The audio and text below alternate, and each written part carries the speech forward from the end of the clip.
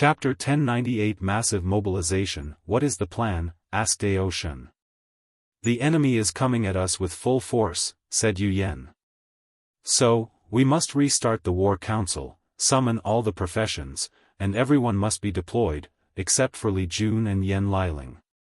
I understand why the Guardian would remain to protect the world, but why does the Crimson Slaughter Emperor not participate? We could use his strength in this kind of situation. The Samsara Kut has just been established, and he cannot leave for a while, explained Yu Yen casually. Some people eyed her, while others accepted this explanation. According to my son's arrangements, in time of emergency, Su Shi will become the regents until his return. Everyone was surprised by this news, not only because a regent was appointed but also because it was the Void Time Empress. It would make sense for someone closely related to the Heavenly Emperor to be chosen, let alone someone who originated from a faction that once was the Dao opening sect's greatest opponent. Wouldn't it be more acceptable for you to take the position? After all, you're his mother, suggested someone. Since my son chose her, he must have a reason, explained Yu Yen. Now, she will take over the meeting. Despite being elected leader and standing at the front of the throne room, Su Shi did not sit on the throne. She faced everyone standing up. This is a dire situation, meaning we cannot hold back. Some of you have secretly cultivated eternal insurgents, and they must show up for this battle, declared Su Shi. Everyone frowned. They knew this was an open secret everyone agreed to keep quiet about, but now, it would be brought to the surface. Does that include the Dao opening sect as well? Yes, nodded Su Shi. Our objective is to hold on as long as possible, so we need all the manpower we can get. Then, why isn't the Buddha Zen Emperor here? He's in another world and will also be summoned for this battle. Everyone nodded, as only this way would things be fair. Su Shi turned to Daoist and said, "Tell the innate demon gods they must participate in this war, and it's non-negotiable." Daoist frowned. Is this wise? We've kept them isolated for so long, and the first time we release them, they must fight for us. They're fighting for themselves, Su Shi rebutted. Tell them this is the perfect opportunity to show the world they belong here. After this war, we will have no issue with trusting them. Their leaders had reached 5-star primarchs, so the myriad emperor world could not pass on such an eternal class powerhouse, knowing the full force of the commerce hub was heading to them. Very well, nodded the Black Dragon. Although this battle is to protect our interests and allies, there will still be benefits. The military list system will be activated, and you can gain merit for your contributions. Even the resources used in the war will also be repaid once we are victorious. Su Shi finally saw some vigor and motivation from these people, and she finally understood why Wang Wei would show disdain sometimes when talking to them. From this point of view, their greed is truly easy to be noticed. Any question? Can we know a rough timeline for when the Heavenly Emperor will return? These people were not stupid, so they knew they could not bully the other worlds in the endless void without such a big boss to back them. And without his presence, they do not feel reassured. Su Shi did not answer but looked at Yu Yen. We only need to resist the initial attack, and he will return. Those words were both relieving and worrying. Some people wanted to believe them, while others feared that the suddenness of everything indicated that something had happened to the Emperor. Anything else? Who is the commander of this expedition? Tai Gang did an excellent job, so he will be reused again. Unless you have a better option? No. He was brilliant in the former war. I have a follow-up. Should we tell our troops that the Emperor was missing? One reason we won the previous battle was the high morale. That's indeed something worth pondering, uttered Su Shi. She did not immediately decide but instead looked at Tai Gang. What do you think? We have two options, lie and fake the presence of His Majesty.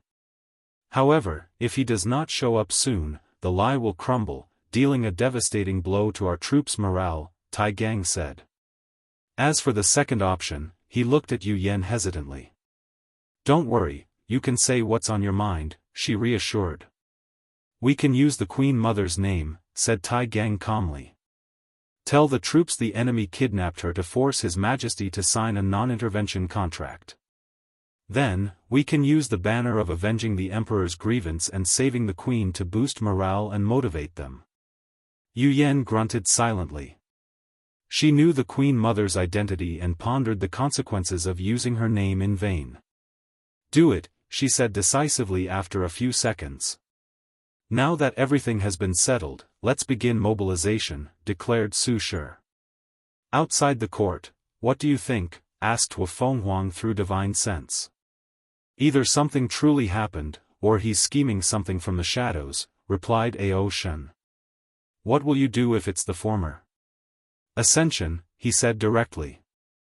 Without the heavenly emperor present, the myriad emperor world's glorious destiny of spreading throughout the lower dimension will come to an end. He and every top powerhouse knew this. He'll probably do the same. Really? Given how ambitious you are, I thought you would stay for more power and benefit, sneered Ao Shen. I could say the same to you, replied Wu Fenghuang before looking in the distance. We've built something beautiful despite our short time. And I know it would be only a matter of time before it's destroyed due to infighting. So, if he's not here to suppress everything, I would rather leave than watch everything crumble apart. Fair. Ao Shen teleported away to his duty while Wu Fenghuang returned to the ancient clan. What happened in the court spread like wildfire through the dream world. In less than 30 minutes, all citizens of the myriad emperor world knew about it. Then, the news spread to the servers connected to other world communities. Then, everyone began rallying under one banner and ideal: save the Queen Mother and avenge the Emperor. Although people only knew in passing that the Heavenly Emperor had a Dao companion and never saw her, this did not change their support for their wise and benevolent ruler. Heavenly Court, Su Shi stood before a formation with a projection of Fengheng before him. How are things going on your side? Amitabha. This poor monk feels aggrieved. Oh. The Vajrayana Buddha Emperor has postponed our Dao debate for thousands of years, giving me all kinds of ridiculous excuses. It's understandable. His branch has just been established and is only a small budding tree. Debating on the Dharma with you would be suicide, especially if it's in public before his followers. Fengheng sighed deeply. Why did you summon this poor monk? Did something happen? Su Shi filled him in on the situation. If I remember correctly, the ancient spirit world is part of the commerce hub, so they should have received the mobilization notice. Now that you mention it, this poor monk did notice their behaviors were more abnormal than usual. If they follow the order, you will face 2 Eternals. Do you need backup? Asked Su Shi. No, this might be the opportunity this poor monk has sought. Are you sure?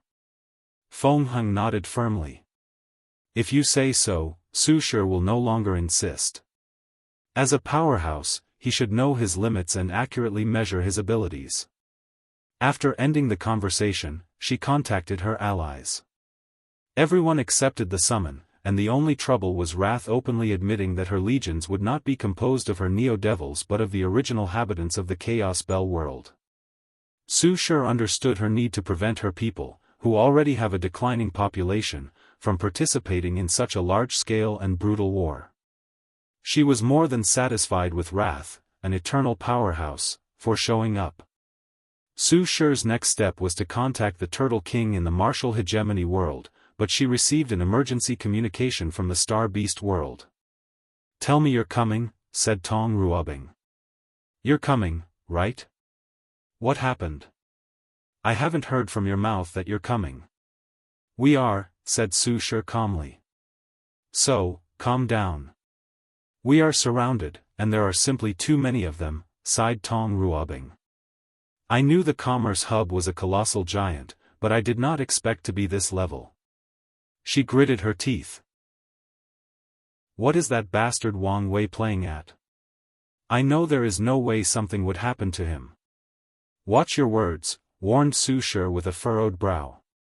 Whatever, replied Tong Ruobing. I will send you an image of how many troops they have, and you tell me if my anger is unjustified. She already knew she was a pawn in this entire situation and had technically volunteered for the role, but she did not expect things to be so severe. If you find any errors, ads pop up, ads redirect, broken links, non-standard content, etc., please let us know to report so we can fix it as soon as possible. Chapter 1099 More Troops. Su Shi frowned as she saw the entire void covered by people. The situation was worse than expected. Do you see this? Continued Tong Ruobing. According to my calculations, if I take into account all our troops, including the one from our allies, they will outnumber us by 1 to a billion. In other words, for every soldier in the myriad emperor world and their allies, the commerce hub will have a billion. The top powerhouse will have a ratio of 120, and even eternal class powerhouses will be 1 to 5. Do you understand my anger now? Su Shi grunted softly. There is no point in being angry now, you know what you signed up for. But I don't think anyone ever expected this level of retaliation, including him. That's hard to say. Anyway, we need a plan to deal with the situation. Tong Ruobing rolled her eyes. I'm all ears. We can use the same tactics as the martial hegemony world. You mean raising the dead? Yes. That might work. Although the people won't be happy using their ancestors as cannon fodder, we can't care about them for now, commented Tong Ruobing. Any other suggestions? Do you think we should use the same 4 layers tactic from the previous war? I'm not sure. The greatest achievement of that tactic was Li Jun's slaughter, but we don't have anyone like that anymore. Li Jun slaughtered so many soldiers and mortal cultivators, which drastically reduced the battle process of the martial hegemony world. We do, said Su Shi. You forgot Wang Tian. Oh, right, he did slip my mind, said Tong Ruobing with shining eyes. However, they soon dimmed. The commerce hub is not the martial hegemony world, they have plenty of expert array masters to destroy our array. We could use a chaotic battle to our advantage, suggested Su Shi. How? If the top powerhouses do not control their strength, the shockwaves should kill many soldiers. But we'll also lose a lot of men. It's war, so being a little ruthless is okay, replied Su Shi calmly. At worst, we will calculate how many people we can revive after the war without offending samsara and bring them back to life. Tong Ruobing chuckled playfully. Who would have thought the famous Su Shi, known for her beauty, elegance, and docile nature, would one day become so ruthless? Time is really the greatest catalyst for change. Su Shi ignored her teasing. Why haven't they started attacking yet? With Mulei's help, I've condensed a potent talisman that is protecting our entire world community. It's buying us time, but it won't last long. Why not condense its power to only protect the Star Beast world? What if these people destroy all the worlds in the lower realm? They are a main source of troops, so I can't abandon them. Su Shi nodded and continued discussing how to proceed with this upcoming war. After the conversation, she communicated with the Turtle King and realized how severe the situation truly was. The martial hegemony world was also surrounded, and the number was astronomical. She finally understood the scale and power of the commerce hub. The martial hegemony world used the Heavenly Court Array, a powerful defensive array linking the main court with all the heavenly courts in the lower realm. However, their formation was not as good as Tong Ruobing's talisman, so they won't last long. After the debriefing, Su Shi immediately called a meeting with the War Room and Tai Gang to discuss the new discovery. If we need more soldiers, we can send 95% of our troops, leaving only 5% to defend ourselves, someone suggested. Wouldn't that mean the defense home would be left wide open? Not necessarily. The mortal craft scholars cannot partake in aggressive expeditions, but their powers can be used to defend their homes from aggression. So, they are a military force of their own in this war. Indeed. Not just them, but the mortal civilizations as well, added another advisor. But wouldn't their limit of Tier 4 strength eliminate them from this war? Not if we isolate a part of the world where the rules have been changed so no one can exert power greater than Tier 4. That's a good idea. The meeting was swift, and everyone was in a hurry. Su Shi was decisive, making the best decision quickly. She then headed to see Old Man Tianji, tasking Heavenly Dao with creating a battle zone for the mortal civilization using order-disorder Dao. Meanwhile, news spread about an upcoming change to the world and the fact that mortals might have to participate in this fight. The response to this news was not worry or fear but celebration. The mortal civilizations have always wanted to flex their military might, and an opportunity was presented. It was the same for the mortal Dao clans. The world had been too peaceful under the Heavenly Emperor's reign, so they had little to no chance of showing their strength and putting these cultivators into their place. Su Shi's work had just begun, so she sprang to action. After solving the issue with Old Man Tanaji, her voice echoed throughout the entire world community, from across space and time, from the ancient to the modern day. I command the bodies of all the dead to rise and face this imminent catastrophe. The world trembled slightly, followed by countless dead creatures crawling from the grave. Some were perfectly intact, others had failing body parts or were simply bones. In worlds across the entire dimension, the dead rose up for this battle. But this was not the end. The river of time manifested above the heavens, and dead soldiers suddenly rushed in trove, covering the sky black. Dead bodies from different periods or eras rushed into the present. There were humans, demons, sea races, devils, Buddhist monks, and innate demon gods. Su Shi looked at the result and nodded in satisfaction. Although most of these soldiers were mortal cannon fodder, there were enough to make a difference. No reaction from Samsara, so it means I did the right thing, not involve these people's souls and only use their bodies, she thought before teleporting to the other allied worlds to do the same.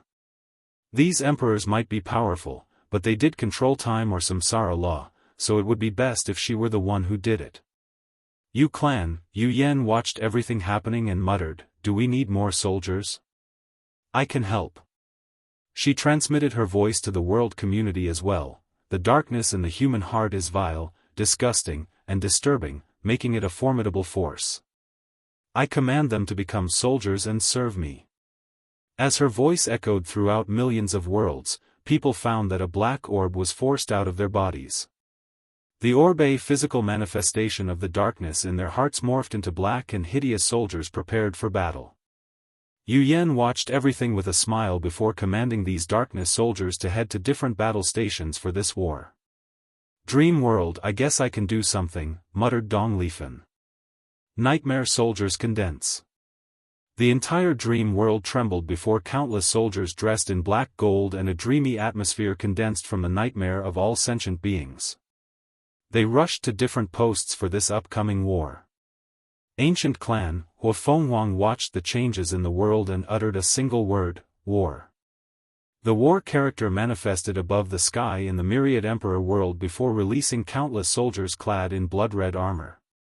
During the Heavenwell battle, she exchanged experiences with Li Jun and learned about the war aspect of her slaughter Dao, which she was now using for this upcoming battle. Guardian world should be able to help my world in this time of need, shouldn't it? She muttered with a smile. She raised her palm to condense a pill, soldier pill. As the pill flew to the sky, it created soldiers dressed in glorious green. By now, the sky and the earth were covered in soldiers. Omicron M. The war room cheered in excitement after seeing so many new troops. They also had access to the puppet legions, which had recuperated and improved after the last war. The Dao opening sect even offered its latest puppet models, modeled after the terracotta warriors from the Great Qin dynasty. They now had more hope of holding on until His Majesty showed up and ended this charade, so they immediately began dispatching troops to different battlefields. Samsara Kut, Li Jun calmly sat on a black throne, thumping his fingers on the armrest. He was not in a good mood despite his calm exterior. This kind of war was the kind of thing he would love to partake in and enjoy, but he could only watch. For a moment, he truly regretted taking on this position. Li Jun could only sigh and close his eyes. His mood would further be ruined if he continued watching. If you find any errors, ads pop up, ads redirect, broken links, non-standard content, etc., please let us know to report so we can fix it as soon as possible. Chapter 1100 Relaxing.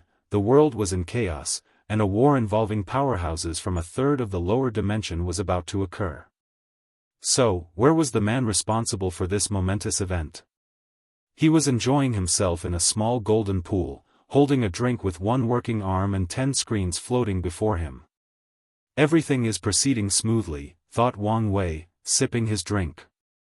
His plan was straightforward. He faked his disappearance, forcing the commerce hub to retaliate by sending a significant portion of their troops, thus leaving their headquarters wide open.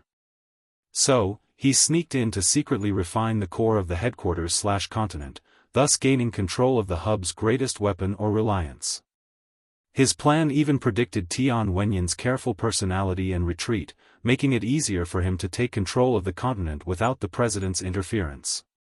Now, I just need to wait for the right time to start the second step, thought Wang Wei before closing the screens. His injuries should heal with the Dao holy water in less than a week. So, he focused his attention on something else, Emperor Jia's inheritance. The paradox ceremony is useless, thought Wang Wei. The only outcome if he tries to use this ceremony a second time is true heavenly Daoist detection. However, he expected this as the heavenly book would not want someone else to benefit from his knowledge. However, this inheritance has become the key for me, continued Wang Wei. Despite this flaw, he still benefited immensely from the inheritance. Firstly, he learned much more about Dao bodies and the realm of taboo, so he can try to use his science and technology world to see if he can enter it without using the dark truth. Secondly, the ceremony process involved numerous unique knowledge from different chaos worlds, allowing him to do a few things, such as developing a few preliminary ceremonies. He created a ceremony that combined with the deception array to delay the dissipation of the four-symbol mirror, a ceremony that combined with the array found in the Qin treasury to delay the dissipation of Dao will manifestation/true will artifacts, and lastly and more importantly, a ceremony that allowed him to fuse his existence with the concept or idea of the heavenly emperor. In other words, his plan will finally succeed. From now on, people must erase the entire heavenly emperor era that has influenced the lower dimension to kill him. Success is truly an intoxicating thing, chuckled Wang Wei before closing his eyes to complete his ceremonies. Star Beast World Community, Mu Lei and Tong Ruobing floated above the sky, looking in the distance. Are you nervous? Asked Tong Ruobing. A little. You have me, so what do you have to worry about? Tong Ruobing said as she held his hand tightly. You have a point, he replied with a smile. The two enjoyed the peace and quiet for a few minutes before receiving direct communication from the dream world, so they closed their eyes. The cavalry is finally here, muttered Tong Ruobing as she activated her talisman to open a barrier in her protection to allow the troops to enter. Then, they were shocked as they saw the large number. With all these troops, the ratio should be 1 to 500 million, commented Tong Ruobing. Given they should be sending troops to the martial hegemony world, this is an outrageous number. Now, we can breathe, commented Mu Lei. Tai Gang was among the first groups to teleport, so he rushed to them to report the war room strategy for this battle and how they should coordinate with the other eternal powerhouses like Ji Lanfang and Wrath. Okay, nodded Tong Ruobing before she started the preparatory work. Ready? Asked Mu Lei, looking her in the eyes. Of course, replied Tun Ruobing, squeezing his hand. She deactivated the talisman, unleashing the horde of soldiers with the desire to eradicate everything in their path. Activate the formation, ordered Tai Gang, and the enemy was immediately divided into 4 layers. However, things were slightly different from the martial hegemony world. The first layer previously contained immortal powerhouses that served as lieutenants or commanders to their legions, just like Tai Gang. Now, it only contained the soldiers and no powerhouses. The third layer formerly contained all immortal powerhouses, including insurgents. Now, it is only for immortal venerables and Dao ancestors, while the fourth floor is for all insurgents and eternal powerhouses. Tai Gang looked at two people and said, "Remember, kill as many people as possible since we will not have long." "No problem," replied Wang Tian before rushing into the third layer with the immortal powerhouses. Meanwhile, Dong Lifeng headed to the second layer to kill the mortal powerhouses. Jin Mengyao, with a current 5-leaf strength and other powerhouses like Di Jiaying, was placed as commander of a legion and tasked with killing as many soldiers as possible. Atomizing cut, Wang Tian swung his swords, and thousands of immortal venerables and Dao ancestors dissipated as if their bodies were sand and a gust of wind had just blown them away.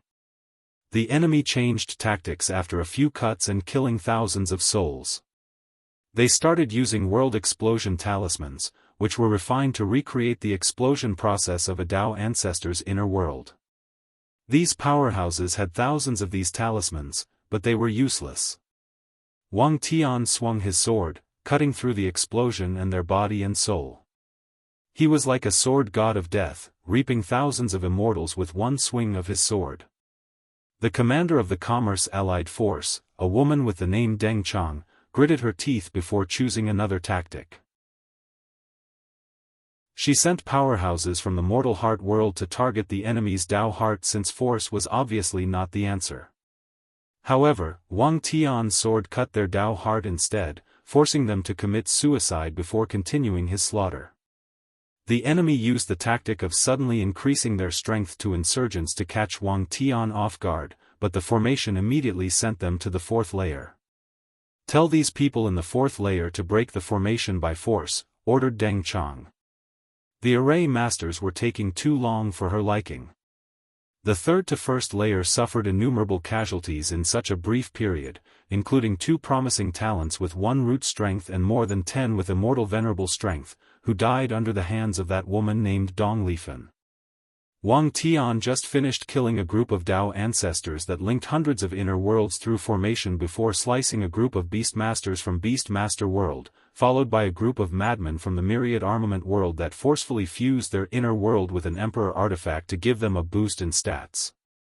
Most of them were teleported to the upper layer, while the remaining ones who failed the fusion died under Wang Tian's sword. Crack. Wang Tian noticed cracks appearing in his surroundings. Is the formation about to collapse? In that case, let's finish this with a bang. His words began to glow with intense light before slashing. Everyone in the third layer heard the sound of something breaking, but nothing changed in their surroundings, no one died, or no spatial tear materialized. Then, everybody's aura dramatically waned as they lost their motivation to fight in this war. It was like they were forced to come here, and they resented every single second they had to spend in this heaven-forsaken void. Some wise individuals had figured out what Wang Tian had done. He cut their morale.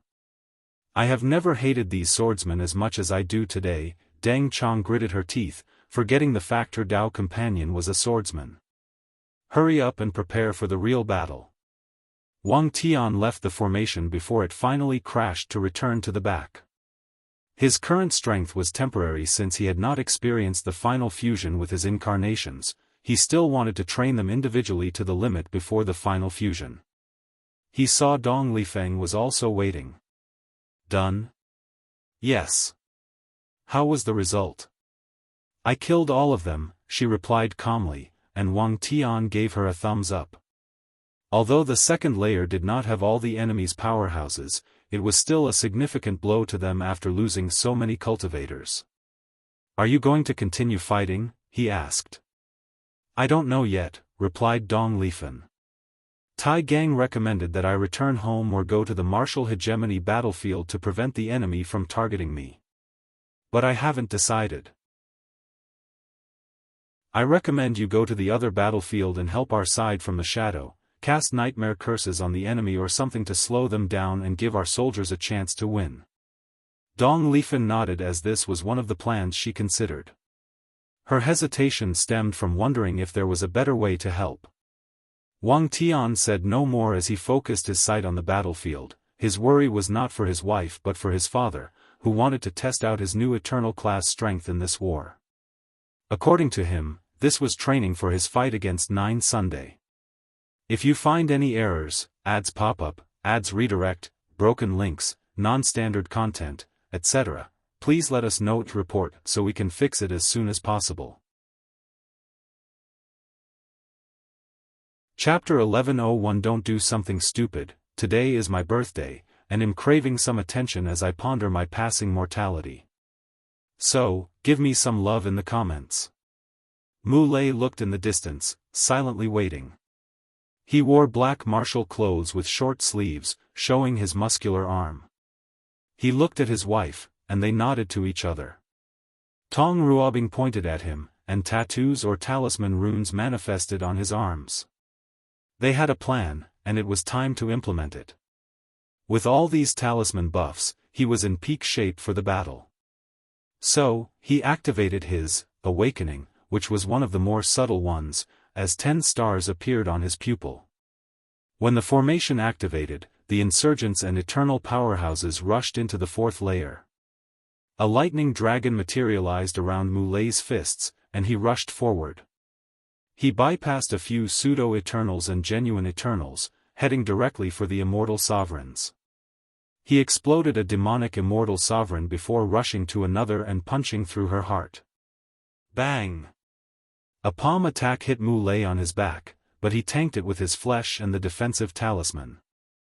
Purple gold divine punishment thunder, the sky above the void changed as lightning bolts descended from the heavens to kill as many immortal sovereigns and pseudo-eternals as possible.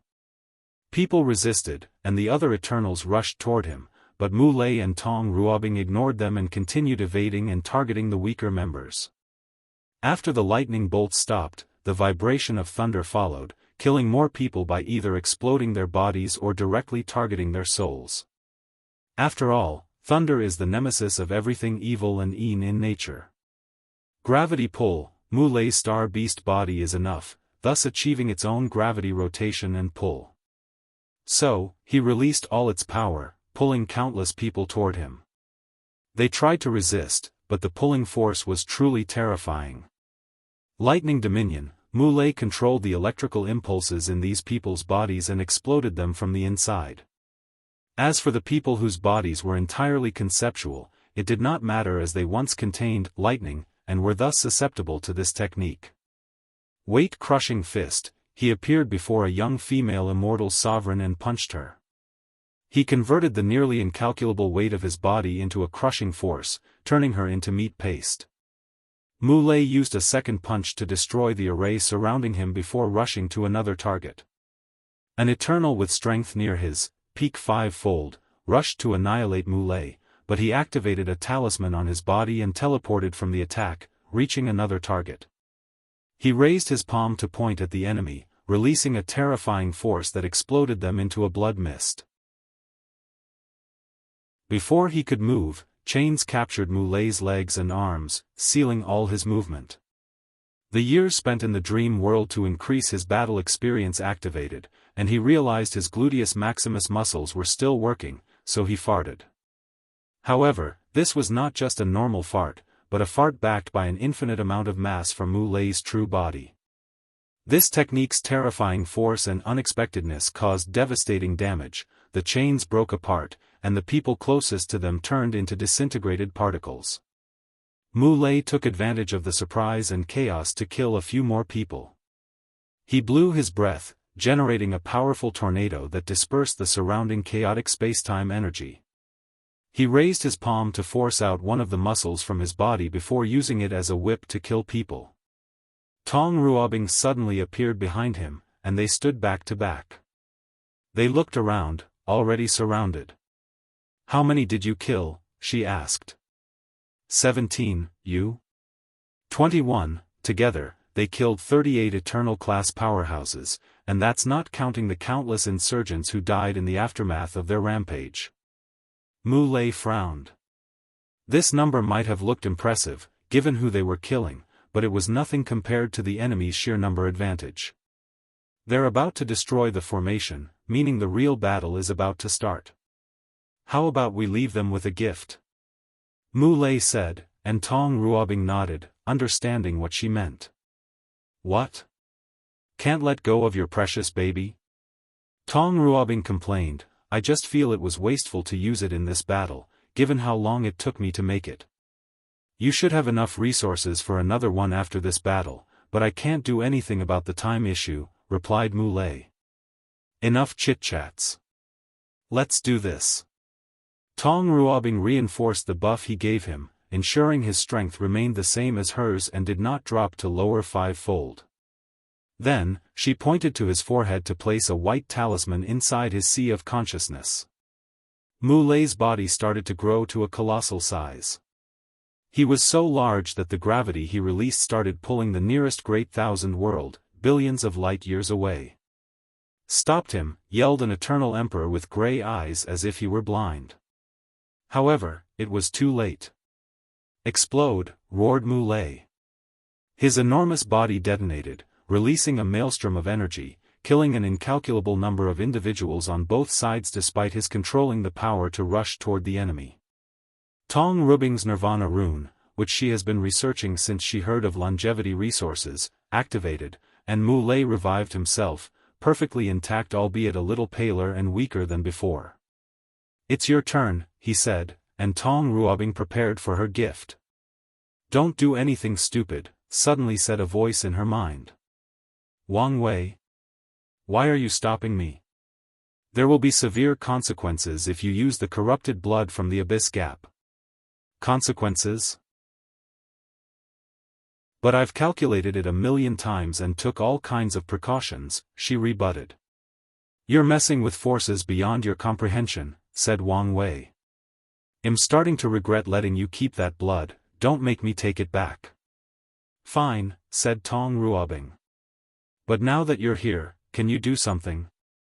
The situation is not looking too good for us. No, it's not time for me to show up yet. Not enough people have died, and not everyone has taken the bait. Not enough people dead? Is this your objective? Counter the balance mechanisms by creating this war to kill as many powerhouses as possible, asked Tong Ruobing, putting a few pieces together. No comment, replied Wang Wei. Although he understood the balance mechanism's necessity and was okay with playing the game, he could still show his dissatisfaction with being restricted in other ways. Anyway, I have blessed you with great luck and fortune, so there is little chance that something will happen to you. But if true heavenly Tao notices your action and is angered, it could intervene, and your protection will mean shit, rebutted Tong Ruobing. Haven't people told you before that you don't have to show your intelligence? You should not say certain things out loud even if you know it. What the fuck does that even mean? Forget it, your actions just reminded me of a bastard, replied Wang Wei. As I was about to say, consider this battle a preparatory training for the hell you'll suffer once you ascend and the real war begins. This is not a valid excuse for your inaction and putting so many lives at risk, swiftly said Tong Ruobing, but no one answered. Hello, are you there? Still no answer. Damn that bastard. What happened? Asked Mu Lei. It's Wang Wei, she said through divine sense, and explaining the entire situation. I told you I had a bad feeling about this plan, replied Mu Lei. That blood is dangerous, and you should not mess with it. At least wait until we're more powerful to explore. So, you're on his side? Mu Lei's lips twitched. Of course not. As always, you're always correct. Tong Ruobing gave him an annoyed look before exhaling deeply. Maybe you're right, I've been too obsessed. Her competitive nature got the best of her as she thought the drop of blood was the key to surpassing Wang Wei. Now, she realized she may have been on a precipice of a horrifying calamity. I'm glad you can understand, nodded Mu Lei. Many people think his wife is headstrong, cruel, and an opportunist who will do anything for profit and benefit, but he knows that she tends to take things too far, and most of the time, it's not out of malice, especially regarding any form of competition or race. After the little gift, the enemy suffered tremendously, but their forces outnumbered the myriad Emperor World's allied forces. However, the real battle was about to start, as countless emperors showed up, including Yu Yan and a few from the myriad emperor world, Wrath, Ji Lanfang, Shi Qian, and Shi Shangyan. The demon-suppressing emperor and the others took their positions in the martial hegemony world. Everyone was surrounded by 3 to 5 eternal powerhouses, who glared at each other while releasing their aura. Ji Lanfang seemed calm compared to everyone, holding a sword in one hand and drinking from a gourd in another. He first saluted his friend's wife with a nod before waving his sword to Wang Tian in the distance. If you find any errors, ads pop up, ads redirect, broken links, non-standard content, etc., please let us know to report so we can fix it as soon as possible. Chapter 11:02 Gou Dao.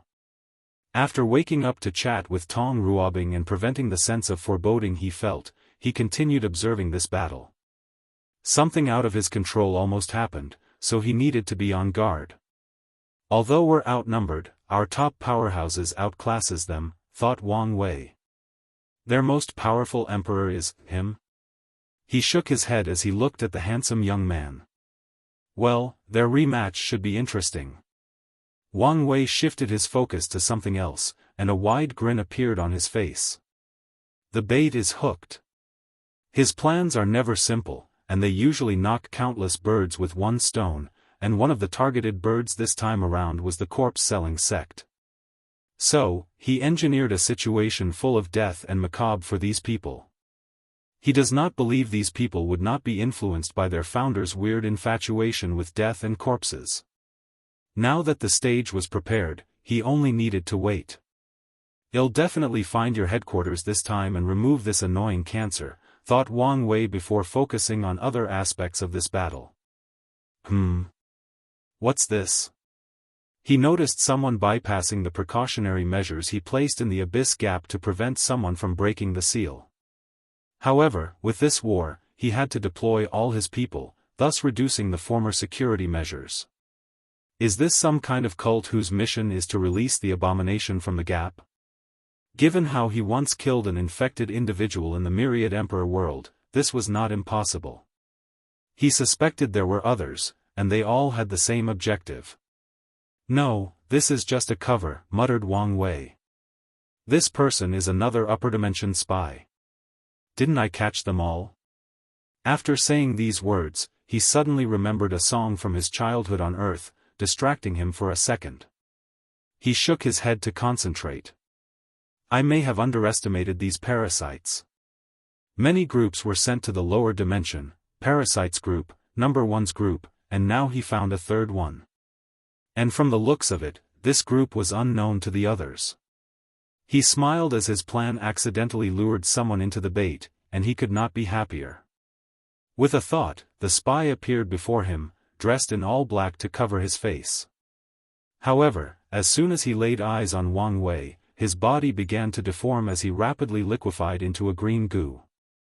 Wang Wei's first instinct was to stop the process, but his danger intuition activated, and he teleported him away instead. What a terrifying restriction, muttered Wang Wei. He could feel a vicious curse from this person, and if he were hit, he would either die or suffer a fate worse than death. He frowned, thinking about this third group of spies. He wondered whether there were more, and more importantly, how they completely hid from him. The hidden eighth moon, disaster paragon, thought Wang Wei. From my analysis, this man should be an expert at hiding and avoiding danger. However, from his character profile, he should never send a spy as that could compromise his safety. According to his analysis, the disaster paragon epitomizes Gou Dao or Dog Dao. These people refuse direct confrontation, participating in secret realms to compete for treasure or save the damsel in distress. They cultivate peacefully behind closed doors to reach higher realms and avoid catastrophe or major events in the cultivation world like a plague. They are cautious and patient and live by the creed of minimizing risks and danger. They would prefer to spend millions of years in closed cultivation rather than take the danger of a secret realm with a treasure or resources they obviously need. Lastly, their core ideology is to bully people with higher realms. Their mentality is, the enemy is a talented eternal with threefold battle strength, and my cultivation is 65% Grand Dao source, and I can easily defeat them? No, let's wait until we're Empyreans and destroy them with absolute force. So, with Wang Wei's obvious destiny to end the current era of the upper dimension, the disaster paragon's first instinct is to run away and hide, not intervene in the affairs of the lower dimension. Let's put these sneaky people on the watch list, thought Wang Wei before focusing on somebody else, the steward. Primordial demon world, Your Majesty, have you decided? Asked the steward, showing the utmost respect to this monkey, who was dressed in white gold armor and sitting on a golden throne.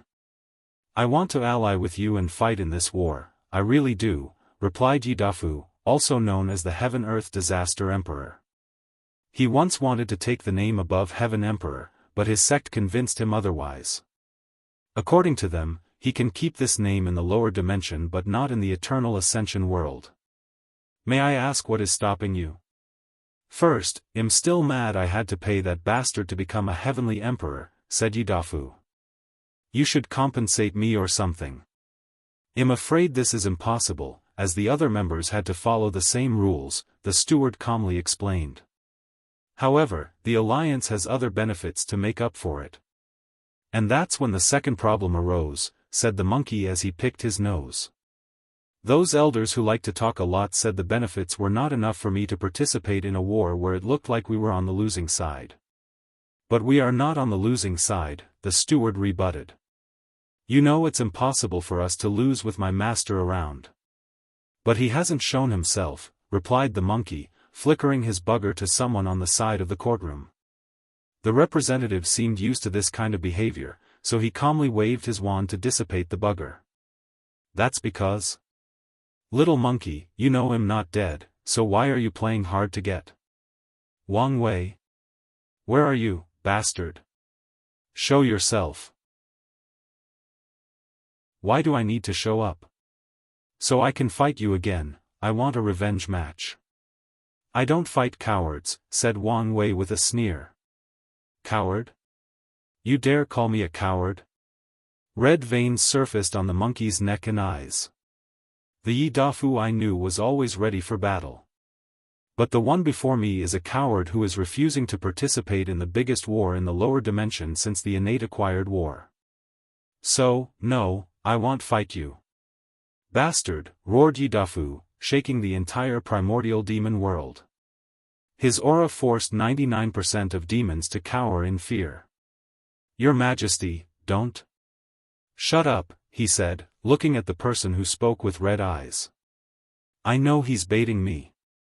The spoken court minister smiled wryly while lowering his head. If you know someone is baiting you and you actively fall for it, there is no difference if you don't know. Prepare all our troops, we're participating in this war, declared Yidafu. And you, bastard Wang, once this is over, I want my rematch. Even though you know you can't win? Doesn't matter. My anger will not be abated without smacking you a few times with my pole. Well, I respect that, chuckled Wang Wei before communicating through divine senses with the steward. All this effort, and he accepted the offer after angering him, sighed the steward. Who knew it would be so easy? You're not giving the monkey his respect. You mean this outburst was a facade? Steward asked in shock. The elders in his court have been doing everything possible to rein in his unruly personality for their own selfish motives so he could be a better heavenly emperor. However, he was sick of it and used this opportunity to do as he pleases. The steward smiled wryly. It's true, no one who can become an eternal emperor is ever simple. Truer words have never been said, commented Wang Wei. Anyway, you don't need to head to the ancient spirit world. Did something happen? The ancient spirit was an associate of the commerce hub, so they were last in line for an alliance. Yes, they've chosen their sides, replied Wang Wei, that's a shame. So, what's my next assignment? Do you want me to return home to partake in the war? No need. Go to these worlds and see if they can join our alliances. Wang Wei gave him a list before his presence disappeared. Ancient spirit world. Feng sat cross-legged on a mat inside a small wooden cabin, moving the prayer beard using his right hand. This was a terrible location for an honored guest such as himself, but he did not mind the latter's attempt to humiliate or portray him in a terrible light.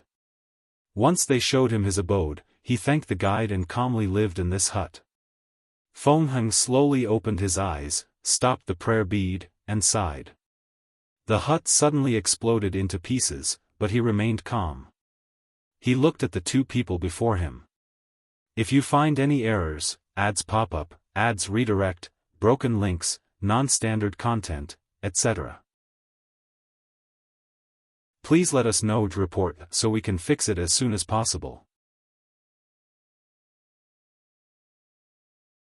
Chapter 1103 Philosophical Clash. Khutulun wore a blue deal with designs of a black wolf, a golden sash around her waist, and a headdress with colorful beads and buttons perfectly intertwined with her long hair. She exuded an aura of beauty, grace, and power. Meanwhile, her brother Taoyui wore red and gold monk robes, had a bald head, and clasped his hands together. He had a more peaceful aura with a well-hidden fierceness. His arm was slightly muscular for a monk, which only accentuated his warrior sub-aura. "Amitba," said Feng, remaining calm after these intruders essentially attacked him. He looked at Taoyui and said, "Venerable, is this necessary? We are monks, so why resolve to use violence to solve our issue?" "I also don't want to use violence, but I don't have a choice," Taoyui replied. "We cannot disobey the commerce's hub orders. You know of the rumors about His Majesty.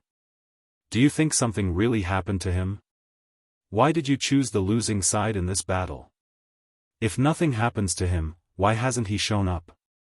"Because he's playing chess with the entire world," Feng explained calmly. "That's why our people are willing to follow him and fight in this war that seems hopeless by all accounts. We know as long as we follow him, we will be the final winner. Unfortunately, we do not have this kind of blind faith." Feng looked at him briefly before shifting his eyes to Khutulun. "Shadow Monarch Empress, why don't you be the voice of reason and stop your brother?"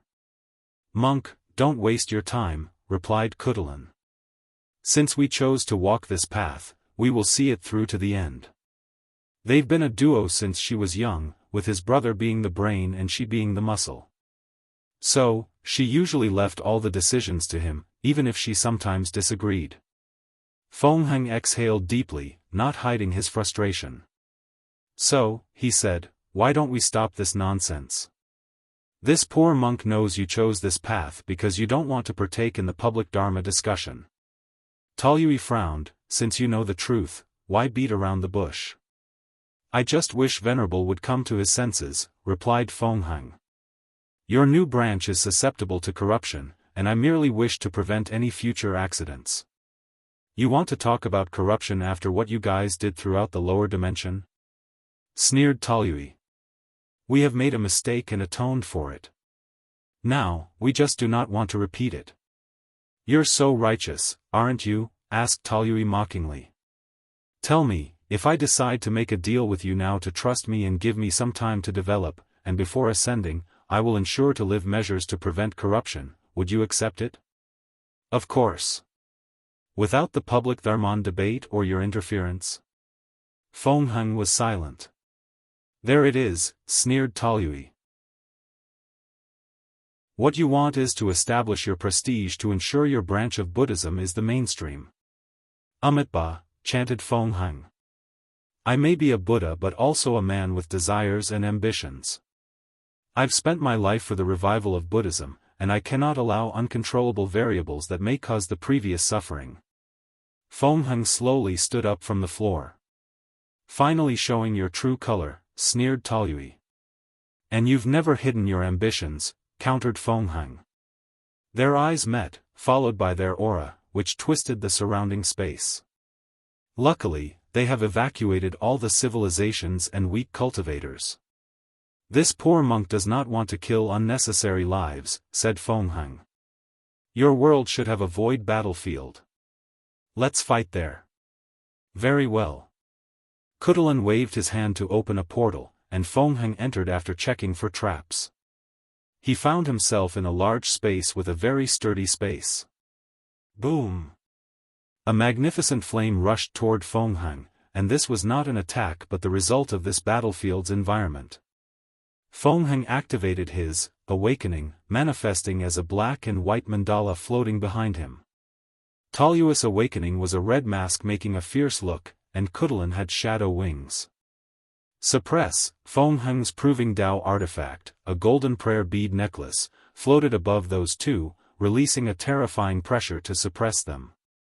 Thousands of shadow tentacles rushed from Khutulun's body to strike the bead necklace, but it was useless. Luckily for her, Daoist's arrow came to assist her. The bead trembled but remained steady. Then, a golden palm descended from the sky to suppress these two even more. A shadow covered the two siblings, and they disappeared from their location. Shadow-wind arrow, an invisible array rushed toward Feng Heng with immeasurable speed. However, such a tactic was useless to someone with yin-yang eyes, so he casually raised his hand to catch and crush the arrow. Buddha's travel. The Buddha has escaped the physical limitation of his body and the material world. His mind is everywhere, so he can be everywhere.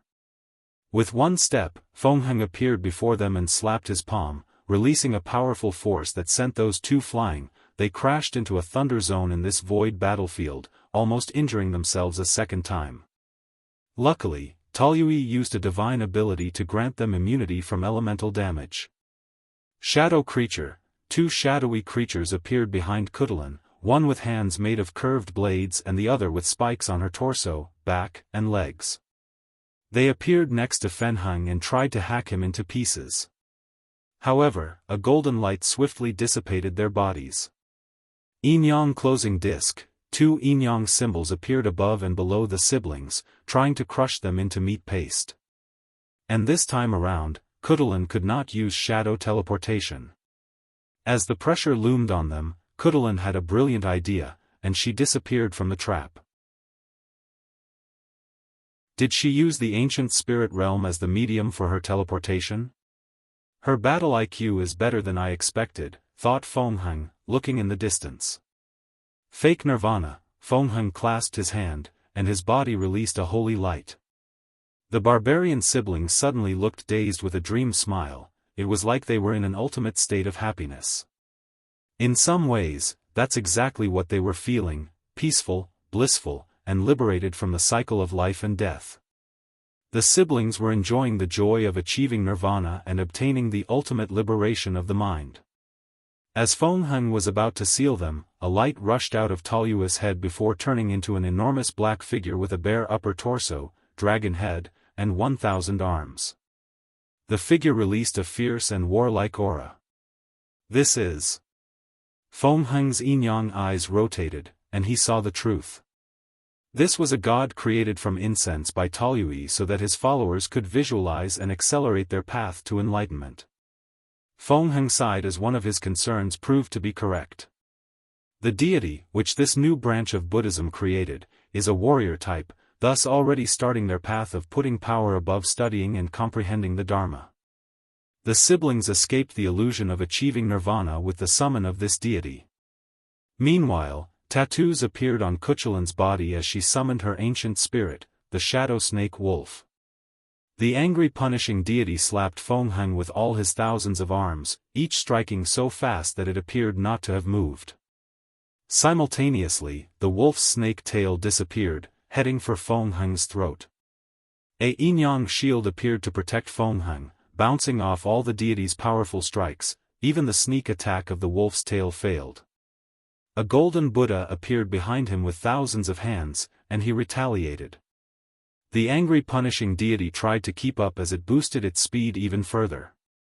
Sadly, Feng Heng's thousand-hand Buddha was too fast due to his yin-yang Dao, which controlled speed and slowness. Khutulun tried to assist by blessing the deity with her shadow power, making many of his hands invisible and allowing them to teleport through a shadow dimension. The attempt was futile as the golden Buddha landed blow after blow. Feng Heng even gathered the natural disasters in the void battlefield to bless his attacks with certain elemental properties. Some of his hand strikes contained flame, ice, thunder, etc. The deity roared in pain and anger as it had never felt so insulted. The anger seemed to trigger some hidden power, and its aura increased, its black skin or body turned shades of red, and it grew dozens of eyes in its dragon head. Buddha has no form and is empty, but this appearance is almost demonic, muttered Feng, shaking his head. Return to your root, absolute beginning magic.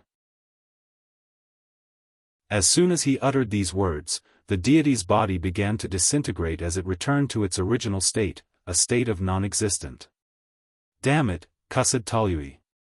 He had spent so much time and resources to condense this powerful deity, and now, all his efforts were wasted. Veins appeared on his bald head. Calm down, said Khutulun. We need to go all out, or we won't stand a chance against him. If you find any errors, ads pop up, ads redirect, broken links, non-standard content, etc., please let us know to report so we can fix it as soon as possible. Chapter 11 for the Khutuluns. I call upon the ancestors of the Khutulun tribe, guide and protect from this mighty foe, declared Khutulun. As soon as she uttered these words, the void battlefield had a subtle shift. A wind suddenly blows all the disaster around the siblings, bringing a cool atmosphere. 11 people of different sizes and sexes appeared, although they were tall and physically intimidating, some more than others. These summoned barbarians looked at Khutulun, and an elderly one with extreme muscles said, "You're the one who summoned us?" "Yes, tribe leader." "So, you're the 12th? Does that mean the Emperor curse should activate?" "Wait." The elderly man turned to Taoyui. "The 13th? And in one generation? The lower dimension is experiencing turmoil, so things are complicated," explained Taoyui. "That would explain why you're a monk," nodded the elderly, who was the tribe's first great emperor and the first person to hold the title of Khutulun. "I have no issue with you being a monk, but don't use it to shackle the mind of our people." "I would never," replied Taoyui. "What about your descendants and heirs?" "I will ensure this never happens."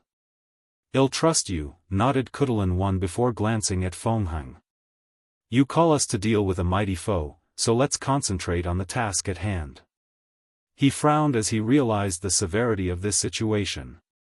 Their enemy had reached the lower end of the five-fold battle realm, while his two descendants only had peak three-fold, Khutulun, and middle three-fold. "This won't be easy," he said to the others. Meanwhile, Feng was observing everybody. Are those the former emperors of the Khutulun tribe summoned as ancient spirits? Given how the power system of this world worked, it made sense for them to do this. Feng decided to go all out for this battle and end it as soon as possible. A golden figure appeared above him before fusing with his body, turning him into a golden monk. "Was that a golden body of merit?" asked Khutulun 4, a woman dressed in animal pelts with a dead lion coat hanging above her shoulder. She was beautiful with a natural, wild, and fierce aura. "It does look like it, but the aura is different," added Khutulun 4, a man 3 meters tall who wore armor covering his wrists, fists, and boots but bared his torso. "It's not a real golden body of merit," said Khutulun 3, the first eternal emperor of the Khutulun tribe. He was tall but skinny, but no one would underestimate him because of his stature. That's because he was born with divine strength.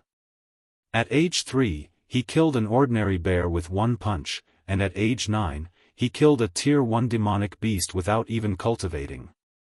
What is it then? I don't know, I just know my intuition tells me it's not the real thing. He summoned it from the future, said Khutulun 5, a tall woman with all black deal and a headdress that made her look like it was 2 snakes frozen on both sides of her shoulder. However, her most eye-catching feature was her heterochromatic eyes, gold and silver. She was a legend in the tribe because she was a pseudo-emperor and because she once ripped those eyes from a silver-gold tiger, an innate creature, during an outing in a secret dimension from the old era. The future? He has the potential to condense a body of merit but hasn't gathered enough merit, so he used a time-based spell to summon it from the future, or a potential future. The enemy might be more troublesome than we anticipated, said Khutulun II, a middle-aged man in a loose, bland black robe who concealed his powerful physique. He appeared to intentionally reduce his aura and presence. Ancestors, you were known for your wisdom. Do you have a plan? Asked Khutulun, who became number 12. I do, replied number 2. Before I reveal, am I to understand you know many divine abilities? Yes, nodded Toliu. Can you? No problem. Then, here is the plan, said Khutulun II. After this quick exchange, everyone prepared for this battle. Khutulun VIII, the only member of the group who practiced a professional Dao, blessed everyone with divine runes, talismans. Then, Khutulun I and IV rushed toward Fengheng. The tribe's founder practiced power Dao, so his fighting style was direct and aboveboard. He punched his opponent with the force of 1,000,000 great thousand worlds, exploding simultaneously. Bang! Bang! Bang! The attack did nothing to Fengheng as a golden light around his body blocked all these attacks. Even when number 3, who cultivated weapon Dao, summoned 2 massive hammers and joined on the offensive. Fengheng punched the elderly man in the face and kicked number 4 in the stomach, sending them flying away.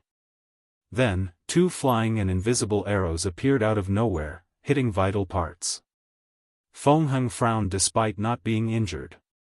Looking at the source, he saw Toliu, with Khutulun 9 and 10, each holding a bow and arrow. However, this was his focus as he turned to look at Khutulun 8 and 5. The Khutulun and the talisman maker blessed the arrow, but the main reason my eyes didn't detect it was because of this woman with divine eyes, summarized Fengheng. He pushed his eyes to the limit before using Buddha's travel to rush to this particular group. He considered the woman a major problem and headed directly for her. However, Khutulun III rushed to stop him, exchanging blows and forcing him to take a few steps backward into the void. Power Dao? No, he's a pure body refiner and seems exceptionally talented, thought Fengheng. The flesh is a poison, and the only path to freedom is a spiritual practice. Fengheng uttered these words with his lotus tongue technique, and the latter's flesh began to rot. Khutulun III reacted swiftly as his body turned red, countering this technique. However, Fengheng took this opportunity to temporarily seal him inside a black and white energy shield. He continued toward this threat, and once he was close to their destination, he did something that surely surprised the group. Fengheng suddenly teleported to the group of archers and unleashed a devastating palm attack. Khutulun 9 and 10 had no chance to respond and exploded into spiritual particles. Toliu was bleeding, but he did escape from Fengheng's vicinity. Fengheng did not pursue him but looked at Khutulun 11 and said, "Vile things, vanish from my sight." Omicron M. Khutulun 11 was the shortest of the group and had a pale, almost sickly complexion. That's because his main Dao was poison and curses, which ruined his body in his early years. He never changed it after proving the Dao. When Fengheng uttered these words, 11 knew he was done for. The golden body of merit is more efficient against vile things like poison, curses, or anything evil or demonic, which are foundations for his Dao. So, a golden light descended from the heavens and purified him into oblivion. "Damn it, does he know our plan?" asked number 4. "Possibly. No, he doesn't," reassured Khutulun II. "He just has a terrifying battle experience, which is odd given he's a monk. However, his aura is more ancient than normal, so that might be the cause." Khutulun knew of the dream world and its effects, but she also knew this was not the time for this kind of conversation. "What's next?" "The plan remains the same. Just be more careful." Khutulun 1, 3, and 4 became the vanguard. Khutulun fused with her wolf, boosting her strength, before turning invisible, and Khutulun 5's eyes glowed and released golden chains to provide support. Fengheng frowned as he sensed danger. "Her chains are targeting my weak points," he thought before evading. The other heavy powerhouses followed him closely, not leaving a chance to breathe and react. Piasich. Although the sound was small, somehow, everyone heard it and momentarily paused. As they checked with their divine sense, they saw another Feng Heng appearing behind Khutulun II and plunging his hands on his chest. The second Khutulun looked at his rapidly dissipating body before saying calmly, "Continue the plan." He disappeared, not even batting an eye on his demise. Feng Heng did not dissolve his Yin clone and had the latter rush toward the Talisman Maker team. Khutulun V activated her eyes, and a moon manifested above them, releasing a light that dissolved the clone. "I see. Her eyes are just another version of the Yin-Yang eyes," thought Feng Heng. Gold symbolizes Yang, and silver is often associated with Yin. Feng Heng knew that heavenly physiques were mainly human concepts. It's rare for demons or any creatures with a powerful bloodline to have a heavenly physique. So, it's possible that heavenly Dao modeled some of these physiques from the bloodline of the demon race, or in this case, innate lifeforms, since they are the original demon race. If you find any errors, ads pop up, ads redirect, broken links, non-standard content, etc., please let us know to report so we can fix it as soon as possible. Chapter 1105 True Buddhism. Feng Heng remained calm before manifesting black and white chains to counter Khutulun V's while also dealing blow-to-blow with numbers 1, 3, and 4. Khutulun 7, the woman with the lion pelt, stood in the distance, roaring at him, thus releasing a powerful shockwave attack. In World Strike, while Feng Heng was dealing with more than 4 opponents, he had already used a secret attack and just waited. Then, 2 black spears appeared out of nowhere. One impaled Khutulun 7, and the other attacked the Talisman Maker. Khutulun 7 practiced Beast Dao and had an abnormal beast-like instinct, but it was too late for her to react. Like every emperor in the myriad emperor world, Feng Heng studied all the battles from this generation's heaven will. So, he once noticed one of Wang Zhu's techniques where she entered a two-dimensional space. Intrigued, he created his own version by entering the Yin dimension or the Yin world, a place outside the material world where Yin and Yang are not balanced. On the contrary, only Yin exists. He sent his attacks on that world to sneak attack his opponent. Feng Heng calmly watched the result of his actions. Number 7 died with a shocked expression, while number 8, the Talisman Maker, only injured her shoulder as number 6's eyes detected something at the last minute to save her. Swish! Khutulun 12 appeared out of nowhere and stabbed Feng Heng in the back. However, her dagger could not penetrate his golden body protection. However, she seemed rather calm by this fact. As Feng Heng was about to take action, he sensed something attacking his soul. As expected, Khutulun's attack was from the shadow of his soul. However, this technique was useless to him, as he had seen it during her fight against Su Shi during the Gu Xian trial. He would not fall for something he was already aware of. Feng Heng slightly underestimated Khutulun 12. After so many years, how would her technique not evolve? The shadow of the soul was just the beginning, as her attack also contained the Buddha's shadow. However, it was not the ordinary shadow that a human figure created. No, it was deeper than this. Her technique involved the idea that even the atoms in a body have their own shadow, and she controlled them to attack her enemy from the inside. He targeted their essence. Such a brilliant move, and Feng Heng's mistake should have been the opportunity to wound her opponent severely. Sadly, Khutulun 12 or anyone in this battle underestimated the defense of a golden body of merit, even the future possibility 1, and of the lowest levels. The golden light around Feng Heng's body appeared on every atom of his body to protect him. "Do it now," said Khutulun 12, whose attack failed. She ordered the others who had already surrounded Feng Heng to move, and they all activated the talisman secretly sealed inside their bodies. The talisman formed a magic circle above Feng Heng, sealing all his movements. "Brother," yelled Khutulun 12, and Taoyue braved into action. World Sin Corruption, he used a divine ability to summon all the sins or negative karma of the ancient spirit world and forcefully imbue them into the enemy's body. The plan was to corrupt Feng Heng, thus destroying his golden body of merit. The corruption should also be enough to ruin his body and soul, leading to his defeat in this battle. This plan is stupid.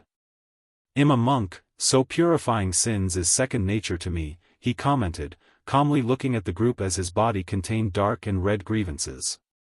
I'm not stupid, so would I know such a simple and obvious fact, sneered Taoyui. However, even you cannot bear the sins of an entire heaven will that has existed for countless yuan epochs. You have underestimated what I suffered before I succeeded in reviving Buddhism, Feng said calmly. Run away, yelled Khutulun 5, but it was too late. Golden Karma Lotus Flame, a golden flame enveloped Feng, purifying all the sins. The flame spread, instantly killing Khutulun 1 and 4 and severely injuring number 3. No, this can't be, said Taoyui, refusing to accept that someone could survive such terrible karmic sins, let alone purify them. Khutulun 4 suggested, we must do something, or we will lose this battle once he finishes. I have a plan, said Khutulun 12. We forced all the hidden Emperor Dao imprints from the spirit realm into his body, forcing them to confront each other. Everyone frowned. Khutulun 5 said, the spirit realm contained many ancient secrets. Do you think it's wise to mess with these people? I agree with her. Doing such a thing could have repercussions on the world and the tribe, added Khutulun 3. But if we don't do anything, we know for a fact the tribe won't survive, added Taoyui, taking his sister's side. This plan can deal with the enemy while also helping the world get rid of these scourges, hiding themselves and waiting for the perfect opportunity to revive and cause chaos, persuaded Khutulun 12. As for the consequences? We will deal with them then. Khutulun 3 sighed, you're this generation's leader. We're only spirits left to support you. Since that's your decision, I will help you. The others looked at each other before agreeing.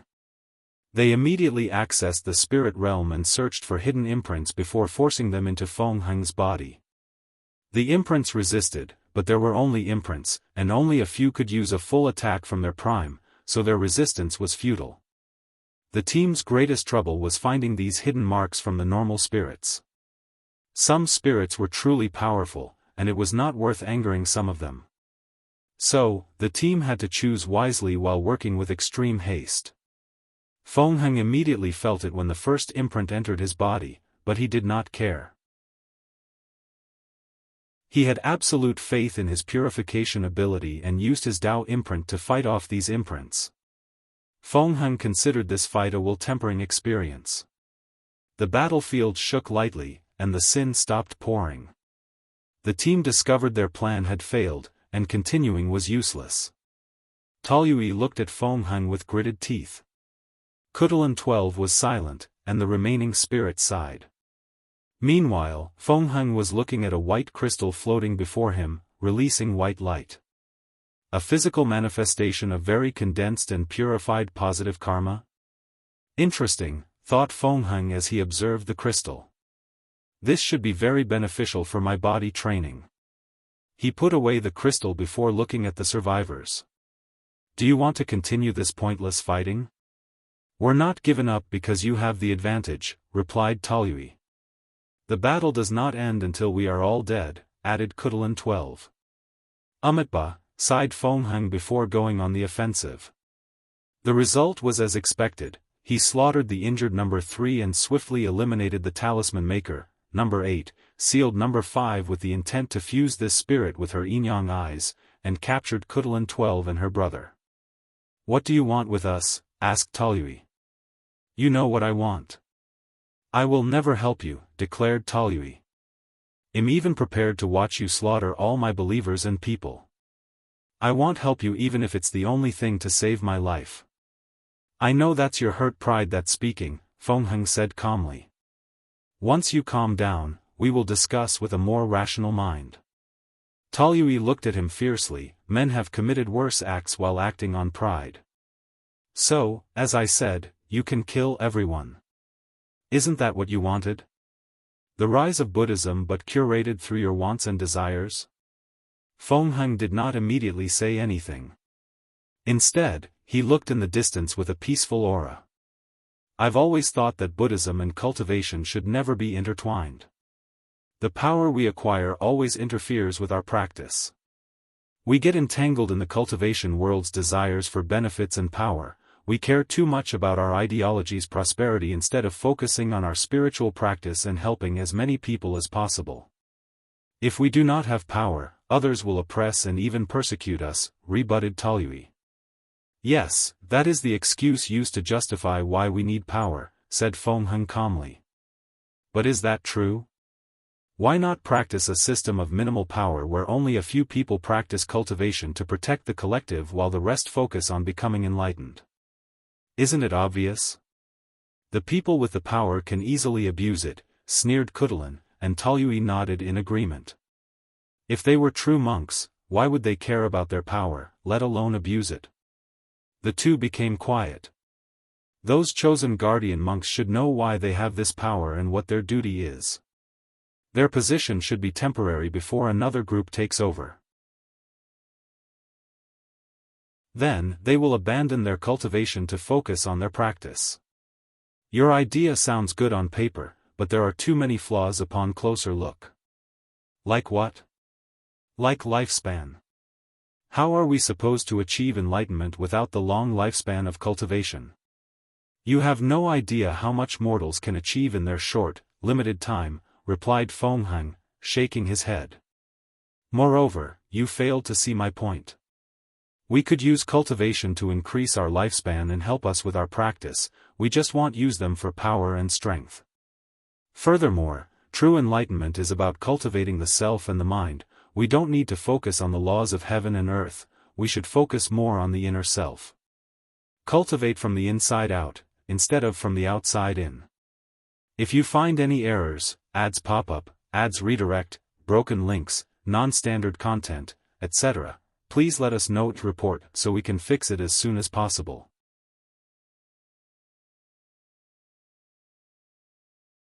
Chapter 1106 Spiritual Transcendence. Wang Wei's brow furrowed as he watched the result of Feng Heng's battle. He had caught an idea and was trying to extrapolate from it before it left his mind. Enlightenment. Spiritual practice. Buddhism, Taoism, or any religion or philosophical ideals or pursue, he thought. Is it possible to achieve transcendence through spiritual practice alone, without cultivating shenanigans? Would a monk who has achieved nirvana or a Taoist priest who became one with the Tao escape the shackles of the universe and achieve transcendence? Those questions appeared simple but were more complex than they appeared on the surface. For example, could someone like Maitreya be said to have achieved nirvana in her spiritual practice? Not necessarily, thought Wang Wei. She achieved the part about escaping the shackles of samsara and even death entirely, but what about the part of achieving ultimate peace and freedom? Has she transcended suffering or attachment? It's obvious that her state of mind has come close to these ideals, but she is still tethered by the state of Buddhism as a religion and the intricate relationship of the cultivation world, which often involves endless struggle, death, and suffering. I could argue her achievement of nirvana is flawed, and she needs the cultivation aspect of Buddhism to make up for it. Many thoughts flashed in Wang Wei's mind. Feng Heng might be right. The true path of Buddhism and Tao Sin in the cultivation world might be to use cultivation as secondary to spiritual practice. They use their longevity to pursue their spiritual practice, and the end zone of this path might be transcendence. Wang Wei had many more thoughts. For example, Buddhism's spiritual practice seemed linked to mind or soul Tao, but that was untrue. If their main focus is to practice from inward instead of starting from outward, spiritual practice might be similar to the true power Tao realm, where there is no need to understand any law or Tao but purely focus on the mind to reach height on par with any cultivators. In other words, their practice is a path of power and transcendence that is not very much affected by foreign aid or grand Tao, just like body refining. Their situation might be even better as grand Tao has not interfered with the spiritual practice path, as it did with body refining path, deduced Wang Wei, who suddenly paused, unless it did and I just did not know about it. He considered the possibility that most monks and Taoist priests in the chaos universes followed the same path as Maitreya and Supreme Unity instead of Feng Heng because of Grand Dao's scheme. It's also possible that Grand Dao has also regulated the spiritual practice path, just like the flesh tribulations of the true power Dao realm, analyzed Wang Wei. Regardless if this is true, Feng Heng might have unknowingly begun his journey toward transcendence with these thoughts, but he doesn't know it yet, concluded Wang Wei. He smirked. I should tell him to see how things go. He wanted to summon Feng Heng to talk immediately but stopped himself. It might be best to be prudent. Feng Heng had these thoughts but has not acted on them. He must also consider the ramifications of revealing such information, as it could trigger Grand Dao or some other entity's gaze. The best option is to wait until I've determined whether Maitreya is trustworthy, run this idea by her, and then tell Feng Heng. After all, I am a novice in Buddhism, and my idea might just be nonsense. Wang Wei calmed down, deciding not to rush. Then, another thought flashed in his mind. Assuming my thoughts are correct, what would happen to Gautama, the creator of Buddhism, who achieved true nirvana without cultivation on earth? Not just him, but any monks who succeeded in a place like the prehistoric world? Any normal thing becomes complicated once it occurs in the prehistoric world because of their strange relationship with the rest of the chaos universe and Grand Dao. Wang Wei shook his head as he had too little information to make any decent theories or conjectures. It might be a good idea to be more involved in Buddhism, study and learn from it, he muttered. The Buddhist path of spiritual practice did not suit him in achieving transcendence. The idea of following one doctrine or school of thought ran counter to his way of life and goal. However, Buddhism does wish to achieve freedom, just not in the same way as him. As such, he could learn from them to help with his goals and ambitions. So, Wang Wei decided to take his title of honorary Buddha more seriously. Of course, he will also study Taoism and other religions and practices to learn from all of them. Star Beast World Community. As soon as the battle started, everyone had an opponent. Ji Lanfang calmly looked at the 5 people before him, 2 Eternals and 3 Pseudos. He sipped his wine one last time before putting it away. Glancing at these people, he noticed something. They've all been blessed with talismans to increase their reflexes and defense. Were they created to counter my speed? What do I call you? Asked Ji Lanfang. Void Mirror Emperor. Red Bolt Emperor. Blue Streak Emperor. Mountain Fist Emperor. Iron Skin Emperor. So, 1 for instant movement, 1 for distant attack, 1 for speed, 1 for close combat, and 1 for defense, thought Ji Lanfang, realizing that whoever chose these individuals as his opponent did so thoughtfully. He wondered whether everyone in Wang Wei's alliance was similar. Given the Commerce Hub's information-gathering ability, it should be expected, Ji Lanfang. The Hub was probably preparing for this attack for a while, given how fast they mobilized their troops after Wang Wei's supposed disappearance. Well, we know who you are, said Void Mirror, a young man with eyes that resembled glasses. Despite his humanoid appearance, he was a spirit race, a mirror who gained sentience, to be specific. That's why he can use such Dao as space despite it being an outlaw in his world. I know, but I did not want to appear arrogant, replied Ji Lanfang casually. Who knew swordsmen could be funny, said Iron Skin. That's right. You guys are usually fucking your swords or preparing them to be fucked, added Blue Streak, making the others, except Void Mirror, laugh or chuckle. Ji Lanfang's lips twitched. Just so you know, you'll be the first to die because of those words. You think I'm scared of you? Enough with this nonsense, said VOD Mirror, the obvious leader. We came here for a task, not to chit-chat. Remember the plan and execute it like your life depended on it. They nodded before Blue Streak rushed forward. He lived up to his name, leaving a blue streak in his path and moving with unmatched speed toward his opponent. Blue Streak's cruel smile made his small, beady eyes even tinier as if he had closed them. All he thought about was how much he would play with his opponent before finishing him. Huh! Why am I looking at my own body? Thought the Blue Streak Emperor. No, that can't be my body since it's missing a head. Then, something dawned on him. Impossible. I have a top-tier Speed Emperor talisman that perfectly fits my Speed Dao. How could someone be faster than me?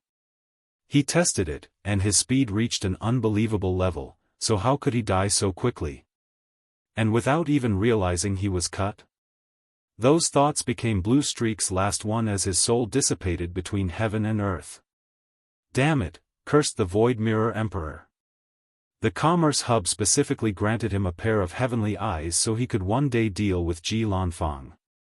However, even with their powers, he barely saw that sword, let alone react to save Blue Streak. Use your passive domain ability, ordered Void Mirror. It's pointless, said Ji Lanfang in a calm voice that seemed passive-aggressive. However, he was just telling the truth. Unless these people were close to him in strength, had a unique Dao, and knew how to utilize it, this technique was useless to him. Damn you bastard, roared Iron Skin. His body turned metallic before he rushed forward. He saw a flash of light, and like Blue Streak, he saw his headless body as his head floated in the empty void. Then, his soul scattered between heaven and earth. How is that possible? Asked Mountain Fist with gritted teeth. According to their investigation and calculations, Ji Lanfang should be one of their greatest threats after Wang Wei. He's labeled above Su Shi and everyone else. They don't know much about Li Jun, Yan Liling, and Yu Yen. Ji Lanfang looked at him. He would not tell these people he had improved drastically while training in the swordsmanship world after incorporating the essence of all these unparalleled swordsmen into his sword Dao. You're next, he declared. A mirror suddenly appeared before Mountain Fist to reflect or counter the attack. However, it was still not fast enough as the latter's body split into millions of parts, including his soul. If you find any errors, ads pop up, ads redirect, broken links, non-standard content, etc., please let us know to report so we can fix it as soon as possible.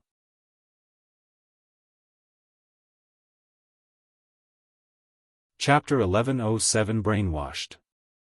The Red Bolt Emperor, a middle-aged man with a fierce face and dark red spiky hair, changed his surroundings, turning them into a domain full of his red bolt, a combination of lightning and disassembling Dao. Ji Lanfang found himself in a strange space. An unknown force constantly tried dismantling him into his fundamental parts, atoms. His soul resisted the urge to return to the natural energy between heaven and earth. He swung his sword to cut off the void, but that force dismantled his speed into countless slower slashes, thus achieving the feat of decreasing his speed. Swish! A bolt of red lightning rushed toward Ji Lanfang, and he countered it with a fast sword slash. However, he missed since he was not fast enough, and his body had to move independently to evade. This technique divided his speed, which could be considered one of his counters. Red bolt fired or lightning bolts rushed toward him when he saw the first test was successful. However, Ji Lanfang raised his speed, barely managing to block these attacks. The Void Mirror Emperor, observing from the side, raised his hand to fire a blue light into his partner's body. Red bolt's aura suddenly increased along with his power. The dismantling aspect of his Dao became more efficient, further dividing Ji Lanfang's speed, and his lightning bolt's speed drastically increased. Sword stacking skill, hundreds of afterimages appeared behind Ji Lanfang, each swinging their swords before fusing with his body. Then, with one slash, he cut off thousands of lightning bolts. By stocking countless sword slashes, his speed reaches another level. After realizing this change, the Red Bolt Emperor's face changed, so he went all out. In his domain, every subatomic particle was a red bolt traveling at speed countless times faster than light. However, Ji Lanfang remained standing without any change. He moved so fast to deal with these bolts that it appeared he had not moved. The Void Mirror Emperor raised his hand to send another blue light into his body, further boosting his stats, but it was useless. Ji Lanfang took one step to appear before his opponent and slash his sword. A mirror blocked his attack, even trying to rebound it. However, his method of stacking attacks allowed him to slash through it. Red Bolt took this opportunity to summon pure white armor. Clink. Ji Lanfang's sword hit his opponent with no result. An entire armor composed of infinitum, asked Ji Lanfang, not hiding his surprise. The commerce hub is truly rich beyond comparison. Infinitum is considered the hardest tier 10 metal, even having the indestructible label in its tier. This kind of resource is considered rare even in the upper dimension, yet these people had enough to make an entire suit of armor. We've been preparing for this war for a long time, and will do anything to eliminate all of you who dare to resist our power, Red Bolt sneered. A staunch loyalist, huh, said Ji Lanfang calmly. Why didn't you have such vigor when Wang Wei was here? Does that even matter? He's gone, and we're the final winner. We can even write history as we see fit, Red Bolt countered. Ji Lanfang shook his head. Did I say something wrong?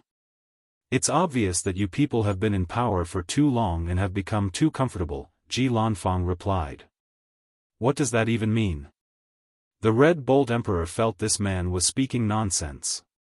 They've always been careful, so how come they have become complacent, according to him? Let me ask you, why hasn't the commerce hub spread to every corner of the lower dimension? We have spread to a third of the lower dimension, that's more than enough, as being too large is not necessarily good. That's just what you say to people, but according to your history, you've tried expansion many times, but each time has failed for various reasons. So, isn't it obvious why? Your destiny is not enough to become a larger force. And one of the fundamental rules of luck or destiny is whatever goes up must come down. Are you insinuating that this war is the beginning of our waning destiny? The start of our luck backlash? That's ridiculous. Is it? You've ruled for far too long. During the early stages, your existence prompted the development and growth of the lower dimension, so you had true heavenly Daoist blessings. But now, your strict hierarchical structure has become a cancer in the world as a few individuals ruthlessly exploit everyone else for their own benefit. So, true heavenly Tao has decided it's your time to either change or be destroyed. You're talking nonsense again. Our existence has allowed worlds to exchange knowledge, resources, cultures, and communication. We've elevated the lower dimension's strength, not exploited it. Do you truly believe so? Of course. As an eternal emperor, couldn't you observe the commerce hub's chi luck and see its deterioration? Ji Lanfang asked, extremely baffled. It was one thing if the opponent was fighting purely for its benefit and preserving his way of light, but another when he truly believed something so absurd.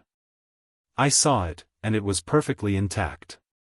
Is that so? Said Ji Lanfang, deciding it was pointless to discuss this blind idiot who was somehow brainwashed to such an extreme. In hindsight, he has to praise the commerce hub for such an achievement. After all, no one who can become an eternal emperor is an idiot.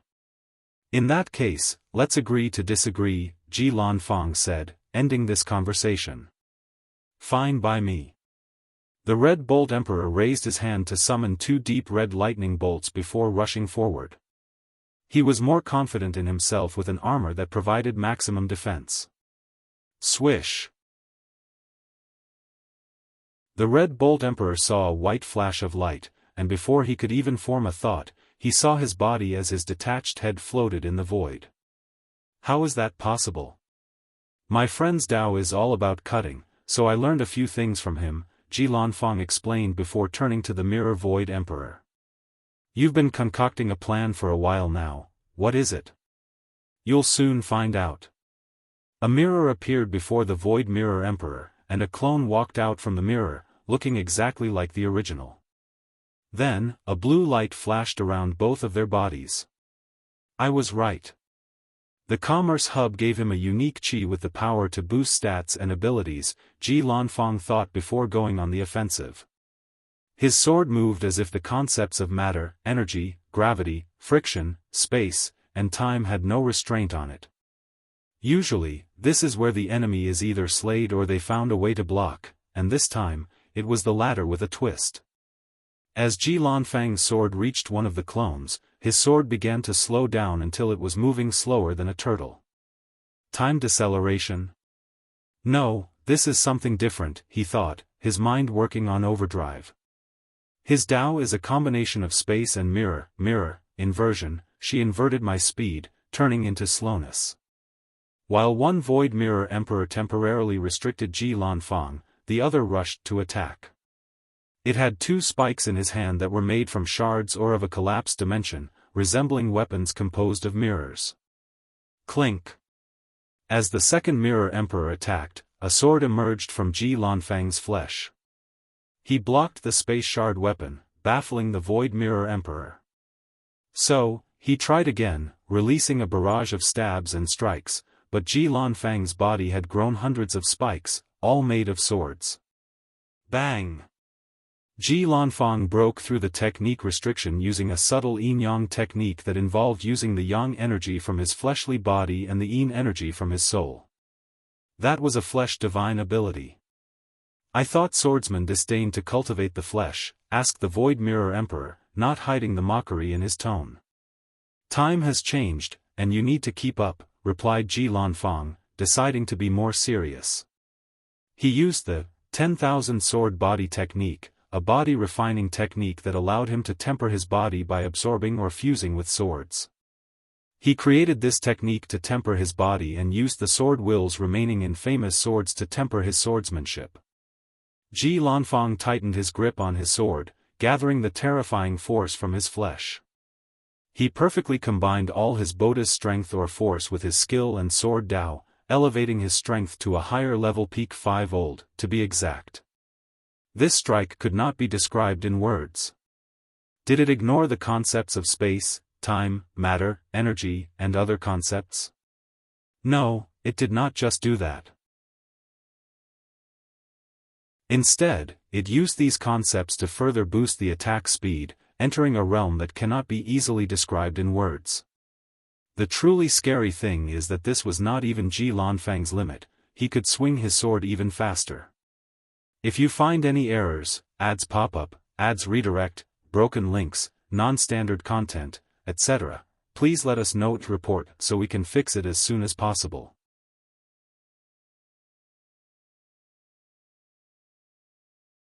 Chapter 1108 Sealed. Despite this wonderful strike, which, due to its speed, edged the boundary of art, the Void Mirror Emperor reacted. To be precise, he had prepared for such an eventuality. So, as the sword approached its destination, it experienced a few things. The strike experienced another inversion, trying to slow it down, a second inversion, turning from a strong attack to a weak one, and a third inversion from a cutting attack to restoring the body. Additionally, the Void Mirror added a reflection technique on both bodies. If his previous method failed, it should reflect or bounce the spell to its original owner. The sword sliced through these two clones like they were butter. All of the Void Mirror Emperor's cautionary measures were useless as Ji Lanfang was simply too fast for any of them. Huh, muttered Ji Lanfang. He saw the two bodies turn into glasses before falling apart. Both mirror clones? He did not notice this subtle change, so he took this time to observe his surroundings. Am inside another world? It should be a mirror dimension that looks exactly like the real world. So, that's what he was secretly doing. Ji Lanfang did not hesitate and sliced through this dimension, revealing the Void Mirror Emperor's presence. However, instead of feeling relieved, he frowned. Something is wrong. Before he could analyze the situation, Void Mirror went on the offensive.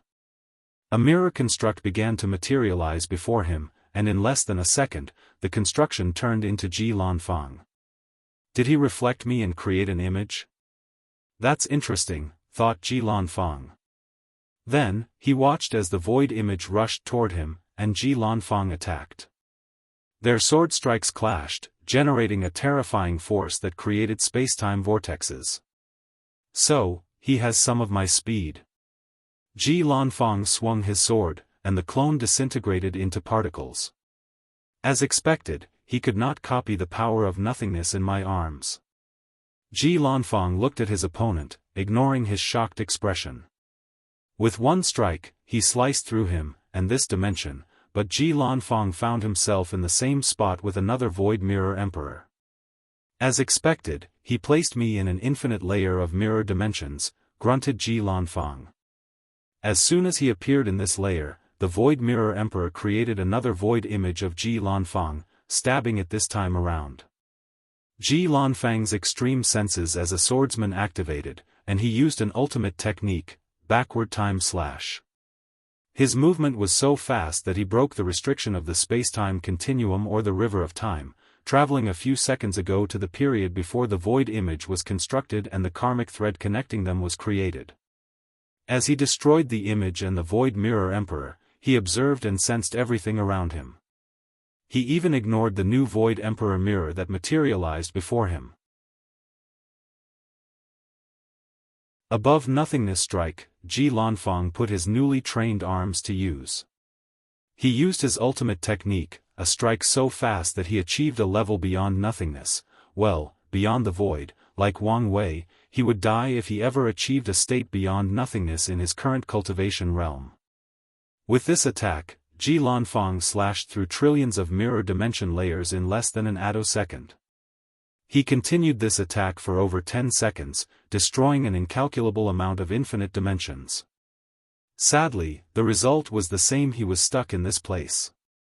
Ji Lanfang stopped, frowning as he observed around. "Your efforts are useless," said the Void Emperor Mirror, who opened his robe and cut his chest to reveal his heart. It was transparent as if made of glass. "A void beast heart," said Ji Lanfang. "Not a simple void beast heart, but one blessed in their headquarters," corrected Void Mirror. "They gave it to me just to seal you here and prevent your interference in this war. Do you think this is enough to stop me? Maybe alone, it's not. But with the Sage Blessing Qi, don't expect to leave this place anytime soon." Ji Lanfang had heard of the Sage Blessing Qi, a unique energy from the Source Qi space known for its buff or assistance abilities. No wonder Wang Wei wants to get his hands on the commerce hub. These guys are unreasonably rich. Ji Lanfang looked around, looking for weaknesses and flaws in this prison. He once fought a swordsman in the swordsmanship world whose sword Dao was to find or create flaws in his opponent, and he became the victor by learning from his opponent. He found a spot and struck, destroying countless more layers. This method allowed him to eliminate more layers with one attack, but he was still stuck in this terrible place. What a pain, thought Ji Lanfang, trying different methods. "You're not getting here," mocked the Void Mirror Emperor. In the end, Ji Lanfang decided to drink and wait. He had done his part by killing 4 eternal powerhouses and forcing one to be stuck with him. So, he was just going to wait until someone came to rescue him or Wang Wei returned to clean up this mess. Star Beast World Community. When the 4-layer array disintegrated, the Demon Suppression Emperor was prepared. She wore white-fitting martial clothes with a black sash as a belt, short hair, no sleeves showing her muscular shoulders and biceps, and a bandage around her fist. Her clothes hung over her private area while leaving ample room for her well-toned or muscular legs. She was the definition of a muscle beauty. As Honghua held her 2 swords, her aura was vast, fierce, noble, and wild. As a human emperor, she naturally exuded respect, and her swords naturally released a suppression and repellent against any demon race. 5 people rushed to her, 1 eternal, 2 pseudo-eternals, and 2 immortal sovereigns. She frowned as she realized this battle would not be arduous. As she observed these people while they did the same, a tear in the void appeared, alarming everyone. A woman with deep blue hair who can only be described as regal and majestic walked out. "Blue Phoenix," uttered Honghua. "Ill deal with her," said the Blue Phoenix Empress to the others. "Advisor Deng Chang ordered us to kill our enemies as swiftly as possible using our number advantages. Then, go find someone else more powerful to deal with. She's my prey." "Orders are orders. Do you want to fight?" asked Blue Phoenix. Who's scared of you? Replied the Greenwood Emperor, a famous gambler from the bountiful harvest world, one of the famous 5 elements worlds. The Greenwood Emperor did not choose his title because he lost the right to name himself in a gamble, so he had to choose this stupid name. He had bet on this war, especially on killing a few eternal powerhouses. From the information he gathered, the Demon Suppression Emperor was one of the weakest in this group, so she became his prey to ensure he won his bet. Fine, I'll deal with you first. A cold flame enveloped Blue Phoenix, followed by a cold mist. Her aura locked into Greenwood, preparing to strike at any moment. Damn woman, don't you understand the situation? He realized this crazy woman was really about to fight him. Do you think I care? I'll kill anyone who stops me from killing this woman. Greenwood bit his teeth, and his eyes flashed with ruthless light. He looked at his followers or partners and said, "Let's deal with her first before killing the Demon Suppression Emperor." The others immediately hesitated, they knew the consequences of attacking one of their own. Don't worry, I'll take the full responsibility, reassured Greenwood. So, the others looked at each other to communicate with their eyes and decide what to do. As they were about to make a choice, a voice rang in their mind. Enough, said Deng Chang. Greenwood, go find another opponent and leave her to Blue Phoenix. But she was my opponent first. Do as I say. Woman? I dare you to finish these words, sneered Deng Chang. Do I need to remind you how much you owe us? Before you repay it, remember, we own you. Greenwood clenched his teeth, glaring at Blue Phoenix, who returned the favor with a haughty and sneering look. Ultimately, he sighed in resignation. As he was about to order his people to relocate, he heard a sound, and his body reacted. It was too late. A sword attacked the group, piercing the head of one pseudo-eternal and one immortal sovereign and injuring another pseudo-eternal. You! He roared, looking angrily at Hong Hua, who was extremely calm. Her attack was timed perfectly when these people's guards and disregard towards her were at their lowest. Bitch, I should not expect any less from you, yelled Blue Phoenix, as her body turned into ice or crystal, rushing toward her opponent. All is fair in war, replied Hong Hua calmly. You would have understood this had you lived my life. If you find any errors, ads pop up, ads redirect, broken links, non-standard content, etc., please let us know to report so we can fix it as soon as possible.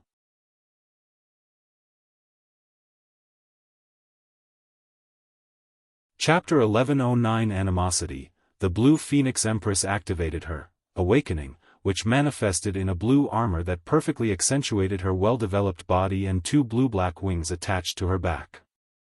The interesting part about this armor was the small science fiction, making it resemble a mech instead of an ancient battle armor. Blue Phoenix rushed to her opponent, using her long nails as a weapon. Hong Hua, also in her awakened form, which gave her a red marking around her eyes and chains attached to her weapons, easily blocked this attack with one of her swords. However, her eyes immediately squinted. Feel it, don't you? Sneered Blue Phoenix. Your weapon can no longer suppress me. Did the Commerce Hub give you something? Asked Hong Hua. Powerful shockwaves destroyed the surroundings as their weapons clashed. What do you think? The Commerce Hub offered Blue Phoenix a talisman that would make her completely immune to the suppression of those 2 swords. So, she did not hesitate to take this opportunity to get her revenge. So, that's why an arrogant woman like yourself chooses to become someone else's lapdog. You think your words can influence my mind? You're wrong, sneered Blue Phoenix. Once I'm done with you, I will kill every human in your world and build a trophy room with all their heads. Hong Hua's body released a terrifying aura full of anger, rage, and killing intention. Angry? Ha ha ha, don't worry. I'll leave you a little bit of consciousness to experience with your eyes as I kill every single one of them, sneered Blue Phoenix in an aggravating tone. Hong Hua's eyes turned red. Pure Yang Flame Slash, she released a red cross-shaped slash with her weapon. The heat from the slash burned off the chaotic time energy in the void. However, Blue Phoenix easily dodged the attack, not even bothering to freeze it. She turned into a blue light, traveling with such immense speed that she appeared to have teleported. Honghua moved her head to dodge the claw attack, but a small cut appeared across her beautiful face. Then, an intense cold emanated from the cut, so she had to use her pure Yang Dao to resist. Boom! Honghua raised her sword to block the kick, but the force pushed her a few thousand meters, skidding in the void like solid ground. Heavenly Sun Annihilation, she created a sun so red that it became dark before exploding in a large-scale area attack. The Blue Phoenix Empress surrounded herself in a domain of ice or cold energy to protect herself before rushing into her opponent. Yin-Yang Unbalance, Blue Phoenix's body released a blue light, which resonated with a red light from Honghua's body. Then, the Demon Suppression Emperor's body started to fall apart. Firstly, her right arm rapidly turned into a gooey liquid, as if all the bones had vanished. Then, the left side of her body also began to liquefy. Wake up! The redness in Honghua's eyes rapidly dissipated. Lord Wang Wei. Don't let anger overwhelm your mind. After these words, she felt the clarity of her mind and immediately acted. The opponent's technique used the fact that she cultivated pure Yang Dao while the other cultivated Ice Yin Dao to create a yin-yang resonance between their bodies. Then, she destroyed the balance inside her body.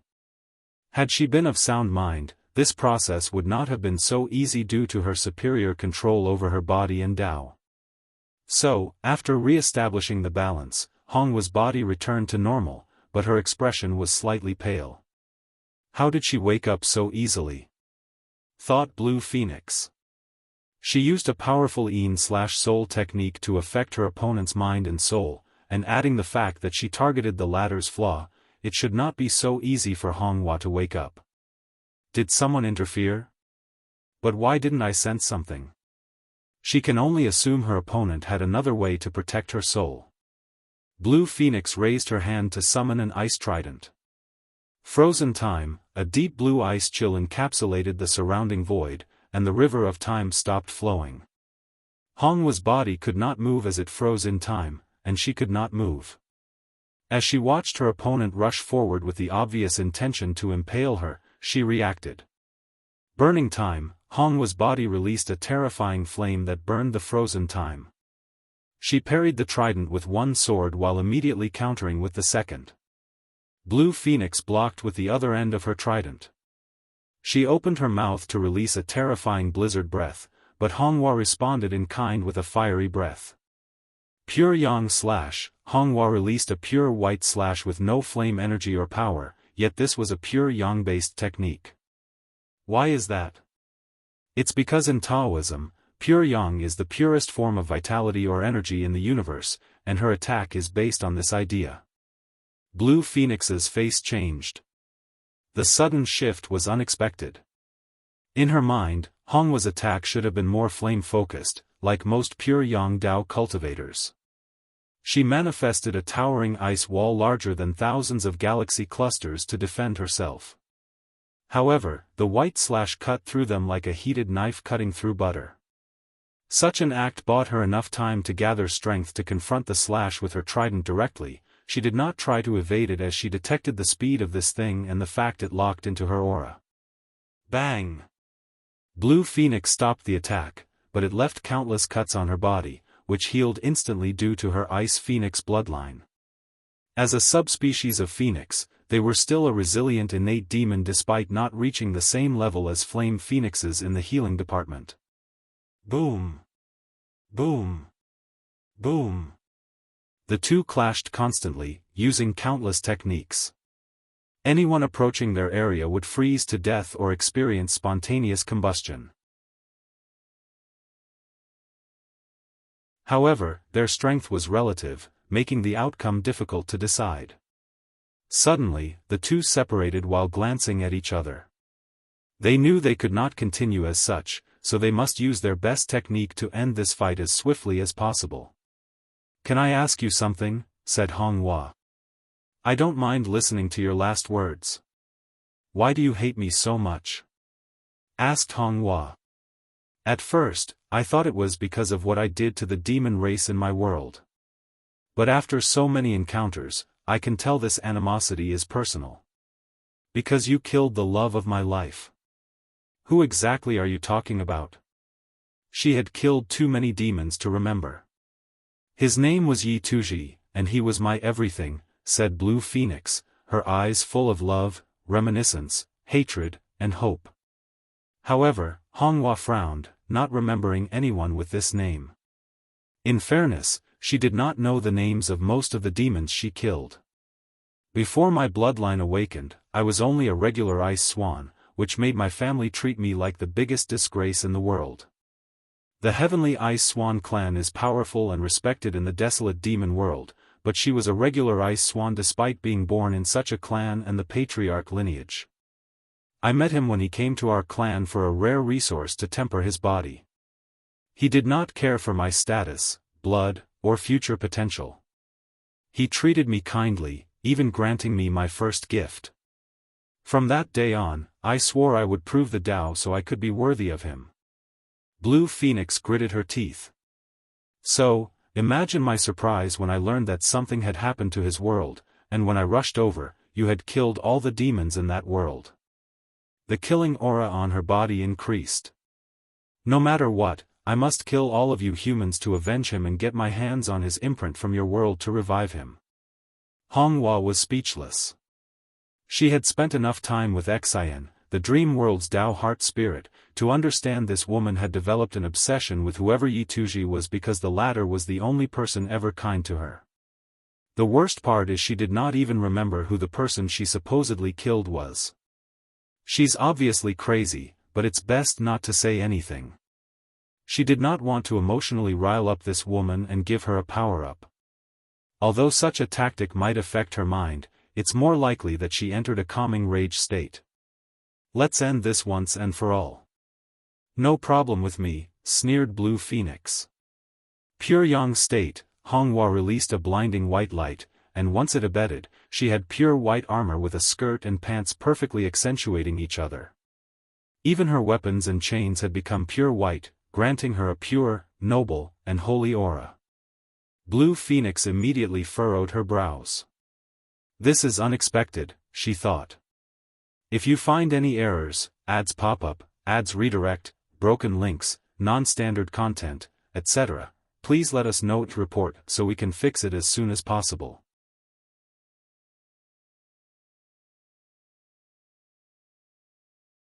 Chapter 11:10 Depressing Mood.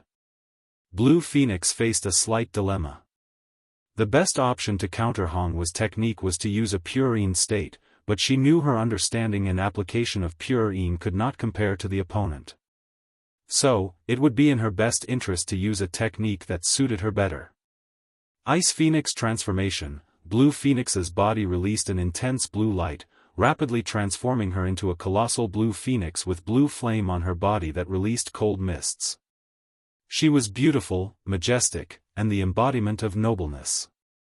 Blue Phoenix chirped, and her voice echoed in the minds of countless people in the void, making their bodies tremble as if they were cold.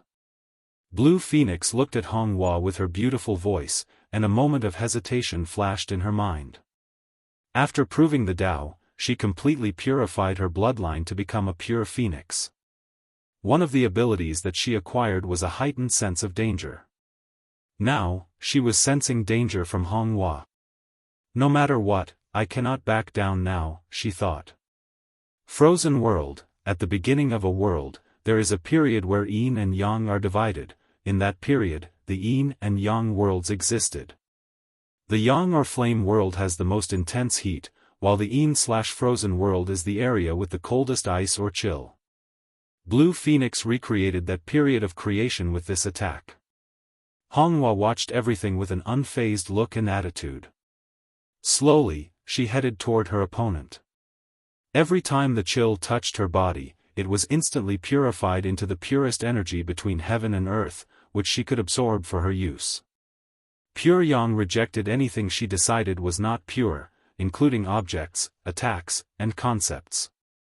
So, even the coldest chill between heaven and earth became nourishment for her. "No," said Blue Phoenix, but Honghua ignored her.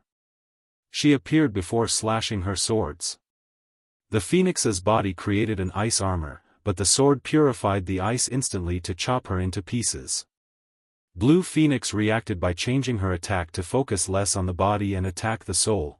In other words, she focused less on ice and more on the yin aspect. However, Honghua's pure yang state protected every aspect of her body, so the yin energy was also purified. The sword strike cut Blue Phoenix into two despite her attempt to freeze the cut-off part as a healing tactic. However, the purifying power inside her body worked against her. Honghua went for a second strike, targeting the soul this time around. "No," roared Blue Phoenix as she resisted to no avail. However, at the last minute, right before she entered limbo, she used a brilliant technique. She froze the concept of death on herself, delaying the time she died. "Do you think I will die so easily without taking you down with me?" Blue Phoenix thought as she amassed all her hatred and obsession. Honghua sensed something and wanted to run away. Sadly, it was too late. Blue Phoenix cast a curse that combined her hatred, obsession, and pure yin Dao. If pure yang is the embodiment of all that is pure, then pure yin is the opposite. They complement each other while also being opposite.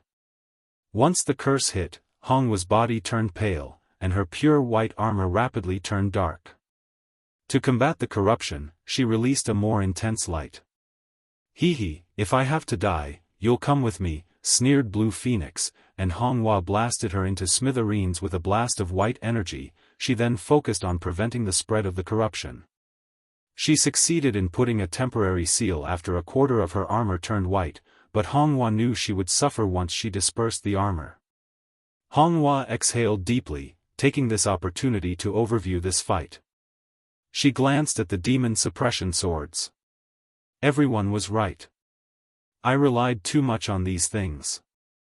She relied on these swords to survive the turmoil of the demon supremacy world. She knew she would not survive without them. As such, she grew attached to them, considering them as another limb.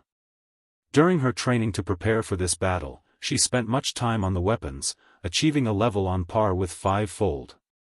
However, Blue Phoenix's method rendered them useless, so she could only rely on her real strength of peak threefold. "Not just them," continued Honghua. "Even the human race has become my restraint." Wang Wei once warned him, saying that as a human and heavenly emperor, she had a lot of potential, but as much as the human race granted her strength and power, they also restricted her. She did not agree with these words, but during today's fight, she saw the proof. She sensed people coming, so she had to focus on the upcoming enemy. Commerce Hub Headquarters. Wang Wei saw Honghua's battle and heard when she mentioned Yi Tuji. He never actually met her, so he never knew they had such a connection, especially since they had no karmic connection due to his karma-unbound physique. "Everything I did, killing Yi Tuji and devastating the demonic faction in that world, it all led to the creation of the demon suppression swords and Honghua's existence. Without my actions, she would never have existed or had such a relationship with Blue Phoenix. Was everything a coincidence or the machinations of fate? It was too coincidental how his actions resulted in today's battle. It appeared as if it was all a coincidence, but was it? In this vast universe, everything is possible, including genuine coincidences. But this felt like a beating from fate, thought Wang Wei. It's like it was reminding me that I may think that I've made great strides to escape, but I was still in its palm, still tethered by countless unknown and undetectable chains. Wang Wei grunted in displeasure. As long as someone knows him and Yi Tuji really well, it's easy to predict everything that happened afterward. The plan would be based on his natural instinct not to lose or be taken advantage of and his desire to prevent any unknown enemy from the Dao opening sect. Then, as a Dao overlord, isn't it normal for him to find a way to destroy the demon civilization, given their system's obvious flaw? Wouldn't it be normal for him to leave a way to prevent them from recuperating in the form of a weapon that directly targets their essence? And here I was in a good mood, sighed Wang Wei, who suddenly had no interest in this war. All he wanted to do was obsessed with how often fate played him like a puppeteer. How many of his decisions were simply someone else treating him as a pawn or a joke? In these moments, I truly wished she was here as support, thought Wang Wei before sighing deeply again. He focused his mind on watching these fights. He had long known that his journey of controlling his fate would be arduous, and today was simply one of those terrible days. He focused on the other fights. Shi Qian struggled the most because her opponent was the pure mind emperor. He was messing with her using memories of her father and had 3 other eternal powerhouses helping him. Her strength was the same as Honghua, which was quite disappointing to Wang Wei, given the training resources she had access to. Unlike Honghua, who had today's result because of her over-reliance on her sword, Shi Qian's result was due to complacency. She was satisfied with her life now that she had made her parents proud by proving the Tao and neglected her training. Another disappointment was Wrath's peak 4-fold strength. She had spent most of her time recuperating from the revival of the Neo-Devil race and did not take her training seriously. As such, even Shi Xianxia achieved lower 5-fold strength and was more powerful than her. Wang Wei focused on Shi Xianxia, who was facing countless opponents, including the Greenwood Emperor and his people. It seems she hasn't tried to condense a supreme chi yet, thought Wang Wei, observing the battle closely. He looked at Shi Qian and knew she would not hold on for long. However, he did not intervene as he knew reinforcement was coming. And as expected, things did not take long to appear as he predicted. A large portal materialized on the battlefield, alarming everyone. Then, a wild and boisterous laugh echoed in everyone's mind. Ha ha ha, the great Monkey King has come to save all of you. Yi Dafu appeared with countless troops while wearing dark gold armor without a helmet and holding his staff. He looked at everyone, not hiding his haughty attitude. Wang Wei, you dare say I'm scared? I'll show you, he roared. Everyone looked at him, wondering who this crazy monkey was. Yi Dafu ignored the weird gaze and swung his staff, which turned into a colossal weapon bigger than any galaxy. He killed trillions with one swing.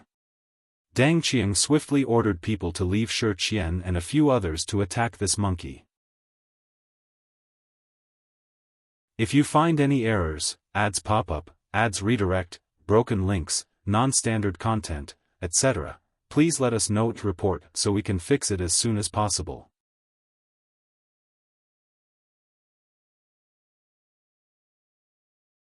Chapter 11:11 The Monkey King's Charm. After killing all those people, 2 potent aura rushed toward Yi Dafu, forcing him to stop.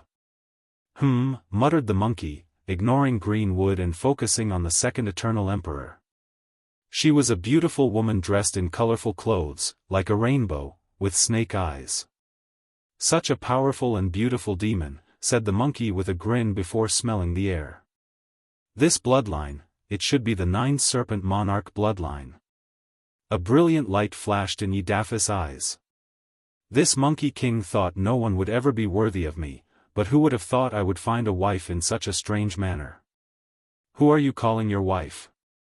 Asked the noble Serpent Empress, releasing a cold aura full of the intention to kill. You, of course, replied Yi Dafu.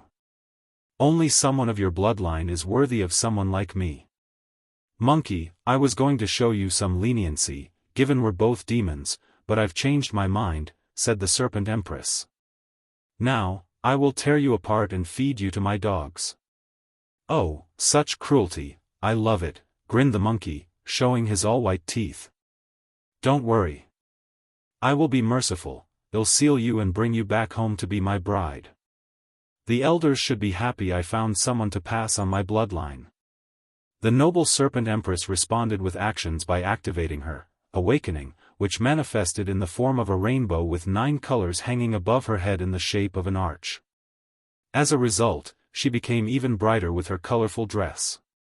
Meanwhile, Greenwood, who felt left out and secretly complained about why he was tasked with such a powerful opponent, also activated his awakening. He had 2 wooden wings floating behind him. "I'll provide assistance with my Gou Dao," he said. "I don't need your help," countered the Serpent Empress as she activated 2 of her bloodlines, the Golden Jia Serpent, known for their mighty defense, and the Silver Void Serpent, a snake-innate demon with immense speed due to their ability to slit through space and time. So, a golden aura enveloped her body before she disappeared from sight. Yidafu casually moved his body, and a snake whip flashed past his head. A blurred creature then disappeared from his sight. A blurry figure constantly appeared around him for the next few seconds and attacked with the whip. He evaded all these attacks casually until he sensed countless tree roots coming from the distance, trying to entangle him. He released a terrifying flame disaster to deal with the tree roots, and the Serpent Empress took this opportunity for a sneak attack. Yidafu blocked with his staff with a mocking smile. "Wife, you should know what kind of bloodline I have. So, why use these useless tactics?"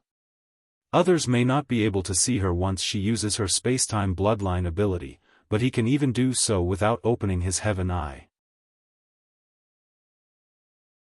"It seems you're not as useless as you look." "Of course. I'm more than my exterior disposition. That's one of my many charms, which you will discover once you become my wife. In your dream." The Serpent Empress activated her Purple Fang Serpent bloodline, which boosted her attacks and granted her control over Poison Dao. She opened her mouth to fire a breath of purple cloud. However, Yidafu only giggled before using a poison disaster attack, breathing red clouds that overwhelmed the Empress. Her fate would have been terrible without the golden aura around her and the monkey's restraint. Meanwhile, Greenwood was having the worst time in his life in the distance. According to the 5 elements theory, fire suppresses wood, meaning the attack was his natural element counter. He had to summon a unique tree around him to calm the monkey's attack, and it took him a moment to succeed. Right as he was about to intervene in the fight and provide assistance, 2 terrifying poisons rushed toward him, and he had to use his summoned tree to block them.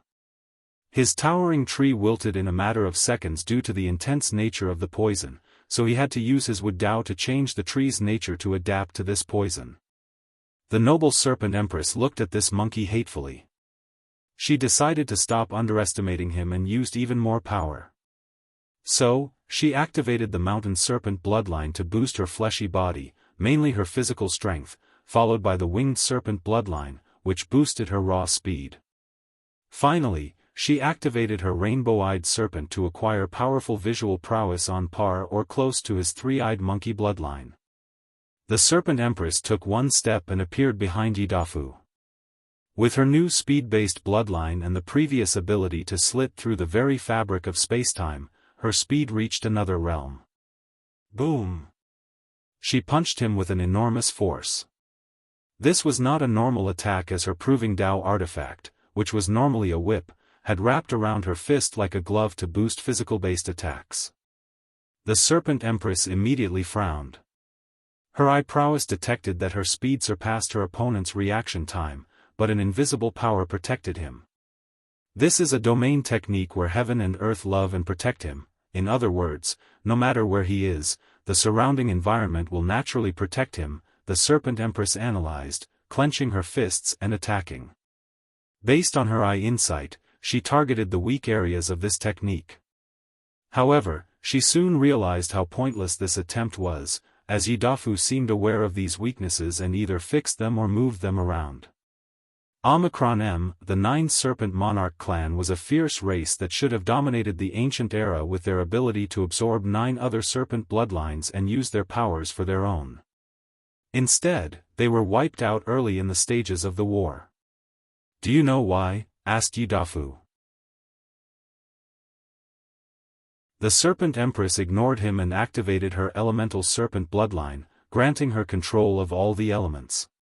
She released a devastating attack like a combination of a universal-size tsunami, tornado, earthquake, volcano eruption, meteor shower, thunder atoms, etc.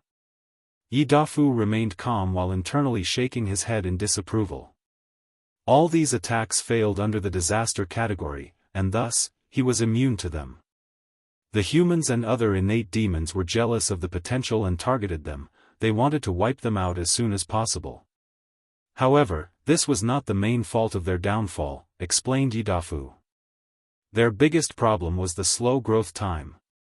The most talented in their clans would absorb 7 innate demon serpent bloodlines, but this also meant it took way longer, even by the standard of innate demon gods, to develop all these bloodlines and powers.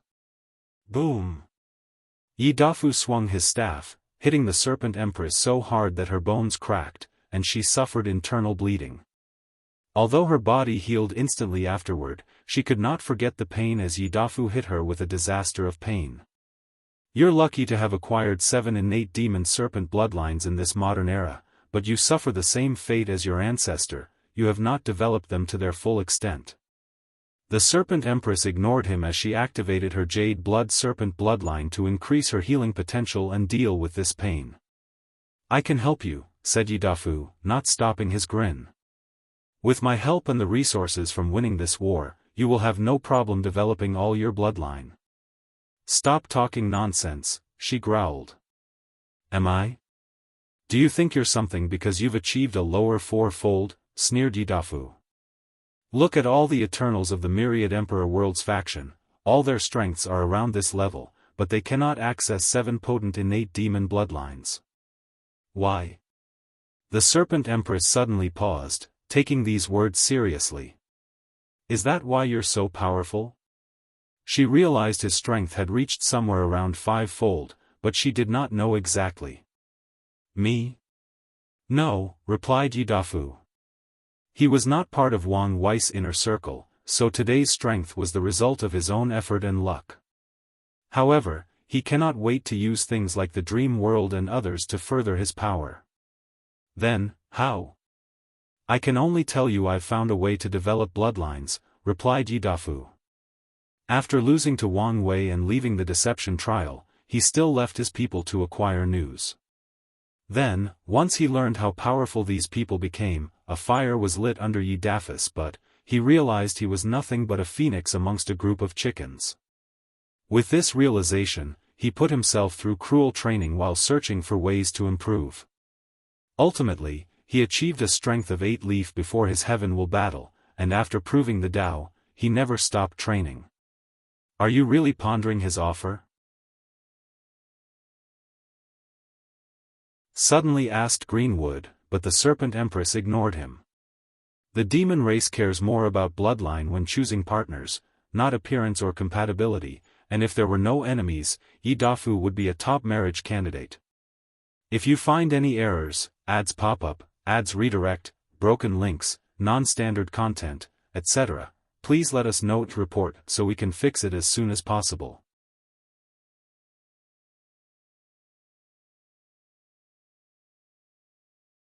Chapter 11:12 Earth Emperor Technique. Can you imagine our children? Said Yidafu with a grin, and his words did have an effect. Demon races of different species have even lower chances of reproducing, but when they do, their children will inherit both their bloodlines 99% of the time.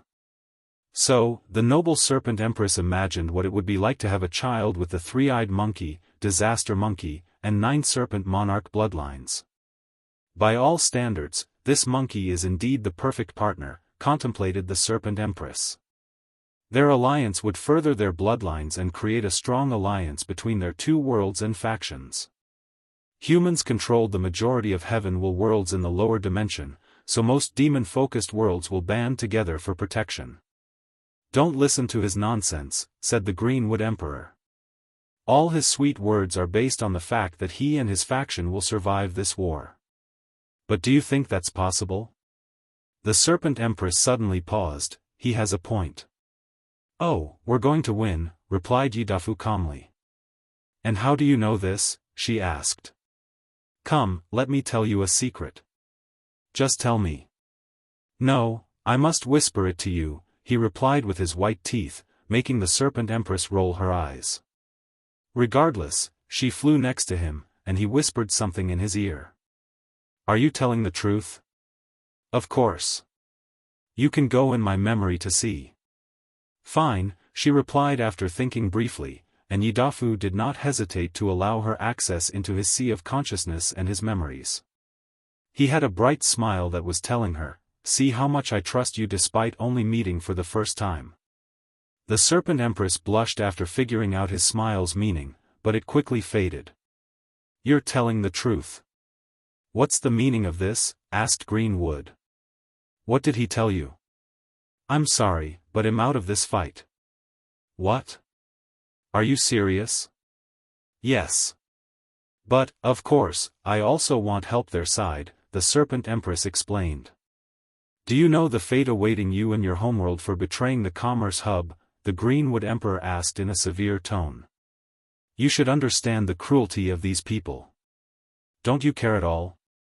The Serpent Empress shrugged.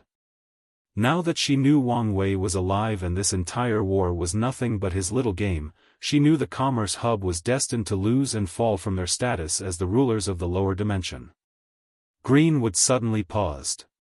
He knew the latter was not stupid, so he wondered what kind of news would prompt her to decide. He suddenly had a thought. No, it can't be. He would not accept the fact that this bastard who had the entire hub scared like little kittens was still alive and lurking somewhere in the lower dimension. Greenwood had a severely restricted contract with the hub, so his fate was tied to them. Eternal Wood, a towering white tree appeared behind Greenwood. He had bet that he would kill a few Eternals without using the Commerce Hub's aid, which came in the form of an Eternal Wood Chi.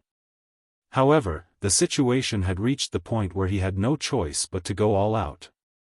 The white tree roots immediately went on the offensive, attacking Yidafu and the Serpent Empress. "Hey, what's the meaning of this? You're a traitor, so your head should be worth a lot." "Wife, I've got this. Why don't you stay in my space ring while I deal with this idiot?"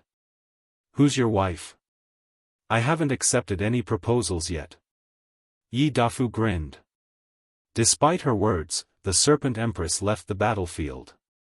Then, Yidafu focused on his opponent. His armor, which was his awakening, released a bright light as the monkey fused his natural protection from heaven and earth with the armor to increase his defense. Then, he went on the offensive. World-ending disaster, with a wave of his hand, the surrounding million light-years changed. The entire zone or area of this technique experienced what it would be like if a world ended, the very fabric of space-time tore apart, reincarnation stopped functioning, which released an incalculable amount of Yin energy and ghosts to the world of the living. Fate lost its shackle on people and the world, making them crazy and chaotic. Heavenly Dao lost its grip on the world, meaning that all the laws or Dao between heaven and earth lost control, and finally, the return to its original as chaotic chaos energy swallowed the last vestige of the world. Greenwood sweated as he watched this brilliant yet devastating technique. He wanted to run away. Luckily, the Eternal Wood Chi did not disappoint and protected him. He felt relief now that he was surrounded by an object the world deemed indestructible, nay, eternal. Meanwhile, Yidafu frowned. World-ending disaster was one of his masterpieces that he prepared to deal with that bastard Wang Wei. But this weak-ass emperor that barely reached threefold actually blocked it. "You've officially pissed me off," the monkey declared. "So what?" sneered Greenwood, not hiding the smugness he was feeling.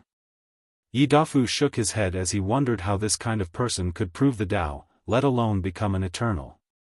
He concluded that he was either one of those individuals born with extreme love from heaven and earth, despite their glaring flaws, or he was one of the emperors that appeared after true heavenly Tao started balancing the lower dimension because of how powerful the myriad emperor world had become. Disaster of the mind. Greenwood's body froze as his mind experienced the most terrifying horrors imaginable. He experienced his worst fear, confronted his greatest nightmare, came into direct contact with his greatest failures, and saw things that even his superior mind, as a higher dimensional being, could not process. Saliva dripped from the corner of his mouth as he entered a vegetable state while standing. Yidafu knew this was not enough and rushed for a finishing blow. He evaded the white roots from the tree, which was acting on instinct to protect its master. Sadly, Before he reached his opponent, the tree fused with green wood and blessed his mind and soul with the eternal attribute, allowing him to survive that disaster. "Damn you," roared green wood. He had never come so close to death, and it was the worst kind, death of the spirit. He no longer hesitated and touched the tree to fuse with it. His body then rapidly morphed into a treant or humanoid tree creature with white barks as body and green foliage that served as hair. Bang! Yi Dafa's staff hit him with full force while he was still transforming, and he flew in the distance. Such an attack should have been devastating, it was not. The skin of trees is naturally resistant to beating or attacks, and wood is the element of resilience and life, so healing or regeneration was not a problem for practitioners of this Dao. However, Greenwood did not even suffer a single scratch due to inheriting the eternal attribute of his chi. Hee, this power, he chuckled. He had never felt this powerful, so free, so invincible. Who would dare ask him for his debts once he lost if he had this kind of power? He would walk sideways in the lower dimension, doing whatever he pleased. Greenwood rushed to his opponent but soon frowned. He found his body not as fast in this state as he wished it to be. However, this did not matter since no one could hurt him. Boom! Boom! Boom! Yi Dafu clashed with this humanoid tree with his third eye fully displayed. He used every passing second to analyze his opponent. What's the best move? Eternal disaster? No, that would take too long since I know little about such a high-level field as disaster. Then, a weakness disaster? This tree should have a weakness. He thought briefly before deciding otherwise. Such a disaster might weaken his opponent, but he kept his impenetrable outer shell. In that case, a yin-yang disaster? Nothing is absolute, and what goes up must go down. There is no way this thing is truly eternal, so experiencing a yin-yang cycle should do the trick. No, I have something even better. Earth Emperor position, samsara cycle, an enormous head resembling a Yama king manifested behind Yi Dafu, and his body emanated a dark and noble aura associated with samsara or the afterlife. After learning about the existence of the heavenly emperor, Yi Dafu became enthralled and learned about the other two positions as well. Then, he had an idea: could he create techniques that granted him powers based on these positions? He tried and succeeded because his three-eyed monkey bloodline involved everything about heaven, earth, and humans. So, he used the Earth Emperor technique he created to gain absolute control of Samsara Dao and kill the Greenwood Emperor. If you find any errors, ads pop up, ads redirect, broken links, non-standard content, etc., please let us know to report so we can fix it as soon as possible.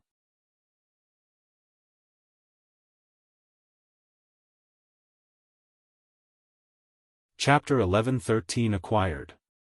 Yi Dafu hit Greenwood with his staff, and the whole world suddenly turned black and white briefly. Then, in a very short period, Greenwood's eternal body experienced birth and death millions of times to test the validity of his claim to be eternal. He resisted, as his white bark skin released an intense light to fight the power of samsara, which was rapidly destroying him on a conceptual level. He failed. Only everlasting Empyreans who have mastered their true self can boldly proclaim to have escaped the shackles of death or samsara, and even then, that's a wild claim that no one will make lightly. In the Chaos Universe's hierarchical structure, the eternal Wu Chi can only be described on the lower tier of the path of eternity. Crack! Greenwood's body cracked in different parts, and he roared to show his unwillingness. He would not accept his fate so easily, so he tried to counterattack. What in this world could be considered truly eternal? Or, at the very least, come very close? The obvious answer is Grand Dao, but that's not something that Greenwood would dare to get involved with. So, he chose the second best option, the universe's grand module. He latched on the river of fate, the river of time, and even the source chi space's eternal attributes to fuel his own. Many roots from his body entered the void to attach themselves to these modules and borrow their powers. So, in a split second, Greenwood's body stopped collapsing, and he had 3 new tree roots that were not only indestructible due to their eternal natures but also had the power to control time, fate, and endless energy. Idiot, sneered Yidafu. Backlash disaster, can anyone meddle in the affairs of the river of fate? The river of time? Or even the source chi space? No. These modules or concepts were inherently arrogant because of their power or status in the world, so how can anyone get involved with them? Yidafu used this fact to create a terrifying backlash against his opponent. Greenwood had never felt so scared in his life. He felt like he was confronting entities that words alone could not describe, and even the idea of knowing these people sent shivers down his spine. Arg, he screamed as the terror was too much. His body was collapsing at an alarming rate, he was rapidly dying on a conceptual level, meaning no one would need to wipe his memories and go through all the struggles of killing an eternal, he would just die. No one or nothing could revive him. However, at the last minute, Greenwood acted decisively.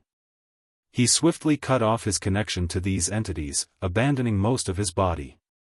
Then, he somehow controlled the chaotic spatial-temporal energy in the void to teleport him away, barely protecting himself. Why is this bastard so good at running away, muttered Yidafu. He did not expect his opponent to survive this backlash. Yidafu shook his head before focusing on the other aspects of the battlefield. Commerce Hub Headquarters, Wang Wei looked at the half-body of Greenwood. How stupid is this guy, he muttered while shaking his head.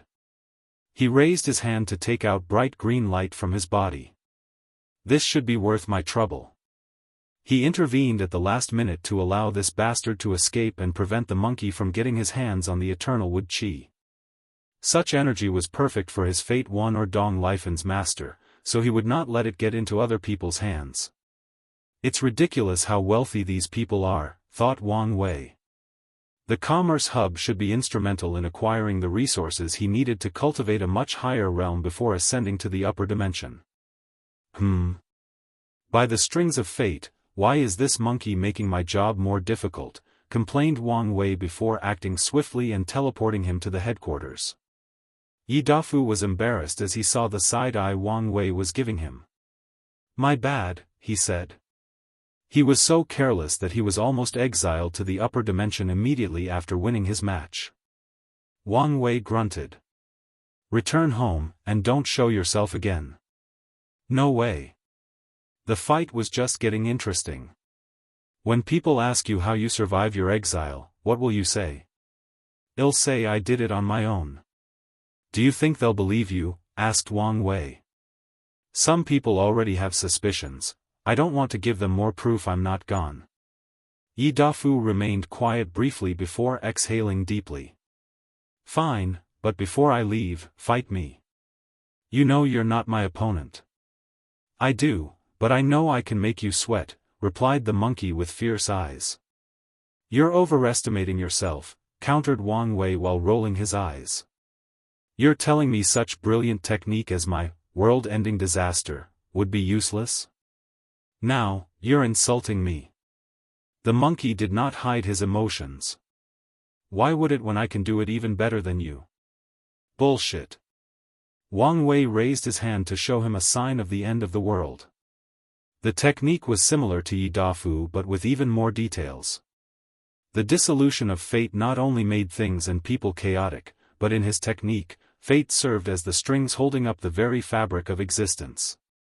On top of everything else, Yidafu saw the separation of yin and yang, the destruction of free will and choice, the breakup between order and disorder, the backlash of all karmic connections, and finally, the world reverting to its original state, chaos. Damn it, thought Yidafu, his eyes slightly red as he concentrated on Wang Wei's palm. This technique was so powerful and beautiful that it inspired him. He saw how to improve his own technique, and such a fact brought immense shame to him, followed by trampling his pride. The monkey snorted coldly as he refused to admit defeat. Okay. I'll give you this technique, he said with gritted teeth. What about my Earth Emperor positions? Surely, this technique could make you sweat. I control Samsara Dao, and I'm unofficially a real Earth Emperor, Wang Wei replied coolly. You're not lying, are you? He had never heard Wang Wei was the Earth Emperor, hence his suspicions. You know I would not lie about such a thing. The monkey showed his sharp fangs in frustration as he clenched his teeth. The human emperor? He did not dare ask about the heavenly emperor position since the person before him was the first heavenly emperor and the one creating a new era based on the position. I admit I have no connection to the human emperor position, nodded Wang Wei. See? I have to tell you that my technique does not lose to the others, said Yi Dafu with a snicker. You should admit my current self can make you sweat in battle. Although I don't have any connection with it, I have a friend who's a human emperor, and I can just copy her fate line if needed, Wang Wei said calmly, and he watched as the monkey's jovial atmosphere deflated like a balloon. No, I refuse to believe my current strength cannot make you sweat in battle. Wang Wei shrugged. You saw me with your heaven eyes and should know the disparity between us. Of course, Yi Dafu knew, that's why he changed his goal from landing a few hits to making him sweat. He understood the concept of managing expectations and goals. You wait, said the Monarchy King. This is not over. I will first train until I can make you sweat, then until I can land a few good hits, then until I can survive in a real battle, then until I'm on your level, and then I will surpass you. Mark my word, this is not over. Yi Dafu looked at Wang Wei defiantly despite his internal fear that he might get beaten for these bold words.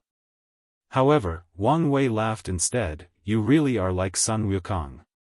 Who's Sun Wukong, and how dare he claim to be like me? Wang Wei was speechless before condensing the story of the journey to the west for him. Yi Dafu swiftly read it with his divine sense. What a stupid monkey, he proclaimed. Oh. It's obvious this journey to the west is a plot of Buddhism to use the monkey's powerful luck and destiny for their own use, but this idiot did not realize anything and just converted in the end, said Yi Dafu, not hiding his sneer. I can't believe you say this stupid thing is like me.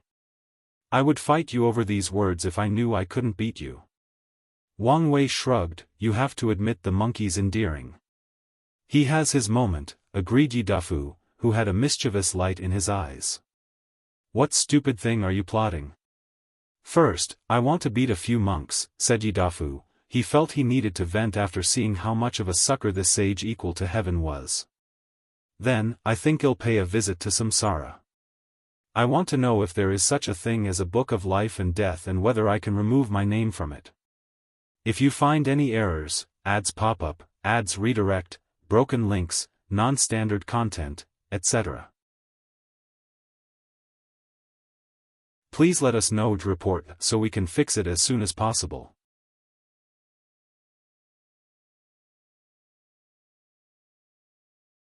Chapter 11-14 Humbling Experience. Wang Wei looked at this monkey beyond speechless. He genuinely did not have the words to express how bold he found this monkey. Didn't you learn about the Earth Emperor position for your technique? Yes, so? Yi Dafu replied with a puzzled expression before something dawned on him. Oh right, I forgot about these Yama kings. He frowned as this information immediately stopped his plan, which he was unhappy about. How strong do you think I need to be before I can take on a Yama king? Wait, you're serious? Of course, replied Yi Dafu without hesitation. Since that monkey can do it, so can I. Wang Wei looked at him up and down. You'll need to be a peak boundless paragon and one of the bests in the entire universe. Paragon? Is that after the Emperor realm? No, I heard that's the Empyrean realm, Yi Dafu asked with one arm crossed and the other on his chin. It's the one after that. I see. Well, now I have a new ambitious goal, he nodded. Well, I'm leaving. I have a new wife waiting for me. Remember, I still want a revenge match. The monkey took one step and disappeared from the headquarters, leaving Wang Wei alone to shake his head. You're quite the actor. Who's there? Wang Wei entered the highest alert state. Someone had come close to him, but he did not detect anything. His mind worked on overdrive, thinking about who in the lower dimension had such capabilities. He glanced over and saw a handsome young man in a blue robe, and Wang Wei had an inkling who this was. "Who are you?"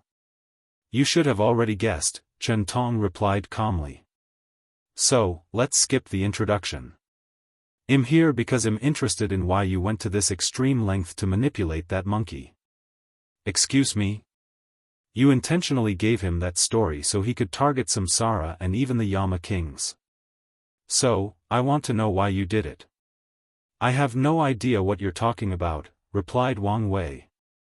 "I saw it when you underwent your Earth Emperor trial." "Did you do it out of spite and pettiness?" "No, something tells me you're playing a bigger chess game." "Hunger was right about you, you're too curious for your own good," said Wang Wei calmly.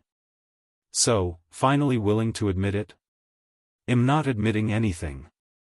"So stubborn," said Chen Tong with a smile. He waved his hand to manifest a tea table before sitting down and inviting Wang Wei. "This is Essence Tribulation tea. After drinking it, you will pass 100 flesh tribulations without any pain, effort, or negative consequences." "Such a thing exists?" asked Wang Wei as he sat down. "It must be rare." "Although it's only useful for the first 1,000 tribulations, yes, it's indeed a very rare resource," nodded Chen Tong as he poured the tea. "I'm honored," said Wang Wei as he received the tea. How many people could say they've had a paragon pour tea for them? "There's no need for formality." Chen Tong waved his hand. "So, are you going to answer my question?" "There is nothing to answer," Wang Wei declared coolly. "Did he manipulate Yi Dafu?" "Of course."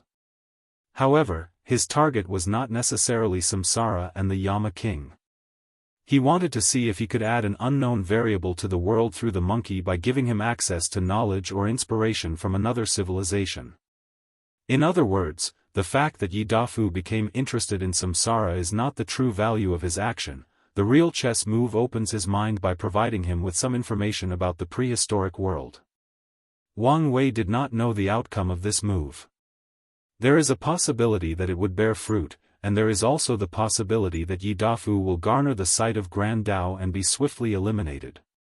Another scenario is the monkey does not realize the value of that story and never uses it to its full potential, but Wang Wei does not care. He did it on a whim, and so he's alright with this move becoming useless. "Is that so?" muttered Chen Tong.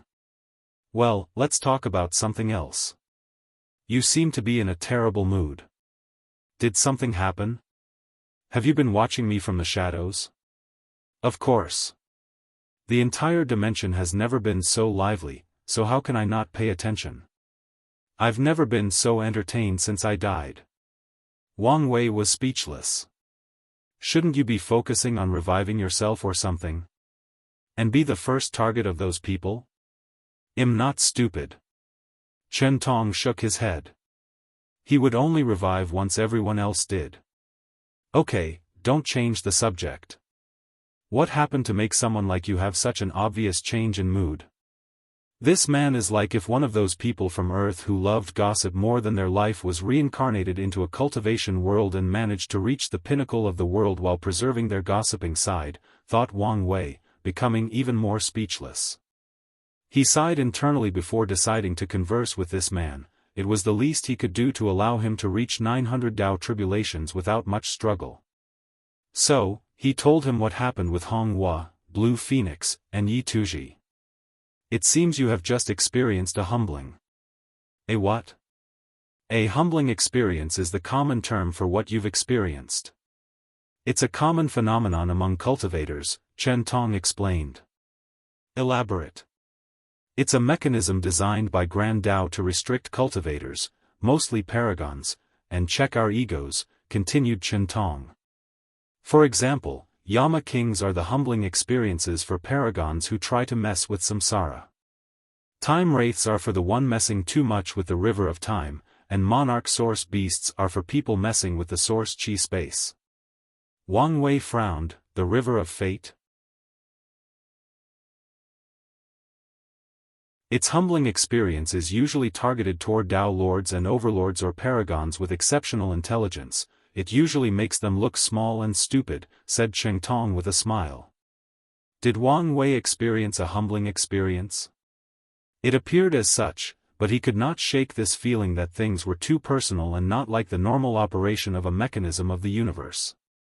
Are fiend gods the humbling experience for primordial chaos? Yes and no, replied. These creatures were created after the body refining age ended and the paragon age started, but fiend god existed long before that. So, they are indeed our restriction in primordial chaos, but their situation is slightly different. Wait, are you saying that Yama kings did not exist in the early ages of the chaos universe? I know what you're asking. Yes, there were Yamas controlling samsara, but the title of king was later created after the rise of the Paragon Age. Samsara's strict and even rigid control began with the Yama king's appearance. I see, nodded Wang Wei before sipping his tea. What exactly did you guys do for Grand Dao to feel the need to keep your ego in check? That's a good question, said Chen Tong before sipping his tea. I'm not old enough for that era, but I know a few things. During the body refining age, the true power Dao realm reigned supreme. Body refiners were focused on finding or opening the illusory fourth gate of power, so they used the river of fate, time, and source chi space to temper their bodies. Grand Dao left these guys alone since they mainly used these grand existences or concepts to temper themselves. The only complaint Grand Dao had about them was that they used too many resources. Then came the age of Paragon, and we started messing with these things. We wanted to understand, control, and even destroy the river of time or the river of fate. So, you needed to be humbled and kept in check. Exactly. Wang Wei nodded. Do you know how the entire history of the chaos universe is classified? I do know a little, said Chen Tong, who changed the tea for wine. Firstly, there was the Genesis Age. It's when the chaos universe was first born or created, and Grand Dao was young and inexperienced. Following that was the primordial chaos age, where the predecessors to fiend gods, the chaos demon gods, were born. Afterward is the lost age, but like the null era in this place, little to nothing is known in this time, except that whatever occurred there was a taboo, and the chaos demon gods disappeared, replaced by the fiend gods. So, the Lost Age is one of the 13 taboos? That's right. Interesting.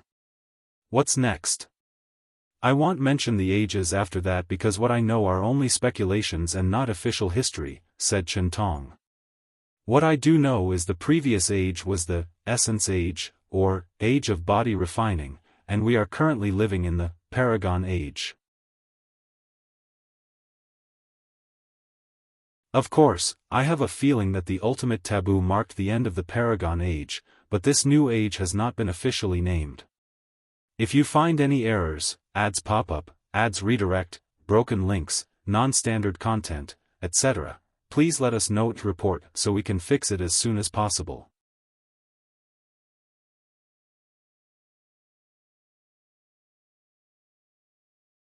Chapter 11:15 Grand Dao's Goal.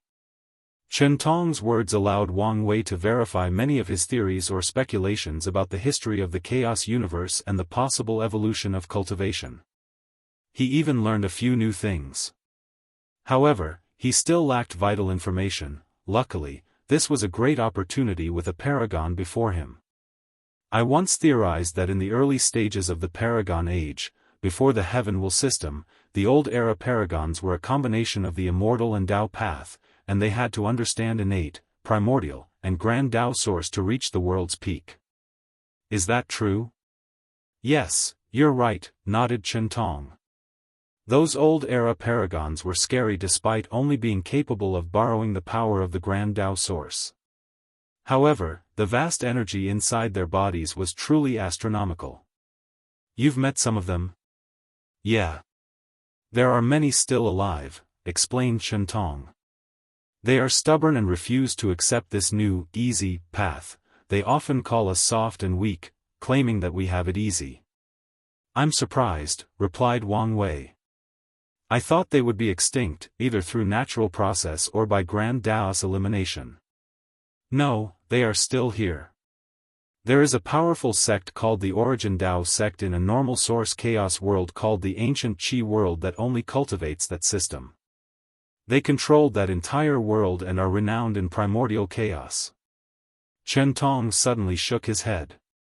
Bad memory, asked Wang Wei. These guys are annoying to deal with, especially the old and ancient ones who have existed since the beginning of the Paragon Age, Chen Tong explained, not hiding his annoyance as he remembered his experience. Wang Wei did not need to meet these people to realize their personality, obdurate, inflexible, and clinging to past glory. In other words, the kind of people no one wishes to deal with. How does their system work? Do they become immortal venerable at tier 10 or Dao ancestor? But each choice seemed to cause problems. It's more like they become immortal venerables and primarchs. They condensed innate laws? Chen Tong nodded. Correct. Then, while continuing to gather immortal qi, they understand innate laws, followed by primordial laws, before understanding the grand Dao source. The ancient qi world must be unique, right? Yes. From what I know, it still follows the order-disorder during the early stages of the Paragon Age, not affected by the changes of the rest of the chaos universe. Wang Wei frowned, and Grand Dao allows this? Or did they cultivate a powerhouse that would force Grand Dao to give them permission? The former, most likely, replied Chen Tong. However, I did hear rumors that there might be some secrets behind their continued existence. Wang Wei nodded. He agreed the most likely case was that Grand Dao allowed their existence, most likely to see the clash between the old and new eras. Moreover, allowing the old cultivation path to exist would only bring more variables and opportunities for the overall development of the chaos universe. Wang Wei thought briefly before asking the question he truly wanted the answer to: why did Grand Dao create the heaven will and grant paragons complete control of the Grand Dao source? Was it a system similar to the heavenly court, where paragons now bore the strength of the chaos universe and gave it more power for other things? However, considering Grand Dao's power level, this theory doesn't seem to make sense. Chen Tong chuckled. I bet your mind is thinking of something sinister, isn't it? I mean, wouldn't you do the same? Asked Wang Wei.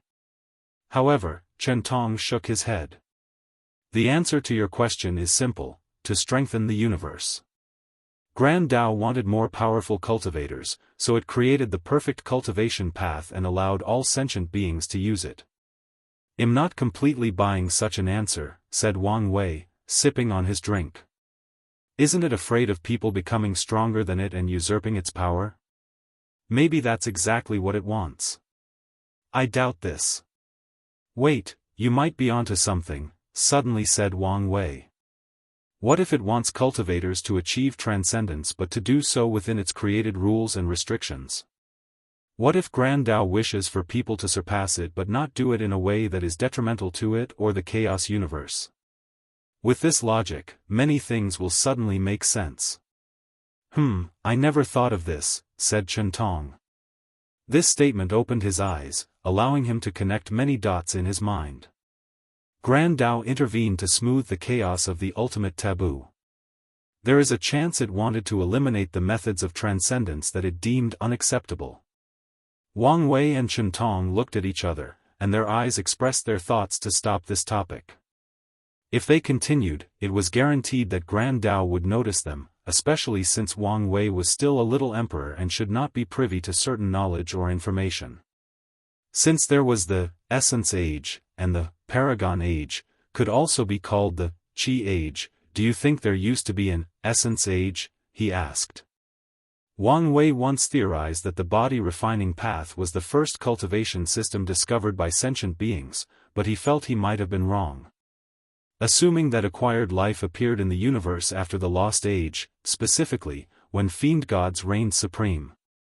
There is a chance that they began to imitate their cultivation system and temper their bodies, but there is also the possibility that they believe that the flesh has a limit and that they could never reach the same level as these noble creatures. These early creatures would have focused on developing the intangible and limitless, soul, or spirit. In other words, there is a high chance that the spirit age was before the essence age. That, I don't know, replied Chen Tong. I've heard people say there was such an age, while others say it did not exist. What I do know for sure is that the soul path seems to involve many secrets, and it might even be one of the taboos. That's a fair assumption, nodded Wang Wei. Assuming there was a spirit age, cultivation started from the inside with the soul, then the body with the essence age, which is still from the inside. Then, it ended with the outside following the qi age. It might be in my best interest to return to my roots and look inward once I reach the peak of the Paragon realm. Wang Wei's aura suddenly changed, becoming subtler, calmer, and more ethereal and ephemeral. The light of wisdom deep in his eyes deepened, greatly surprising Chen Tong. Enlightenment? How envious. Although Wang Wei's statement about Grand Dao was valuable information, Chen Tong would also like to have an epiphany and become enlightened. Congratulations, fellow Daoists. I cannot bear the title of fellow Daoist, replied Wang Wei, shaking his head. However, I do appreciate your kind words. The two chatted for a few more minutes about many topics before Chen Tong disappeared. Interesting, thought Wang Wei. In this brief discussion, he created a character profile for Chen Tong, and the most valuable information on the profile was that the latter was not a boundless paragon. He once asked Wu Hong to feel the natural aura of boundless paragons, and he met a few, so he could tell after spending so long together. Regardless of this fact, Chen Tong was not an ordinary paragon. He should be what Honger called a half-boundless paragon or failed boundless paragon.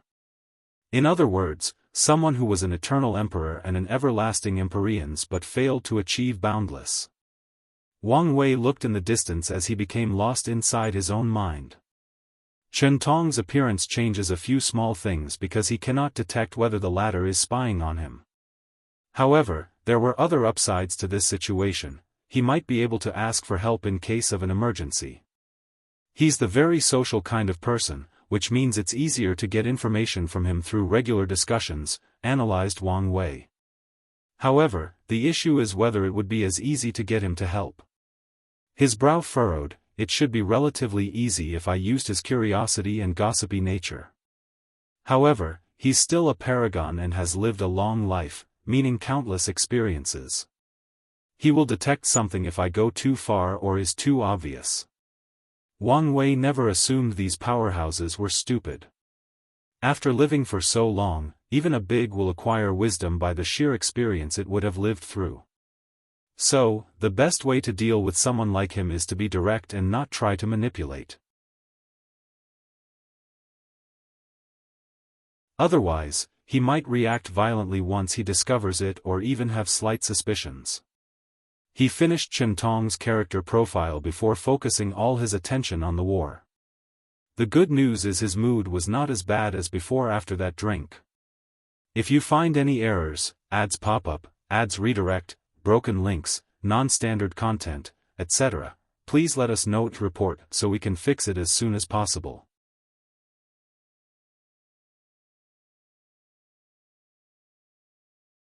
Chapter 11:16 Home Invasion. Wang Wei first checked the Star Beast battlefield. Everything was proceeding smoothly. Although their troops were facing a catastrophic defeat, the battle between powerhouses was in their favor, especially the confrontations between Eternals. His eyes shifted to an odd group on the battlefield. They were invisible to everyone else except Wang Wei, but they were not fighting or assassinating people. Their purpose was one thing: gathering dead bodies. Wang Wei smiled before shifting his eyes. The Commerce Hub's military advisor, Deng Chang, oversaw the battlefield while gritting her teeth. It was obvious that things were not proceeding as smoothly as she expected, which was causing her frustration. However, Wang Wei's gaze was not on her but on the people she was secretly communicating with. As he told the monkey, some people were already suspicious of his disappearance. The true rulers of the Commerce Hub started to freak out with this possibility, so many people called for a retreat. Unfortunately, it was too late for such a decision. It would be catastrophic if the troops were suddenly ordered to retreat. So, the president calmed everyone by proposing to prepare a secret squad of array masters to truly exile Wang Wei to the upper dimension if he ever showed up. Although many people knew this action would be futile if Wang Wei were still in the lower dimension, it still soothed many people's nerves. Wang Wei's gaze moved to the martial hegemony battlefield. Ao Shen, Huafeng Huang, his mother, and the Dao opening sect's Eternals were on this battlefield. Wang Wei checked on them, and they had killed a few Eternals but were still outnumbered. They should have no issue holding on, he thought before focusing on his grandfather. He saw a smirk on the corner of the old man's mouth as he battled an Eternal Emperor. Wang Wei could tell he was not only enjoying the battle but also learning from it. With his 74 infant fiend god force, he was fighting a relatively weak Eternal, but it was an Eternal nonetheless. It might not be a bad idea for him to try to condense a primordial law before his battle with 9 suns, thought Wang Wei. He decided to suggest this to the old man. Although he knew he might not be happy since that would further delay his revenge battle with Emperor 9 Suns, it was better to be prepared than be sorry. Wang Wei finished his check with Su Shi and Yan Liling. Then, he wondered whether to reveal the 2 Eternal-class puppets he acquired from the Qin's treasury. However, he chose otherwise after mulling it over briefly. It was not good for the Dao opening sect to reveal all its hidden cards. Void, Myriad Emperor World. The Fist Saint Emperor frowned as he looked at the world before him. The large group behind him remained quiet, leaving him to his thoughts. This was not the first time he'd traveled to this place, so where did his hesitation originate from? Did he detect something the others did not? It's too easy, thought the Fist Saint Emperor. Their journey to this world community was too smooth. It was as if no one cared whether or not they attacked this world. It could even be said they were tempting people to invade. What made these people so confident? Was it a lie that the first heavenly emperor was exiled? Fist Saint frowned. He had sent an infiltrating squad with a potent talisman that would detect Wang Wei's existence. The president personally ordered me to hand over the talisman to him to ensure the news was correct, and as of now, the squad has returned and brought positive news. All signs showed nothing was wrong, but the more normal things look, the more suspicious I am, thought Fist Saint, his brow deeply furrowed. Commander, what's the order? These words woke him up from his thoughts, and he exhaled. Een. Yes, said a hooded figure that suddenly appeared behind him. What information did you gather? Nothing, sir, replied Een. I only did my task, enter, use the talisman, and bring back the result. The Fist Saint Emperor was briefly silent. He could not blame the latter since the upper echelons directly ordered their task. Do you want to try again? I'm afraid that's impossible, Commander, replied Een. And why is that? Although I was there briefly, I still felt a great threat. So, there are still powerhouses left to protect the world, summarized Fist Saint. Very likely. Then, why haven't they established some form of protection around their world? He asked, pointing at the Myriad Emperor world. They are basically inviting us in. The enemy is likely very confident in their strength, or they have a powerful hidden trump card. No shit, Dao Overlord, sneered Fist Saint. The question is what? Een lowered his head, not daring to utter another word or look the commander in the eyes. The Fist Saint Emperor exhaled deeply to calm down. He did not like failure, as such, his previous experience in this world was affecting his current mission. I can't be too cautious to the point of indecisiveness, he thought. This is a perfect window to attack, and I should take it before something truly unexpected occurs. Tell the troops to enter. Prepare for an ambush, he ordered calmly.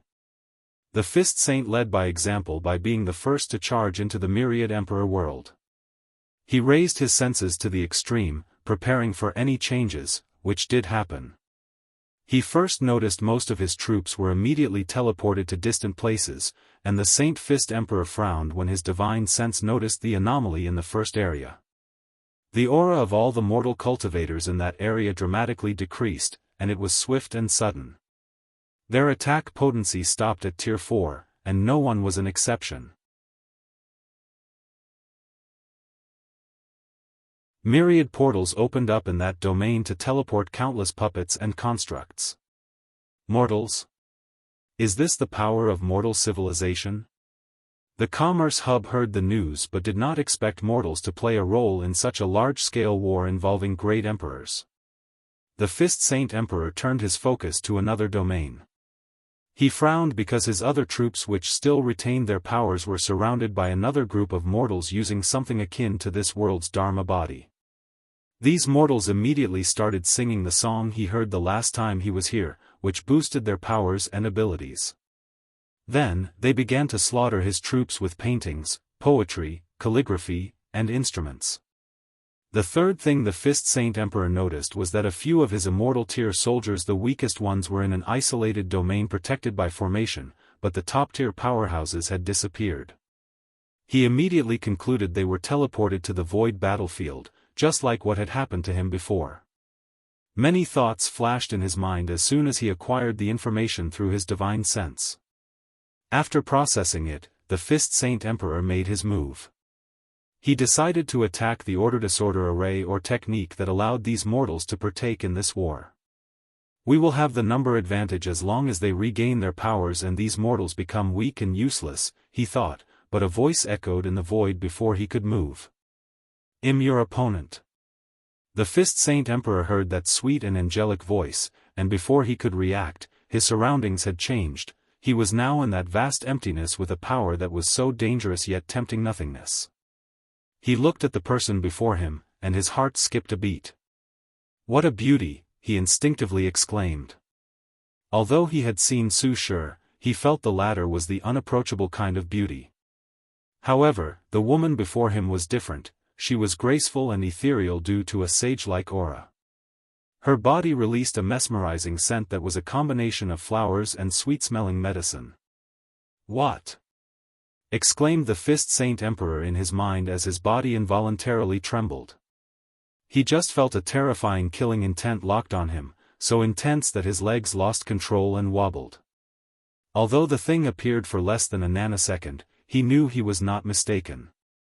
He knew for a fact this killing desire did not originate from her, so he was on guard. The Fist Saint Emperor controlled his body to relax. How may I address you? Yen Liling frowned. She did not like this man's eyes. Although she was used to being stared at by men, most of them hid their desires well due to her strength and status. But this man only controlled his desires, not hid them. The Pill Sage Empress. Despite her feelings, she still respected her opponent because he's an eternal. I know who you are, she said.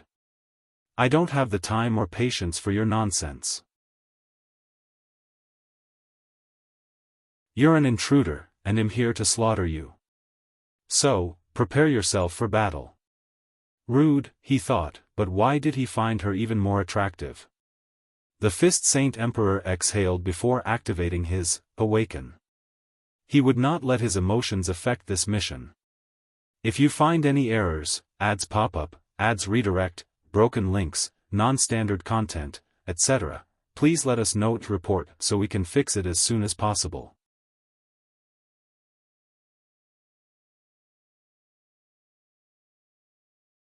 Chapter 11:17 The Guardian's Might.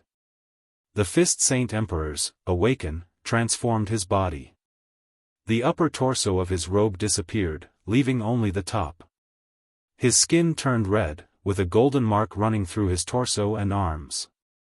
His aura was profound and grounded. Yen Liling frowned. The last time this person showed up, he had to use a formation to raise his strength to 50% Grand Dao Source or six-fold. That's why she separated him from his group. Now, he had achieved 5-fold strength on his own, showing the latter's talent or his importance to the Commerce Hub, she thought. He must be a core member, trained to be one of their best muscles. She sighed internally as she realized she should have paid more attention to the information from the Fate Shadow Guards. Yan Liling no longer focused on this issue, she only needed to ramify this behavior from now on. Then, she activated her Awaken, which materialized as a flaming robe around her blue hanfu and her black hair turning into flames. The Fist Saint Emperor's eyes lit up as he saw how much more beautiful she had become, but that would not stop him. Point concentration fist, he threw a punch, and a small black dot appeared before his fist. This black dot that resembled a miniature black hole was the embodiment of all his powers condensed into a single point. A terrifying black beam rushed from the black beam toward Yan Liling, releasing a terrible vibration capable of unrivaled subatomic particles from their bonds. Yan Liling casually waved her hand to manifest a cauldron that swallowed the black beam and instantly condensed a black pill. She held the pill and crushed it, releasing the same technique back to its owner. Her actions were swift and fluent, and Saint Fist was caught off guard.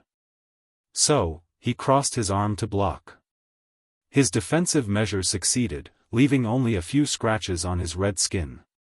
However, Yan Liling was not done. Void Pill Bomb, her cauldron made good use of the environment's power of nothingness. It condensed the energy around into pills that she exploded toward her opponent. Saint Fist's intuition activated, and he quickly evaded, but one of the explosions was too fast and too close, so he had no choice but to punch it. His fist was capable of punching anything including life, death, spacetime, and other concepts.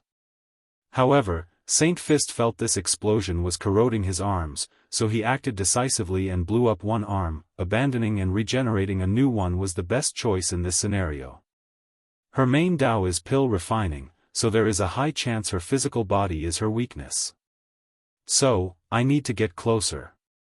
Saint Fist organized a battle plan based on the information he observed in this short confrontation and the information from the hub. He knew all emperors from the myriad emperor world had terrible battle experiences, so directly approaching his opponent would not work as she would know how to control her weakness. Temporal Storm Fist, a phantom of the river of time materialized behind him as he punched her. A terrifying storm with the power of time rushed toward Yan Liling. If she were hit, her body would either age terribly or be erased from the very fabric of time. However, her response was a sneer. Your resonance with time Dao is weak compared to the real deal, she declared nonchalantly as her body released a purple flame that burned that temporal tempest. Saint Fist ignored her as he rushed forward and punched a second time. This time, he used an attack that directly attacked the soul, her senses, to be specific. Yan Liling's eyes became dazed for a brief moment. This is my chance. He suddenly appeared above her head and used one of his most powerful punches. Saint Fist even used his best applications of Dao Will and Will manifestation. However, before his fist landed, a look of horror appeared on his face as he saw that smirk on his opponent's face. Boom! Yan Liling had activated her Cauldron of Strength, before punching Saint Fist in his stomach with a fistful of chaos flame. The muscular man flew over 100 light-years away before controlling his momentum. His stomach had a hole that showed through his body. Saint Fist grunted before healing this injury, only leaving some black marks on the spot. Yan Liling squinted her eyes. Dao Holy Water? Her attack was perfectly timed, and with her advanced application of True Will, this should have been a genuine life injury. But Saint Fist was completely fine and even instantly removed her True Will. Did he store Dao Holy Water inside his body for this battle? What a waste of resources. No matter how much I try to overestimate your people, you always surpass my estimation, sighed the Saint Fist Emperor. However, Yan Liling responded with a colossal flame palm condensed from Chaos Flame. How rude, thought Saint Fist before using his Universe Fist. His punch was backed by the destruction of thousands of universes as large as a heaven will. The flame dispersed, so he thought he had scattered the attack, but he was wrong, the flame was only bait. Yan Liling captured all the force behind his attacks and condensed them into a pill that temporarily increased her physical abilities. She took one step to teleport in front of Saint Fist before slapping him. He wanted to evade, but she was too fast. He also feared his attack would once again be absorbed and condensed into a pill. His hesitation doomed him as he now no longer had the opportunity to choose. So, he could only condense a shield before him from the blood energy in his body. Boom! Saint Fist flew into the distance, but this time away, he did not float in the empty void. 10 metal gates materialized in his path, and he crashed into them. Saint Fist spewed a large mouthful of blood after breaking through the first gate, and his Buddhist injuries worsened once he passed through all 10. What kind of metal are those damn doors made of? He thought. The answer is chaos metal, said Yan Liling. I've personally tempered and refined them for this technique, if you can call it one. Can you read my mind? What do you think? The Saint Fist Emperor immediately panicked. He knew mind-reading techniques are unique across the entire lower dimension. He's not talking about the run-of-the-mill technique where someone uses their divine senses to bypass another's defenses and read their minds and memories. True mind-reading techniques are subtle and undetectable. They are rare across the entire dimension because an unknown force, most like true heavenly Tao, restricts their developments or creations. Most of them appeared in the form of unique bloodlines or awakened abilities. The techniques that contain such methods usually disappear or become extinct for unknown reasons. I need to calm down. Mind reading is a very rare technique, and she cannot develop such an ability. As for learning it, well, she might since Buddhism once had such a technique, but its revival was recent, and it should have been lost. That's a great rationale to trick yourself, said Yan Liling, nodding her head. Saint Fist's face turned pale before reacting swiftly. He entered a state of absolute concentration with little to no distraction.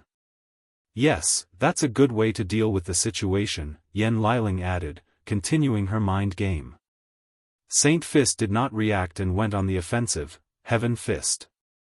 His fist resonated with Heaven Dao, so it contained countless calculations, all possibilities to prevent the enemy from evading, all possibilities to increase the punch's attack potency, speed, and force control, all possibilities to hit a weak spot, and all possibilities to ensure victory.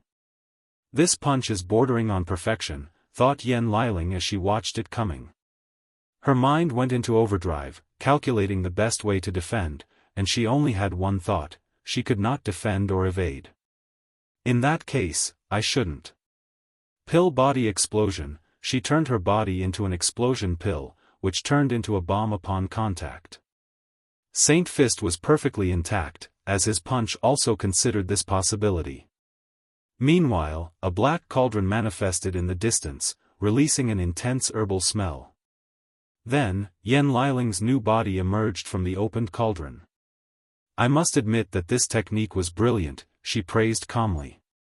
I'm glad you think so. This is my life's masterpiece, said Saint Fist with a smug look. I also know there is no way you developed it on your own. How insulting, said Saint Fist, slightly raising his voice. There is nothing worse than a man having his pride trampled on in front of the woman he loves, let alone by her. I'm not diminishing your talent, but stating a logical conclusion, she added. Despite everything that has happened, it has been a very short time since all the Heavenwell worlds ended their final battles. So, there is no way for you to have created such a technique in such a short period without access to the dream world or any foreign aid. If you find any errors, ads pop up, ads redirect, broken links, non-standard content, etc., please let us know to report so we can fix it as soon as possible.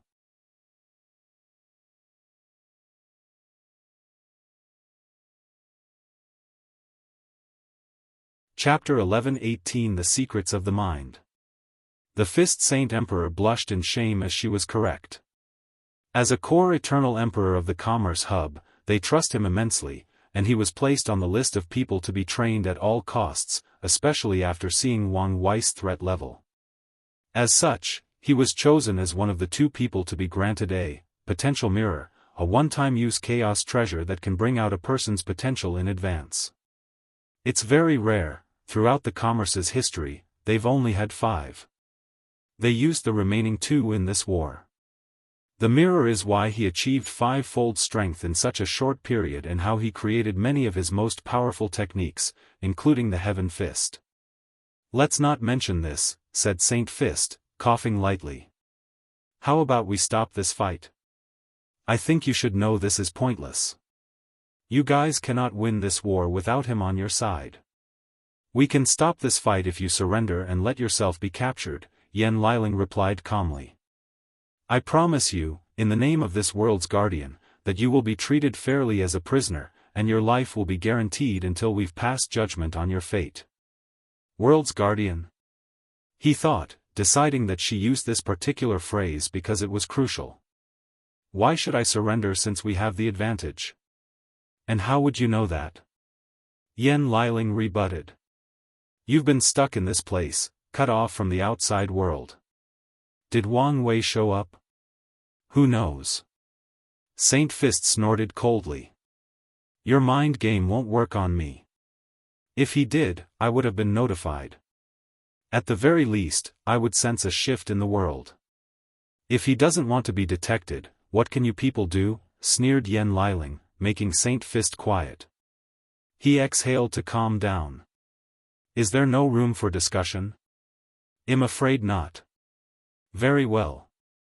Heaven Fist, all he could think was to end this battlefield as swiftly as possible, so he used one of his most powerful techniques to end things. Yen Liling was calmed as she suddenly swallowed a pill. Illusory pill, Grand Dao Source pill, Heaven Dao, her bodice or changed, becoming more vast and grand. Her eyes turned cold and indifferent. This feeling is fascinating, thought Yen Liling. She felt she knew all the secrets, knowledge, taboos, and truths about heaven. It took her a moment to rein her mind to prevent this sensation from influencing her spirit and personality. Heaven Fist, Saint Fist's face did not hide his horror, as his opponent used the same technique. Their clash released a shockwave that reached the other immortal tier powerhouses fighting on this battlefield. Yen Liling took a few steps backward in the void as she was pushed back a few thousand kilometers. Again, she declared as she teleported before him and used the same technique. Saint Fist reacted on instinct and used his Heaven Fist. She took this opportunity to activate her mind reflection technique, to read his mind and get all the data on this technique. Bang! Yen Liling was only pushed a dozen meters backward, and she went for a third attack. Saint Fist was not stupid and wanted to use another technique to prevent her from copying it, but it was too late. Her third fist was on par with his. A golden shield appeared around, and it perfectly blocked the attack. Huh, muttered Yen Liling. A defensive technique? I see. You used your resonance with Heaven Dao to deduce a defensive method of your Heaven Fist technique. However, this should be your limit, right? She was correct. The mirror of potential is based on a person's talent and potential. He could only create these 2 brilliant techniques. Alright, let's end this pointless fight, Yen Liling declared before using the Heaven Fist for the 4th time. Boom! The Fist Saint Emperor's protection broke, forcing him to display his horror. He could not understand how her attack could surpass him in just a few seconds of conversation. The answer to your question is very complicated and involves sensitive information, so I can't tell you, said Yen Liling with a gentle smile. She used the Heaven Dao, the previous data, and her future Buddha self, to deduce a higher level of this technique, but as she said, she could not reveal such information. Saint Fist's body trembled. Her voice might appear sweet to the outside, but to him, she sounded like a devil who enjoyed tormenting people's minds. Yen Liling did not hesitate to attack with the same technique. She wanted to destroy him physically and spiritually, and killing him with his own technique would help. Saint Fist's body and soul disintegrated into particles smaller than quarks. Yan Liling experienced everything and even checked with her divine sense, but she could not help but frown. Whenever an eternal dies, even if it's not true death, there is a unique aura in the atmosphere. Not to mention that an eternal like Saint Fist would have his own vision for his death, since he did not die on one of the battlefields where there were too many deaths for heaven and earth to count. She suddenly turned to her right before sighing. A new and intact Saint Fist had materialized in the position near her. A longevity technique? No, this felt familiar. The Heaven Daoist effect was still on, so she immediately realized the source of the familiarity. One of the spies, Yuzhou. "You're immortal," she declared. "That's right," he nodded. "My life is linked to our headquarters, so until it is destroyed, I'm immortal." Yan Liling grunted before waving her hand to release a purple poison cloud. Saint Fist tried to defend himself, but the cloud corrupted his golden shield before turning his body into stone. However, the stone body disintegrated before another body materialized. "Let's stop this pointless battle," said Saint Fist. "Although you're stronger than me, I will outlast you." "Big brother," called out Yan Liling in her mind. "I know what you want to ask," responded Wang Wei. "His link is delicate, and I cannot do anything until I have full control of the headquarters, so seal him until then to prevent any trouble." "All right." Yan Liling waved her hand to summon a cauldron that swallowed the Saint Fist Emperor despite his resistance. "I've never refined a immortal before," commented Yan Liling. Meanwhile, Saint Fist tried to kill himself to be revived elsewhere on the battlefield, but his plan failed despite a few efforts. Muttered Yan Liling as she noticed something. "He escaped? Did he revive himself in his homeworld? This guy is becoming a cockroach," she grunted. "Big brother, he escaped." "I see. It's fine. I'll teleport him back to you if he shows up again," replied Wang Wei. "By the way, your conjecture was correct." "Which one?" "The one about mind-reading techniques." Yan Liling awakened her ability a few days after proving the Tao due to her soul's mutation. She tried it on others, and it worked even on Wang Wei. The only exception was when he used the illusory pill to achieve taboo strength. So, Wang Wei was already developing techniques to protect his mind, not from ordinary mind-reading ability but from talented people like Yan Liling. "Did you find something in his mind?" "Yes. The Commerce Hub had the same suspicions as you and conducted experiments. So, they also believe true heavenly Tao has severely restricted mind-reading methods." "Good to know." Wang Wei had noticed this anomaly very early on in his cultivation journey, and he had deduced many truths from that observation. For example, the world does not function on any absolute, so how is the power of fate limited? Its counterpart, free will. But how is free will manifested? The answer should be the ability to make choices, but the true root of this answer is the mind, the thing that makes these choices. As early as when Wang Wei first created his fate puppeteer physique, when he first encountered the river of fate, he was almost swallowed by its all-encompassing power. He only survived because he realized that the river could not read his mind and used this fact to survive. Since then, he has known how important the mind would be for him to one day achieve his goal of absolute freedom, and he has also understood the importance of true mind-reading techniques. "You reminded me of the importance of the Commerce Hub's database," said Wang Wei. "This institution has existed for so long that it must have gathered much lost knowledge and secrets. Don't forget to keep their pill recipe and knowledge on runes for me." "No problem," nodded Wang Wei. "By the way, you can also study the disruption rune before I gift it." A portal appeared before Yan Liling to drop Emperor Jia's book, and she caught it with a smile. She immediately read it and became lost in thought, forgetting she would see her husband after this match.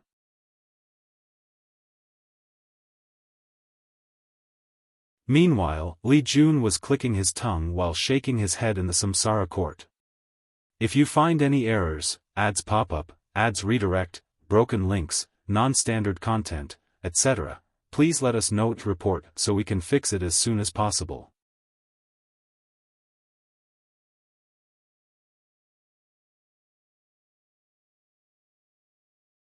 Chapter 11:19 Greatest Weapon. Wang Wei looked at the distracted Yan Liling and shook his head. He guessed the disruption rune must have inspired her, so he looked forward to what she would do with it. He gazed at the mortal civilizations and the mortal Dao art to ensure nothing unexpected would occur now that Yan Liling was distracted. He sent orders to one of the puppets to keep watch of the world. Finally, Wang Wei checked on the Nether Hell's seal before shifting his attention to someone else, or to be specific, another group, the innate demon gods' leaders. Some people realized these people's identities and lusted after their bodies and bloodlines. Their situation appeared dire as countless powerhouses surrounded each of them. Wang Wei even detected people from the corpse-selling sect secretly encroaching on these people, most likely interested in their dead bodies. This is a perfect opportunity to help them and increase their allegiance to the myriad emperor world, he thought before scanning every battlefield to see how he could send help to these people. However, everybody was occupied and could not leave their stations. The best option would be to free Ji Lanfang, but his release would increase these people's suspicions. So, my other option is to use some people from the Fate Shadow Guard or... Wang Wei pricked his finger to draw a single drop of blood, and when it fell on the ground, 5 clones of him with weak aura, relative to him, appeared. Then, these 5 individuals turned into different people, including men and women of different sizes, appearances, and even personalities. You're now mercenaries hired from world communities unaffiliated with the Commerce Hub. Go find Tai Gang, he will order you to help these innate lives. The clones bowed before disappearing.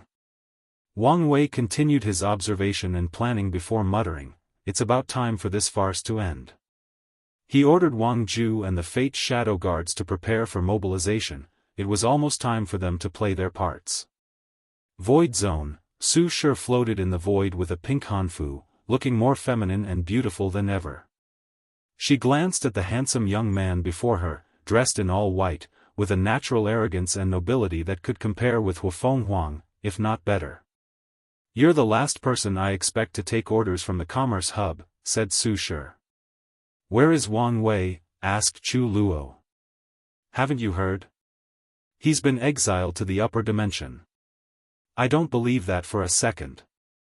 This fact was obvious to Chu Luo, not only because he knew what kind of talent it took to become a Dao overlord, but due to the actions of the myriad emperor world's Eternals. All these people work together because there is a monster above them to restrict their actions, forcing them to act accordingly and follow the rules. So, what would they do once that monster was no longer here? They would show their fangs, returning to their lesser or basic instinct of greed and unrestrained competition. Chu Luo knew there was a flaw to this analysis, and it was patriotism. These Eternals might have continued to band together to protect their home world. But that's not how things are looking. They continued acting as if that monster still had its leech on them. They entered this war without hesitation, and the confidence that they would be the winner never wavered. Chu Luo had no choice but to conclude that Wang Wei was playing a major scheme, and this was nothing but a facade. Since you don't believe it, why are you fighting on the opposite side? Asked Su Shi. I want a fair revenge match. Revenge? From what he told me, he lost his fight against you. Did he think I would not realize he let me win? Sneered Chu Luo. Not only did I realize what he did, I also deduced why he did it. His eyes flashed with mockery and anger. I guess I should thank him. So, after the fight with him, you realized the true potential of the Nine Extremity Foundation and tried to reach perfection. After succeeding in proving the Tao, you thought you were on par with him and prepared for a fair match since your ego could not accept the last result. Then, you heard about his strength and accomplishment and could not accept such a result, thinking these people exaggerated his powers. Then, when the Commerce Hub came to you with an offer you could not refuse, you accepted since this was the perfect opportunity to prove you were right. Did I miss something? No, you did not, Chu Luo replied calmly, his emotions or aura not fluctuating in the slightest. Unfortunately for you, the rumors are true. You paled in comparison to his strength. That remains to be proven. Su Shi shook her head. Get past me first before anything else. I suppressed you once, and I can do it again, Chu Luo declared as he activated his Awaken. His white robe turned into clouds, along with his pupils, who also appeared as white as a blank canvas. His aura was vast and ethereal, like a god of creation about to breathe life into an entirely new universe filled with life. As expected, his strength was on par with me, thought Su Shi. She achieved a strength of peak 6-fold. However, she knew she was this fast because Wang Wei helped her accelerate the process, otherwise, she would never achieve it so quickly. Yet, Chu Luo did so without someone like Wang Wei for help, assuming he did not receive aid from the commerce hub. As soon as I ascend, I must reforge my foundation, she thought while activating her Awaken. Su Shi knew she was approaching the limit that her current foundation would allow her to stack Grand Dao boosts, which is a problem that restricts all cultivators from reaching the higher levels of the battle realm. In other words, even if she had increased her understanding of Dao imprint, her body wouldn't have been able to bear it without the proper Dao foundation. Chu Luo raised his hand to summon a sword, ultimate swordsman sword.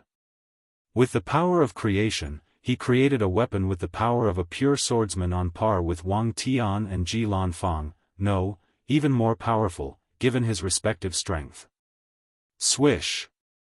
Chu Luo's hand left shadows as he moved so swiftly, releasing slash after slash, each containing unparalleled powers. Su Shi realized the terror of these attacks and reacted swiftly. Her body became transparent, and the slashes passed through her as if she were intangible. Chu Luo's eyes narrowed as he realized what had happened. She temporarily sent her body into a parallel timeline to evade, so he slashed once again with the intent to cut off spacetime itself. Su Shi created a sword with the fabric of spacetime and countered the attack. Her sword slash erased the enemy's slash from time itself before continuing forward. The sword in Chu Luo's hand suddenly changed, beginning to release the same spatial temporal aura as his opponent.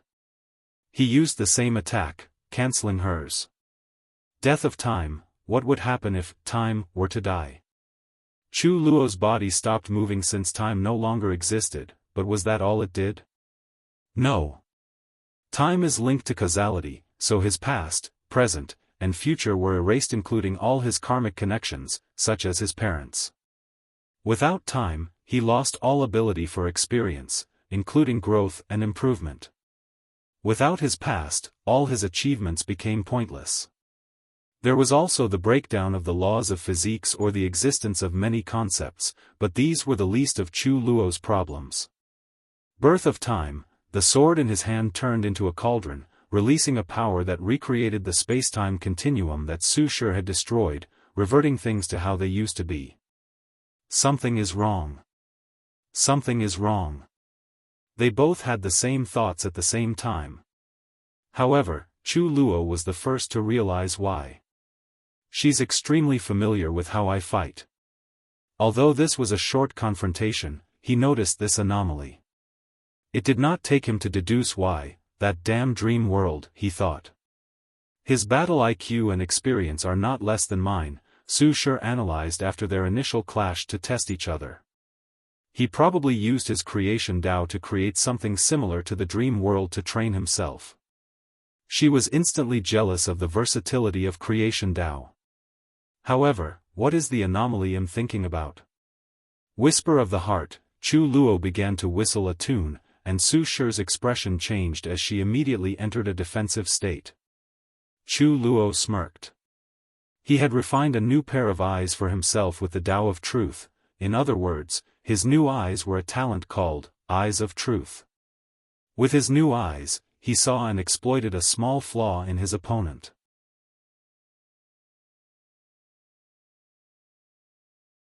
If you find any errors, ads pop up, ads redirect, broken links, non-standard content, etc., please let us know to report so we can fix it as soon as possible.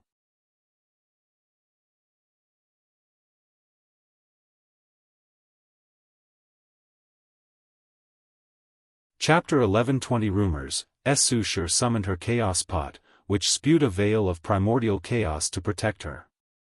In the meantime, she dealt with the attack on her mind. She found herself in a world of her mind with nothing in sight. As she was about to try something to leave this place, she heard an alluring voice. "Do you think he truly loves you?" Su Shi frowned as the voice seemed familiar. "Do you think he has changed?" "He has," replied Su Shi as she mustered a terrifying power of chaos to destroy this mind space.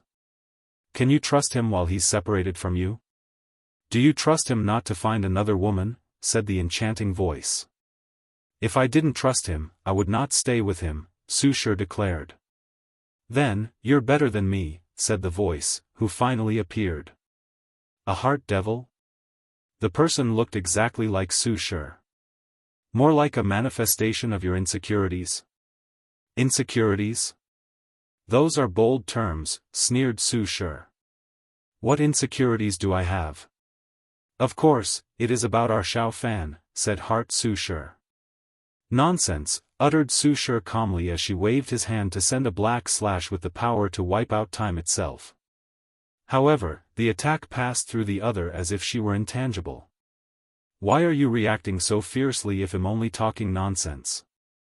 "Because your words and even your existence are an insult to me," rebutted Su Shi. "Do you think my relationship with him defines me? Do you think I spent every waking hour thinking about my husband? Do you think my life has no meaning without him around? Isn't it?" asked Heart Su Shi with a devilish smile. Her words contained a power that was extremely alluring to the mind.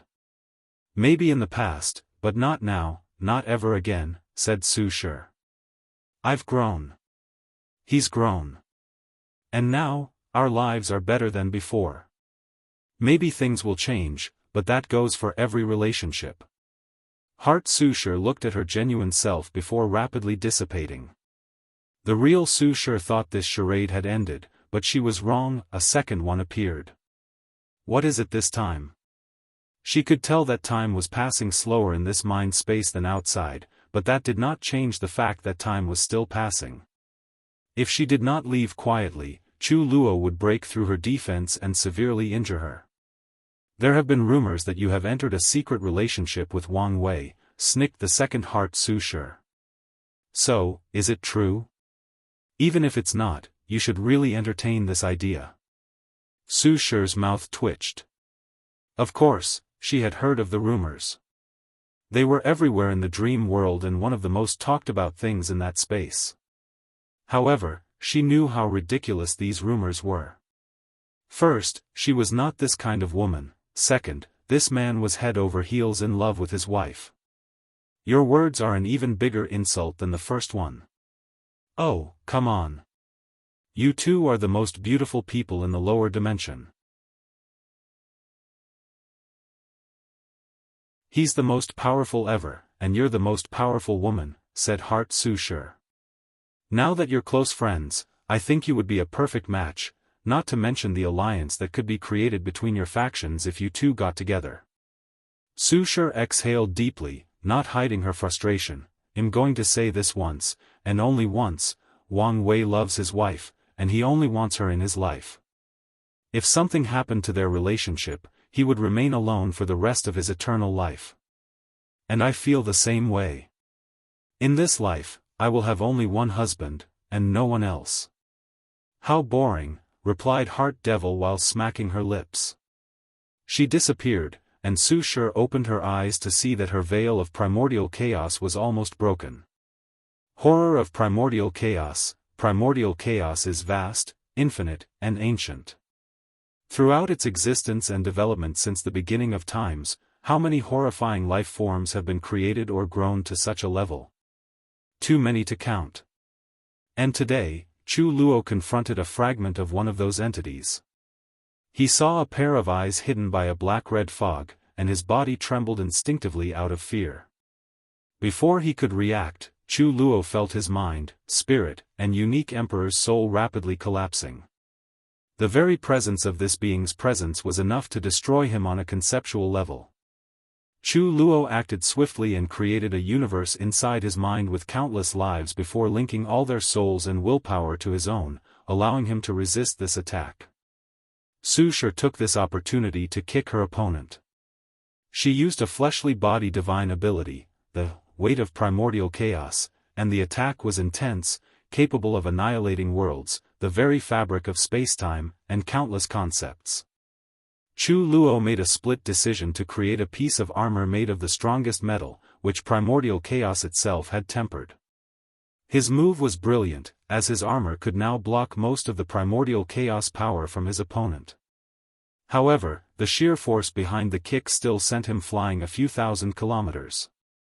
I understand the anomaly I sensed before, thought Su Shi.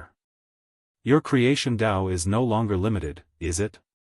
When he countered his technique, she noticed how he did not use a weapon to use the power of creation but just wielded it as if it were a natural part of him. Chu Luo calmly looked at her without answering. You must have used Gu Xian's deception Dao. Her deduction was correct. After studying the inheritance, Chu Luo worked hard to gain full power over creation Dao. So, he refined a deception emperor's soul instead of creation to allow himself to deceive Grand Dao into thinking he was a true Dao overlord. Once that was done, Chu Luo rarely used his true creation Dao because he knew using such a crooked path could earn him the ire of Grand Dao, leading to his death. So, in most fights, he only used his limited creation Dao unless it was absolutely necessary. Omicron M, Song of Eternity. Su Shi's pot spewed a fog that rapidly turned into a zither. A projection of the river of time materialized behind her as she played, and a beautiful melody emanated from it. Under Su Shi's guidance, a terrifying vibration that combined sounds or music from the past, present, and future rushed toward her opponent. Before the vibration arrived, Chu Luo heard strange music in his mind, which hurt his spirit. He heard many different zither players from the beginning of time until the last musician in the universe. God of music and vibration, Chu Luo snapped his finger to create a god whose sole power is absolute control or mastery over music and vibrations. A large phantom of a man in all white, sitting cross-legged with a zither before him, materialized behind him. The god plucked one string to release a vibration that countered Su Shi. Their clash released a shockwave that could have destroyed countless great thousand worlds. However, this was just the beginning. As these two masterful musicians clashed, the melodies they created reverberated from the void zone to the martial hegemony and myriad emperor worlds world communities. People who heard the sound had different reactions. Some felt they heard the most murderous songs between heaven and earth, almost driving them to madness. Others heard the most beautiful notes in the universe, elevating their minds and spirits to a higher plane of existence. A small majority had illusions that they either saw the most beautiful woman or man in existence or saw the person they loved most in their lives. And those were just the three main reactions after hearing that song. Su Shi frowned as she saw how easily her technique was cancelled. Our strength is relative to each other. So, this fight is likely to end in a draw. She was unhappy with this news, and it was the same for Chu Luo, who figured out the same thing. They looked at each other, and their auras clashed. They were both extremely competitive, and no one wanted to give up, especially given the result of their first fight. Su Shi saw this battle as an opportunity for payback, while Chu Luo felt humiliated that someone he could kill with one slap was not on the same level as him. Chu Luo's eyes narrowed. He had a way of ending this as swiftly as possible, but his pride would not allow him to use this method. I can still win, he thought as he used one piece of information that his eyes of truth detected. A sword manifested in his hand, and it was releasing a weird aura. Causality sword. Chu Luo swung his weapon, targeting Su Shi's past. To be precise, he wanted to wipe out one specific event in her life. The time Lin Fan gave her the Dao seed, and she inherited everything from him. If you find any errors, ads pop up, ads redirect, broken links, non-standard content, etc., please let us know to report so we can fix it as soon as possible.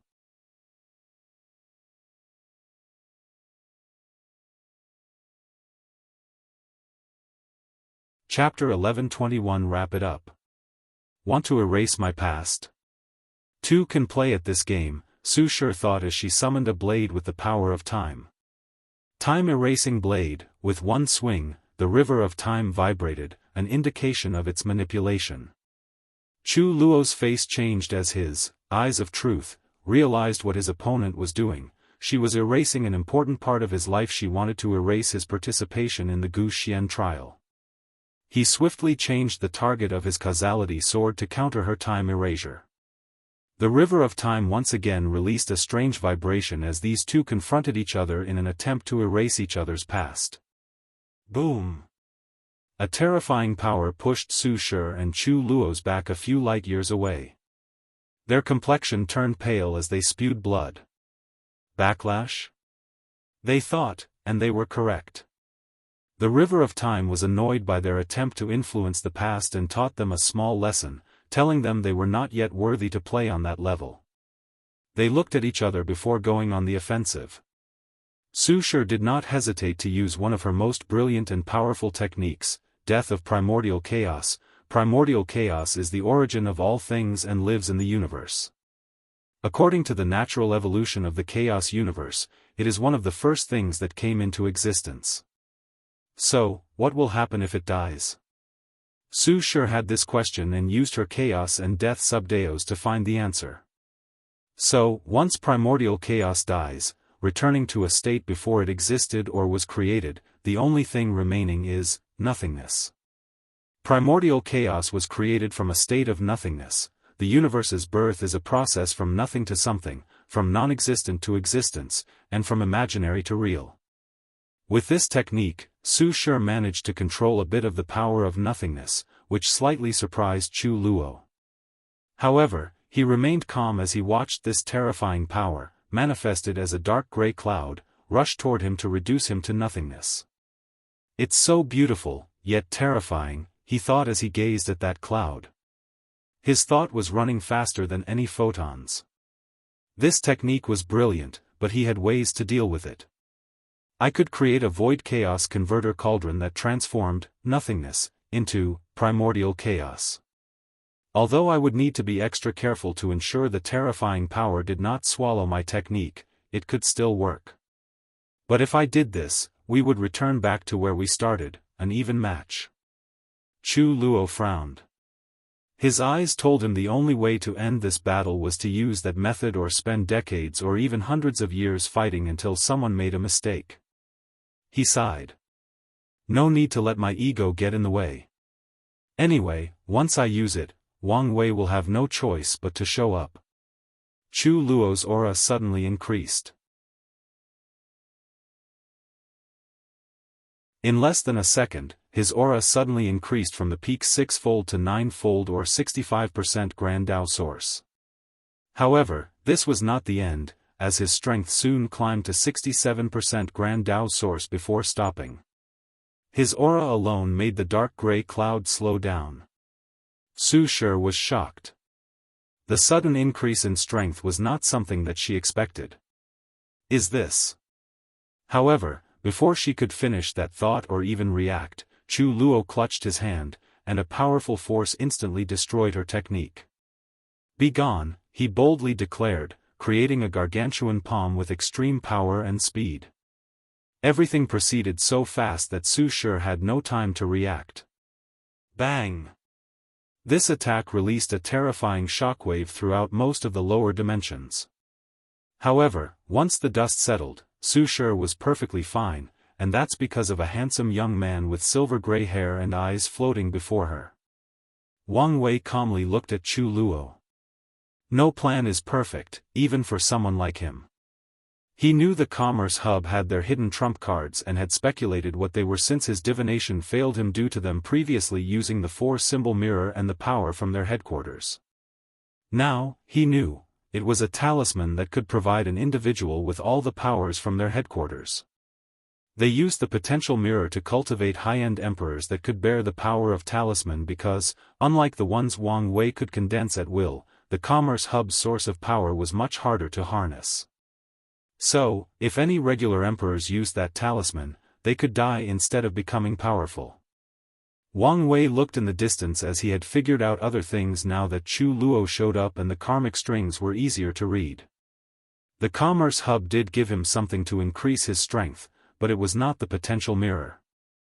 That went to their real, greatest weapon. I knew you would show up, Chu Luo said, his eyes more profound than ever. And it seems the rumors are true. Wang Wei focused on him. I've lowered all my defenses, so your eyes should have told you that you have zero chance of winning against me. So, what now? Chu Luo was silent. He was telling the truth. Currently, his eyes were working on overdrive, trying to deduce any possibility of victory, and the result was always the same, 0. Even with its augmented power from the talisman, the result could not change. It doesn't matter. I just want a fair fight in which I'm not granted victory. Wang Wei was not surprised by this response. People like Chu Luo and Yi Dafu insist on fighting him despite knowing they won't win because they do not want his existence to become a flaw or heart devil to their cultivation path. So, no matter how unconquerable that tall mountain that is his existence is, they will face it, even if it means death. However, Wang Wei's philosophy has always been not to fight when words are enough to deal with the problem. Why are you still in the lower dimension? What do you mean?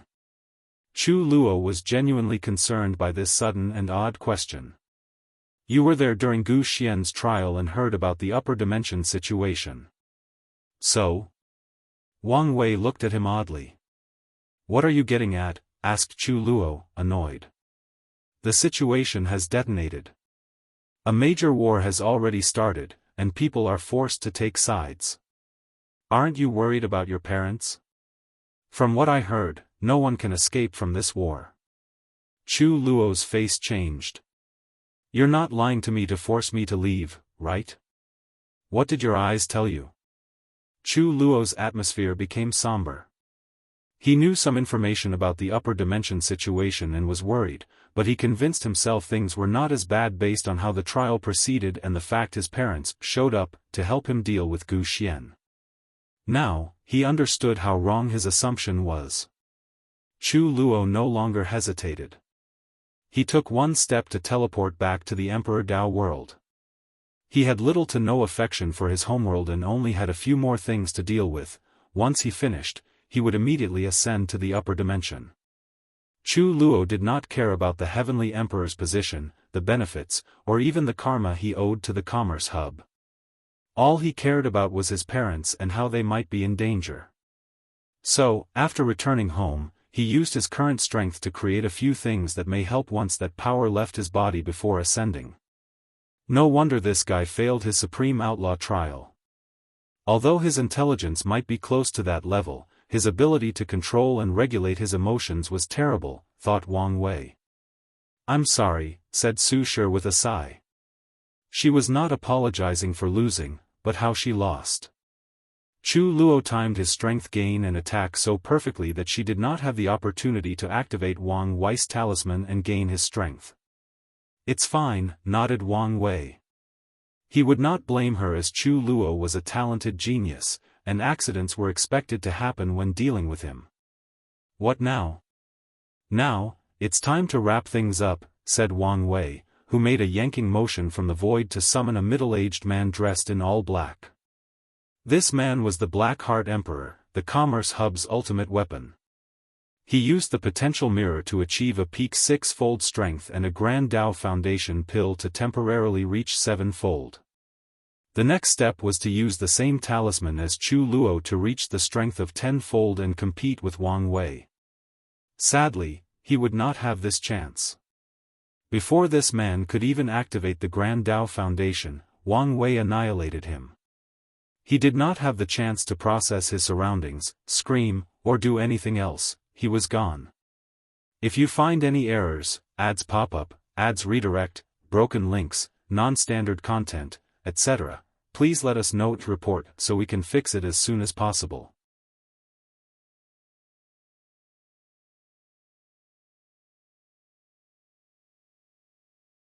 Chapter 1122 Operation Sleeper 2. 0. Wang Wei scanned the battlefield. He took measures to ensure people would not notice his presence, but the death of the Black Heart Emperor would be noticed before long. He groaned before muttering a few words, "You have the blessing of fates." His simple words generated a power that instantly covered the entire lower dimension. Then, all the survivors from his faction suddenly felt an overwhelming confidence. It was like they knew they would be the final winner no matter the circumstances. That confidence soon transformed into a strength that ensured their victory. Wang Wei nodded in satisfaction before looking at Su Shi. "Do you want to continue or return home? I can still fight." "Then, go support the Star Beast battlefield." Wang Wei disappeared, returning to the Commerce Hub's headquarters. He summoned a screen before him. "It's time for you to act." "As you wish, my lord," said Wang Ju. Central Commerce World, the Commerce Hub knew the importance of having the strength to maintain its grip over the lower dimension. So, they have long invaded another world and turned it into their training ground. The upper echelons of the hub control 99% of emperor lineages in this world. They use these factions for one purpose, to brainwash talented individuals to train powerful thugs for their rules. The Fist Saint Emperor had a frown on his face. Since his return home, he's felt something was wrong, and no matter what he tried, he could not stop this feeling.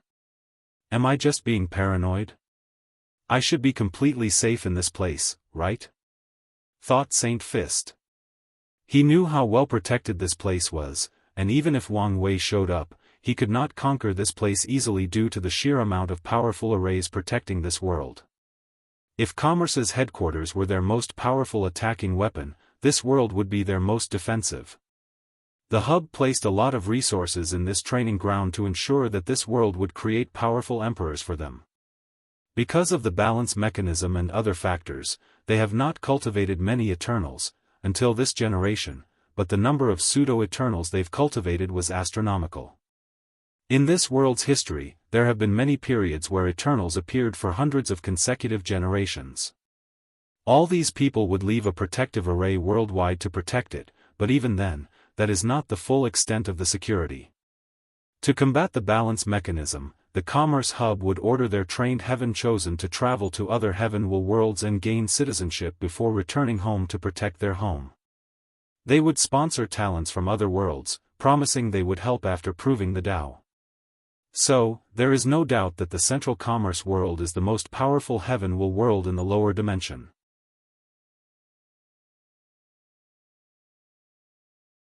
I need to calm down. This place is safe, thought the Fist Saint Emperor, exhaling deeply to release the tension and pressure. However, less than 10 seconds later, he received an emergency talisman that flew from the void. His face turned ugly after absorbing the information inside. Black Heart had mysteriously disappeared. He stood up from his cultivation mat, preparing to rush to the meeting. Saint Fist sensed something, and his eyes penetrated his room to see the sky above the world. He saw a bright golden shield that greatly reassured him. Most of the panic he felt abated, and he calmly teleported to the meeting room. Everyone saluted him as soon as he appeared. Although Saint Fist was trained as their pawn, it did not change the fact that he was an eternal emperor and deserved respect. Additionally, after Blackheart's disappearance, he was the most powerful powerhouse they had who they knew was 100% loyal. The Fist Saint Emperor nodded to all the elders as he sat in one of the elevated positions. He looked around and knew most of the people since they were the true rulers of the Commerce Hub. "Where is Tian Wenyan?" asked one of the leaders. He returned home as soon as the previous meeting ended. Home? Shouldn't he stay in the headquarters to ensure there were no problems? As the president, he needed to activate the continent's power in case of an emergency. He claimed there was an emergency back home, but based on the recent situation, it's obvious that he sensed an anomaly even before us. I knew we should not have re-elected that bastard. Although he has a brilliant strategic mind, I always knew he was a coward. No, things are not adding up. Why didn't he retreat here to this place? Does he think there are places even more secure than here? Or does he know something that we don't? He knew this place would be the first to be attacked in case something went wrong. Everyone looked at the person who said these words since it was a woman's voice they did not recognize. Their faces changed when they saw a hooded individual standing in the room. They wondered how long she'd been there and how none of the eternal class powerhouses detected her. Saint Fist and a few others wanted to react, but they discovered shadow tentacles attached to their shadows, rendering them immobile. They mobilized all their strength to resist, but it was useless. "Your destiny has run out," Wang Ju declared. "It's a shame that my master's heavenly emperor era had to rise from your ashes." She shook her head in disappointment. None of these needed to happen if these people were wise enough to understand the situation and surrender. "How did you bypass our defenses?" asked Saint Fist with clenched teeth. "Bypass? Why must I do that when I've always been here?" "You've been planning all of this?" "Yes, and for a very long time," nodded Wang Ju. "The Central Commerce world is a well-protected secret."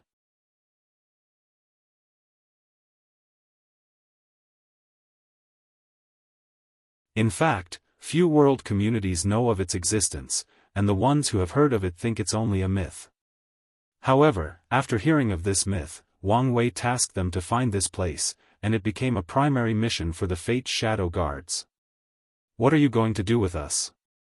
Saint Fist asked, trying to buy some time to see if he could kill himself and use his immortality to escape the current predicament. However, Wang Ju no longer entertained him. She motioned with her hand, and countless guards appeared in the room. They each chose one of the commerce's rulers and pointed it in their forehead to manifest their fate lines. Then, the fate guards released a weird-looking gray insect that attached itself to the fate line before fusing with it. This resulted in them turning in their chosen individuals and inheriting everything from them, including their fate. "You," said Saint Fist as he realized what these people were doing. However, no one paid attention to them. The Fate Shadow Guards only chose a few people, and the rest were executed. Wang Ju did not hesitate to kill all the immortal sovereigns while preserving the bodies for her master. She then sealed Saint Fist before killing the remaining pseudo-eternals. "Who knows how to control this world's protection formation?" she asked, and a few guards raised their hands. "Take complete control of it and prepare to move it back home." After giving the order, Wang Ju continued to overview this operation. This operation did not occur only in the Central Commerce world. Across all 1,000 world communities that the Commerce Hub controlled, countless sects were now being infiltrated and replaced by Fate Shadow Guard members. This plan was nothing new as it was just a larger-scale operation of the one against DT sleepers. However, Wang Wei knew he would need a lot of manpower for it to succeed, so he used the Commerce Hub and his soul network ability to expand and gather more members. Wang Ju continued her oversight of this operation. She would receive information from across the lower dimension through the soul network. She would respond based on the situation. In some cases, she had to travel to some worlds to ensure nothing went wrong. Wang Wei smiled as he watched things proceed smoothly. It would be easy for him to destroy all the Commerce Hub's forces and rulers, but what then? How can he control such a large-scale enterprise as swiftly as possible without any problem? He could not. So, he opted for a simple method: take control of them from the inside. That way, he can preserve most of their foundations and he can reduce resistance to his takeover. However, such a plan had its problem: the massive military power of the hub. Wang Wei knew how much he would have suffered had he opted for a direct confrontation where he was the aggressor and the enemy was on the defensive.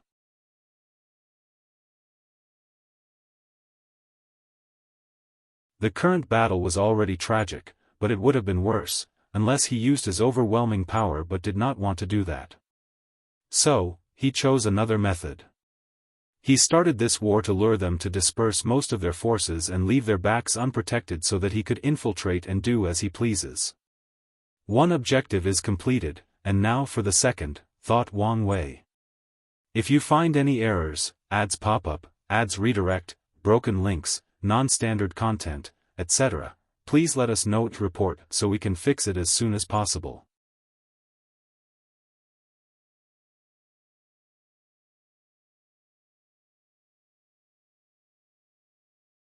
Chapter 1123 Death World. After Wang Wei's departure, Su Shi rushed to the Star World Beast World community, even making a show entrance. She headed directly to Ji Lanfang's prison to free him, almost killing the Void Mirror Emperor. Then, the two began a mindless slaughter. Not long after their actions, news about the Fate Shadow Guards' actions was transmitted to the battlefield, shocking many people. All the surviving powerhouses had one thought: they must return home to protect their lineage or foundation. As such, these people began to rush out of the battlefield, making everything chaotic. Deng Chong tried to control the situation, but it was pointless. These people cared more about their homeworld than this battlefield, especially since a majority of them were more allies of commerce than direct subordinates. Tai Gang and the War Room would not miss such an opportunity and ordered the few remaining troops to counterattack. The powerhouses on Wang Wei's side went on a field day as they began to massacre those retreating people with low morale. Commerce Hub Headquarters. Wang Wei calmly watched everything proceeding, his eyes focusing on a specific group of people. They were the first to receive the news and quickly retreated as they sensed the plot behind this war. It's time, thought Wang Wei, who no longer hesitated before swallowing an illusory pill, temporarily reaching the strength of an Empyrean. Then, he started to follow the people of the corpse-selling sect. The process was as easy as he anticipated. These people scattered in different directions, each headed to the real headquarters. Moreover, each of these decoys was located in different world communities, in extreme places, in well-hidden dimensions, and there were so many identification methods that made the security level a nightmare. Wang Wei was almost discovered a few times since he had to use his divination when he lost the main trail, and the corpse-selling sect had terrifying anti-divination abilities that used the power of death. However, the one mistake these people, or their founder, Death Reverence, could not account for was human error. No matter how good of a job Death Reverence did to hide the real foundation of his sect, it would not change the fact that humans were using them, and as we all know, humans are flawed. Wang Wei used this concept to his advantage. He was patient and chose his move carefully. His actions were then rewarded. During this chase, he found most of the hidden layers of the corpse-selling sect before finding the real one. "What is this?" muttered Wang Wei, his eyes concentrated. His eyes discovered a well-hidden dimension, and after finding it, saying he was shocked to his core would be an understatement. The dimension was vast and definitely bigger than the entire lower dimension. Wang Wei was not too sure because he knew he would immediately be detected if he entered. Worst, I might be killed. His sense of danger was going overdrive, so he did not dare rush in. Could it be that Death Reverence would show up if I venture inside and destroy this place? No, Death Reverence was still in limbo, and even if he were already resurrected, true heavenly Tao would never allow for his interference. Even if we achieved half-step transcendence, Maitreya and supreme unity would never allow him to interfere in this place. This could only mean the source of the danger was something else, most likely the terrifying amount of death energy in that world. The corpse-selling sect must have gathered this energy from wars and conflicts across the entire lower dimensions for countless eras before condensing them in this world. Why do they need such a vast amount? Is it really because of their cult-like worship of death? Wang Wei did not believe this for a second. His intuition was telling him that something more sinister was at play here. The death chi might be the key to the death ceremony. Hunger said they've left protection against the ceremony, but are things so simple? She also said that Death Reverence knew methods that could push the limits or boundaries of true heavenly Tao. What if he found a way around that formation?